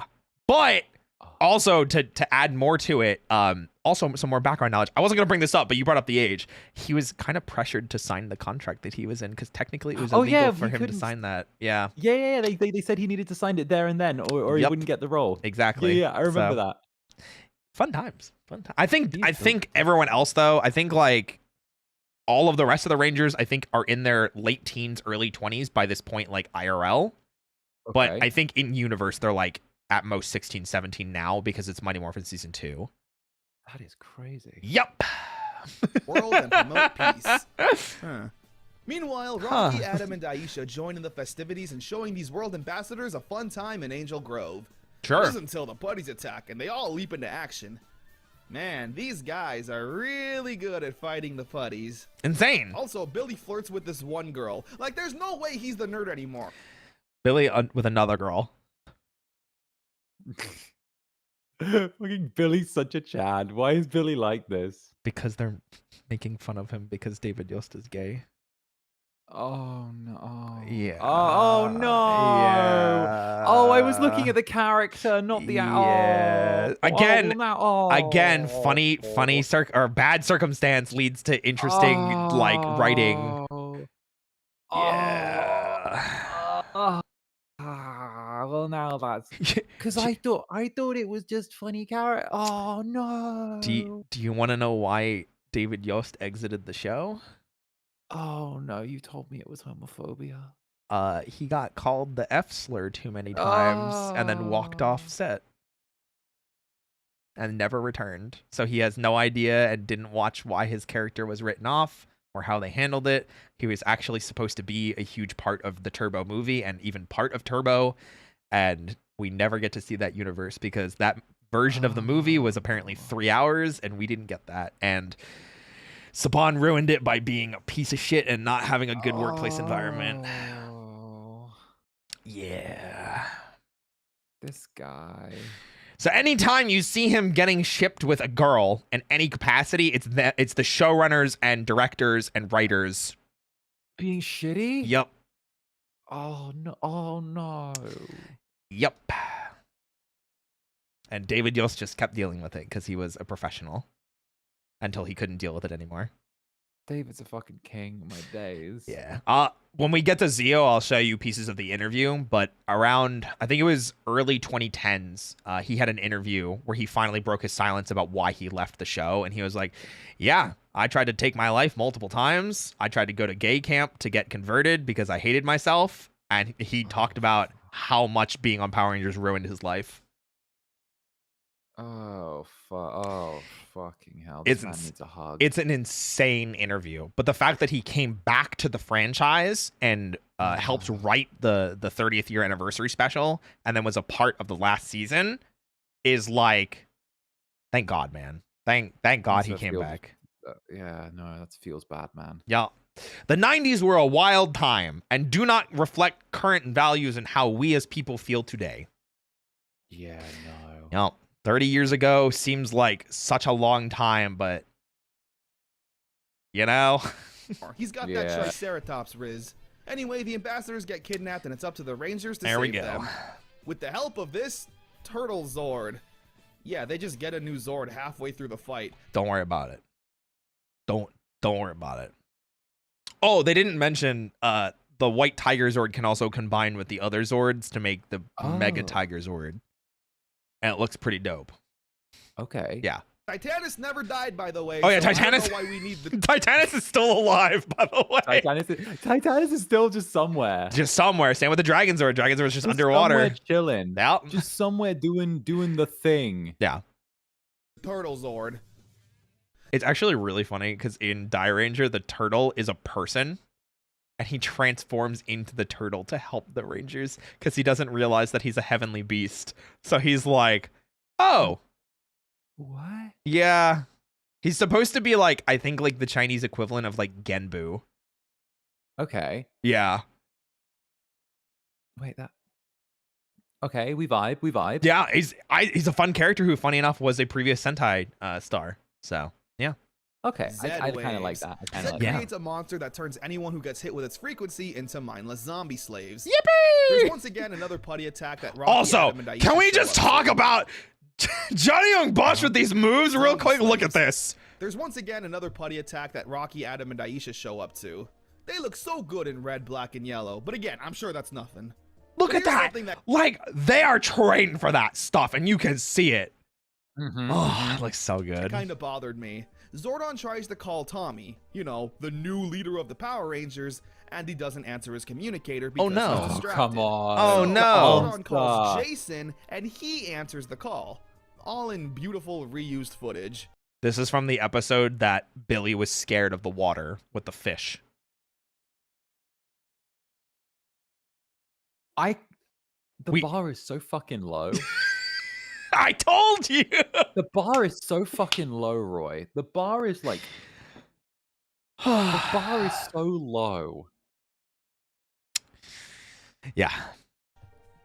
So they morph on out to confront the monster, only to immediately be put under its control. Yep. It's so pointless. Billy creates a device that'll undo the frequency. However, they all get overwhelmed, having the device be stepped on, as well as them turning into zombie slaves. Oh no. Luckily, Rocky, Adam, and Aisha are teleported to the command center and are all able to fix Billy's device, turning everyone back to normal and blowing up the monster. Yippee! And with that, leads us here. The power Oh, with transfer, beautiful part reused 1. footage. Yeah. Teenagers who will be going to Switzerland for the peace conference. Also, I saw have some been bits there selected. for a second. I don't have a notification for it, but I think my alerts have been broken for a while. But thank you guys. Yeah. Thank you. Jason, Zach, and Srini. Who could have seen that coming? Whoa, We get crazy. this kind of interesting shot where the rest of the Rangers inform them that they've been chosen. Tommy's once again wearing green because we need more recycled command center footage with Jason, Zach, and Srini. Yup. And this is ironically the same episode that Tommy lost his powers, because this is the same shirt Billy was wearing during that. It was The reused footage goes so hard. What the fuck? Why just choose? Listen, I'm just telling you, man. That's just what it was. Just pay the actors. Just pay them to shoot more scenes. That's what you listen. Saban, pay people money? Absolutely not. Ain't no way. Zordon informs the team that they'll need to At go least to the Zach's hair is deserted right. planet to find the Sword of Light in order to transfer the red, black, and yellow Rangers' powers to 3 new people. And Whoa. this deserted planet actually doesn't look like a random backyard in California. It's actually a unique location that feels like a completely desolated place. Wow, I wonder if that's because Mhm. this is a shot from the Sentai, because this is Japan, and this happens in the Sentai because there's an apocalyptic moment where this giant dragon comes and like bombs the city essentially and kills like 100,000 people, and it's messed up. Listen, Die Ranger went hard, man. Die Ranger was crazy. Completely desolated place. Die Ranger was Meanwhile, Lord nuts. Zed creates There his it own is! Zord to get there first to destroy the Sword of Light. His Zord is Serpentera, this massive I love dragon. Serpentera. Seriously, Yup. Jason summons the Zords, and they're like mosquitoes compared to Serpentera. This thing is so Yep. massive and powerful. Just go to Earth with this thing if the Zord can't take it down. The B-plot follows a sleeping machine that Zed also sent down to Earth that Rocky, Adam, and Aisha are choosing to deal with. They gotta fight the putties and figure out how to destroy this device without any powers. The Rangers find the Sword I'm sure of they'll be Light, fine. It's just but putties. Lord Zed decides to just blow up the entire planet, taking out the Sword as well as the Rangers. So Part 2 when I say this is Sentai footage, so this dragon is also a heavenly beast, but it's supposed to be like a heavenly beast of order, and it's the good guys and the bad guys are fighting too much. So he comes down and he is like, if you don't stop fighting, I'm just gonna bomb the world. I'm gonna destroy everything, and no one will be happy. And then they keep fighting anyway, and then he like destroys Tokyo, like the equivalent of it. Okay. Yeah. So it's crazy. Part 2 kicks off with the rest of the gang on Earth trying to outsmart the putties. So it's laying smack Rayquaza. down on them and using their epic soccer skills to Or destroy the Godzilla, sleeping whatever you device. prefer. Meanwhile, before Zed manages to actually blow up Yeah, the planet, that's the shot from the Sentai. Is this black hole? This is an occupied city. This is an actual people living in this city. Rangers managed to retrieve the Just Sword of Light just in the nick of time. Entirely. And yeah, Zed actually destroys an entire planet. Yep. So, with the Sword of Light in their possession, the power transfer can begin. Zordon tells Jason, Zack, and Trini that they've done a great job as Power Rangers, and that they'll be able to serve the world in a new way. It should be an emotional moment, but it kinda rings hollow. Oh no, whoa, that's crazy. Zack's hair is wrong again. It's almost like this is reused footage from a different episode. No, he got a haircut. He got a haircut. He just left for the planet. When none of them are able to actually say anything. Yeah. But who could possibly be the new Power Rangers? Well, it's none other than Richie and Curtis. No, of course not. It's Rocky, Adam, and Aisha. Yup. They transfer the powers to them, get a little speech about how heroic they are and why they were chosen, and then they just kick Jason, Zack, and Trini out of the command center. Gone. And the episode Immediately. Still in costume. And what? They're still in costume. Oh, They're yep. still in the full pack. Yeah, they don't. Literally just got random people to wear the fucking suits, Yep. didn't they? For Yep. the power transfer. And Yeah. They hadn't been part of the show for like 4 or 5 episodes to that point. Like Connor said, that picture that we saw, that was the last time they were actually part of the show, because their voiceover isn't even them. Yeah, no. Yeah. They oh no. They just Yep. got random fuckers to wear the suits and they go, but the power transfers happen, they shouldn't have the suits on anymore. So the comics kind of explain this. I like this explanation. It's one of the few things that I'm okay with from the comics. Okay. So turns out Zordon, in all of his infinite wisdom and having 40 million backup plans for everything, Okay, yep. realized that with Zed coming to Earth, it means that there's more threats out there that the Rangers aren't aware of. And so he created the World Peace Conference as a ruse and actually gave Jason, Zack, and Trini a secret mission to become like his like blacklist Black Ops mercenaries. Like Shadow Rangers. Exactly. So they become the Omega Rangers and go and do his like his secret ops kind of stuff. Okay. And they have their More own Omegas, comic can you see line. them? Yeah, I'm gonna pull up the suits. The suits are actually amazing. Okay. Widely enjoyed by everybody. Okay. And very much well received. Oh, wait a minute. I've seen these before. Yeah. Wait, who's the fourth Ranger? Wait a minute. So they run into an alien that becomes their new Blue Ranger. Oh, I like that. Yeah, it's this really nice, like from what I've read, because I haven't read all of the comics. They actually end up like rebelling against Zordon because they realize Zordon's kind of a piece of shit. And so they're like, I like that concept. It's really good because then we almost have this concept of like warring factions. And then in the comics, there's actually a written scene between Tommy, who I think has his helmet off, and this is Jason. And Jason doesn't have his helmet off, and Tommy doesn't know that it's Jason. And Tommy's talking to Jason like, man, do you have any like advice for like leading a team? Because like the last guy that led this team did like such an amazing job, and I'm having like a really hard time doing it. And Jason, like in character, I forget the exact line, but is basically like, no, it's just fucking hard. Get over it. And I'm like, that's so funny that they wrote like the rivalry between the two of them into the comics. My days. I might actually have to give those comics a read. They're pretty dope. The comics are incredibly well received. So much so they even brought back the Green Ranger. MMPR Comics new Green Ranger. Because I remember they had a whole evil Green Ranger storyline with, what was it? The battle, all about the morphing grid and evil Tommy. Lord Draken. Lord Draken. That was a fun time. I remember that. That's the new Green Ranger suit. Oh, I like that. That's the 2.0 VTuber debut, right? Where it's just polished, I guess. Yeah, I'm not a big fan of the head fins. I feel like they maybe could have simplified those a little bit. Yeah, But then again, I don't remember the exact context of this, but this is like a completely comic original character. Like, it's not even Tommy, because Tommy's still the White Ranger. But yeah, and yeah, so they didn't take it from Bat in the Sun. They took it from somebody else, which is okay.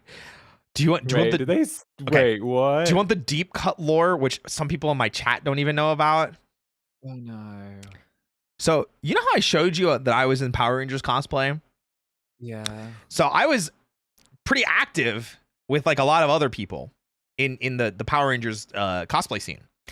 And during that time, it was a pretty close knit, tight knit community because cosplaying Power Rangers stuff is expensive. Right, of course.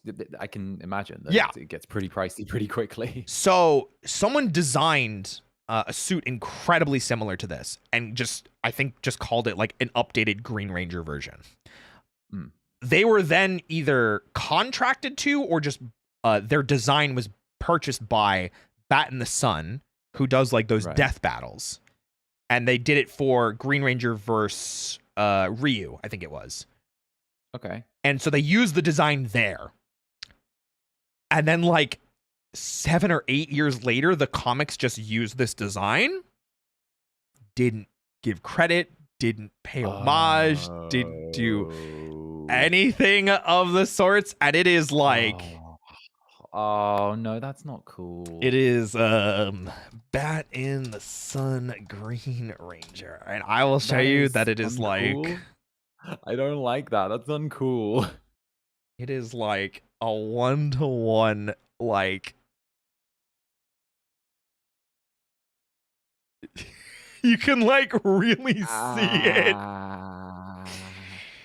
So it started from a cosplayer, went to Bat in the Sun officially, and then the comics team kind of just took it. There might be even more lore that we don't know about, but they've never talked about it. So like we have no way of knowing what the actual truth is. Oh. Yeah. So okay. That's just awkward. That just feels awkward.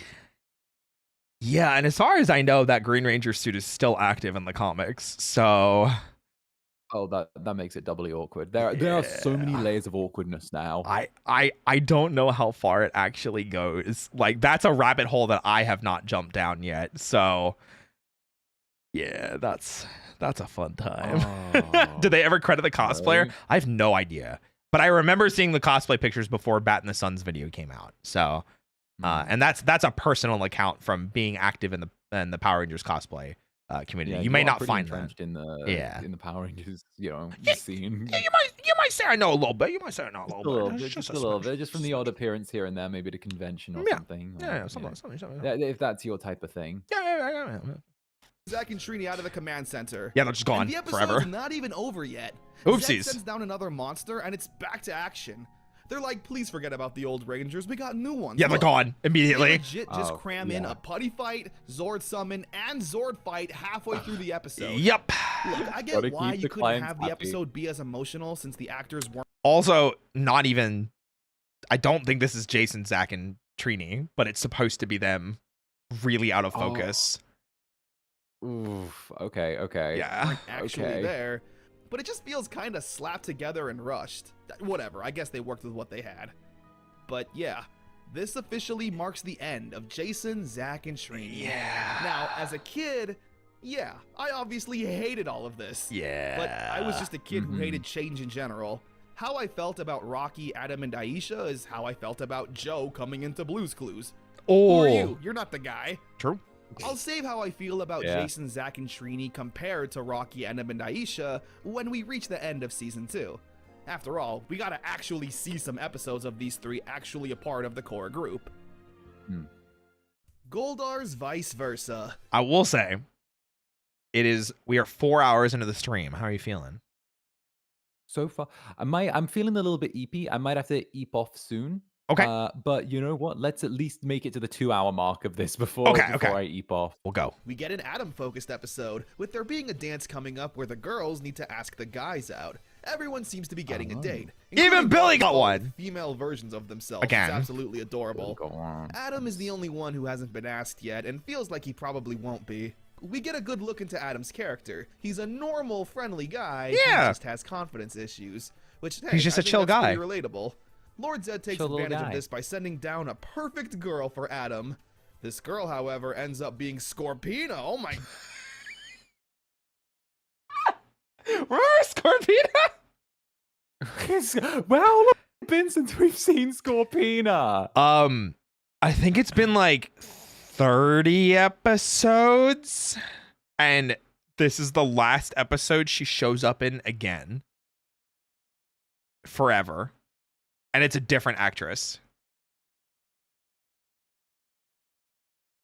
They just that what?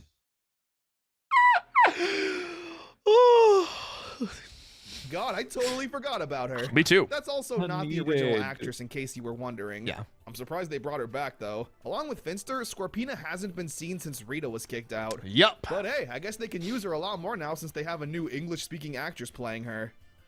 Right? So the Rangers Nope, defeat... that is the last episode she shows up in. Also, What? surprise, surprise, it's the same fight, but spliced differently, so they don't show the Zords, so they can hide everything, and they can reuse this fight again. My days, my days. Listen, I told you what was gonna happen. My days. So the Rangers Surprise. defeat Scorpina and Goldar for the 20 millionth time, and who could have guessed it? A nice girl ends up asking Adam out to the dance. Crazy.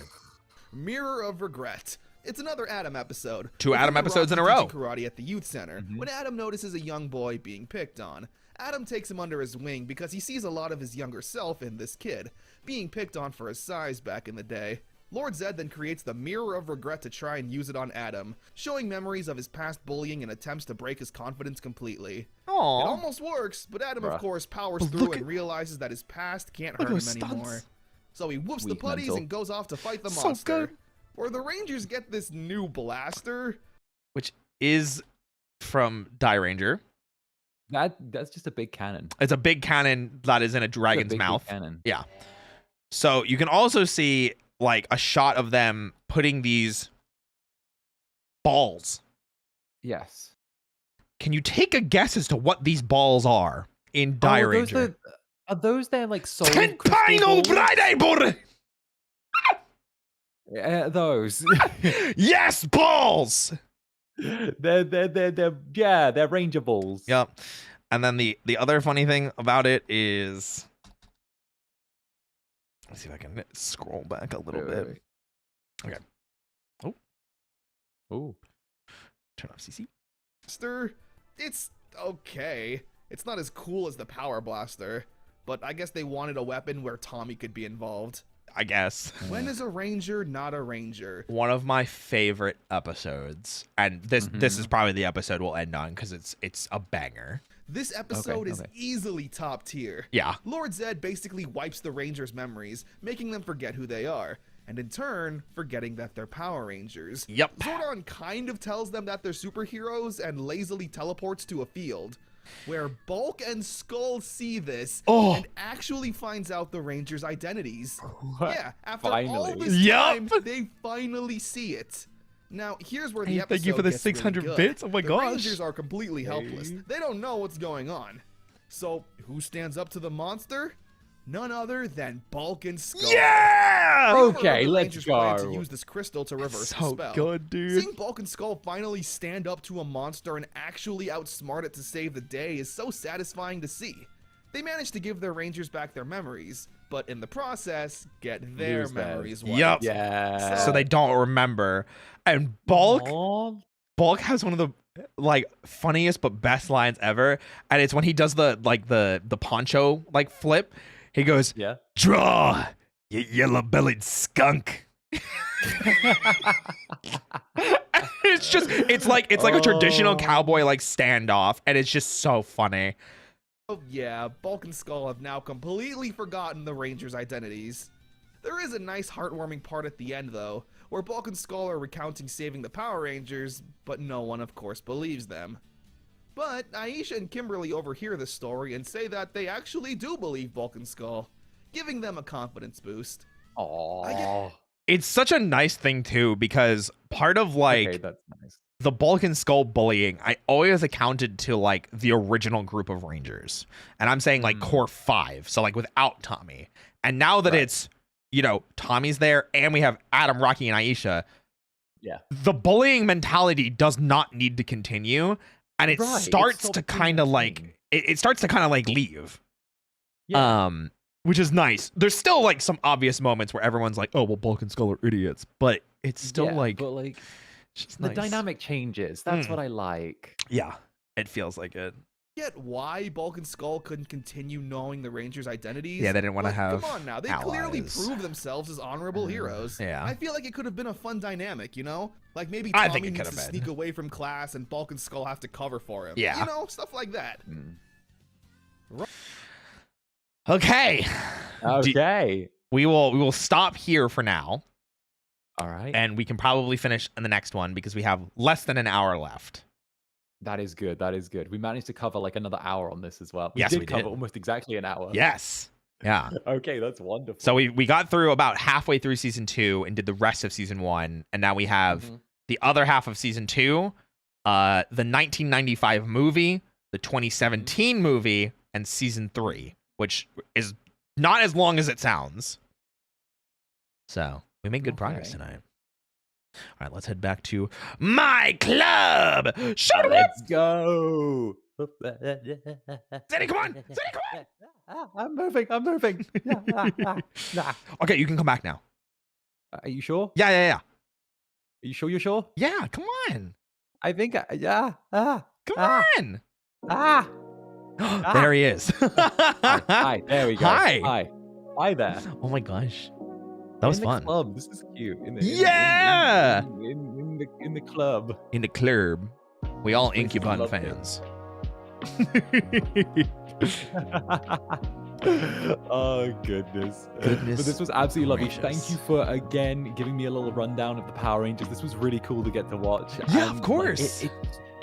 I just have had a lovely time with this. I genuinely have just had an absolutely lovely time getting to just hang out and do the thing. Yeah. That makes me really happy. I'm glad that you are enjoying yourself. I'm glad that you're asking questions. I'm glad that you are remembering things, like the core memories being unlocked and everything like that. And it's it just makes me really happy.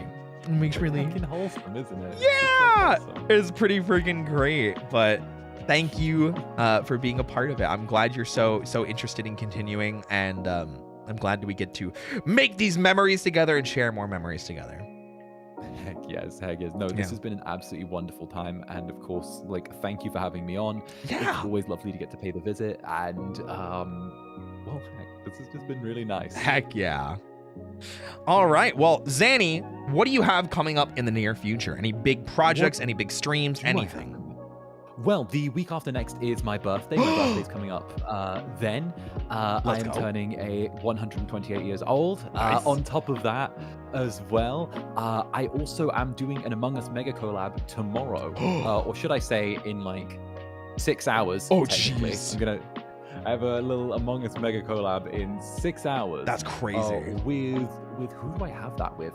I have that with Lucius Merriweather, Octavio, Arya Synth, Dubstep, Kichan, Kanan Kuro, Bread the Pan, Bryzar Blazing Fang, and Zoran. We'll get together to play some Among Us. Nice. So heck, I'll be streaming my POV of that on my YouTube, and I'll also be drinking and playing Euro Truck Simulator tomorrow night. Yeah. As well. So until then, that's probably like my big things. My big things are sort of that. Nice. Well, hey, I'm glad that you've got some awesome stuff planned for the near future, and I'm always happy to have you here. Well, I will leave you to go dote on your wonderful buns. Yeah, I'm gonna do a quick wrap up and just say goodbye and thank everybody for everything. But Zanny, I sincerely appreciate you, I value you, I cherish you, I love you lots, and I'm so glad that we get to keep forcing our ship down everyone's throats. Ship Incubun, everybody, Incubun. Let's go. All right, then I will take my leave. So until the next Roy, thank you very, very much. Of course. Mwah. Bye for now. I'm sure we'll see each other very soon. All right. Until the next, then, Roy. Yeah. Bye-bye. Bye. Oh my God, guys, he's gone. What am I supposed to do without him? He's gone. Guys, thanks for hanging out tonight. I really appreciate it. I love doing these streams. These streams fill me with so much joy and so much happiness, and I love getting to share all of this with all of you. Genuinely makes me so freaking happy, and I'm so glad to see so many of you guys enjoying it. And I'm not even kidding. I said this before, and I was laughing with Zanny about it before.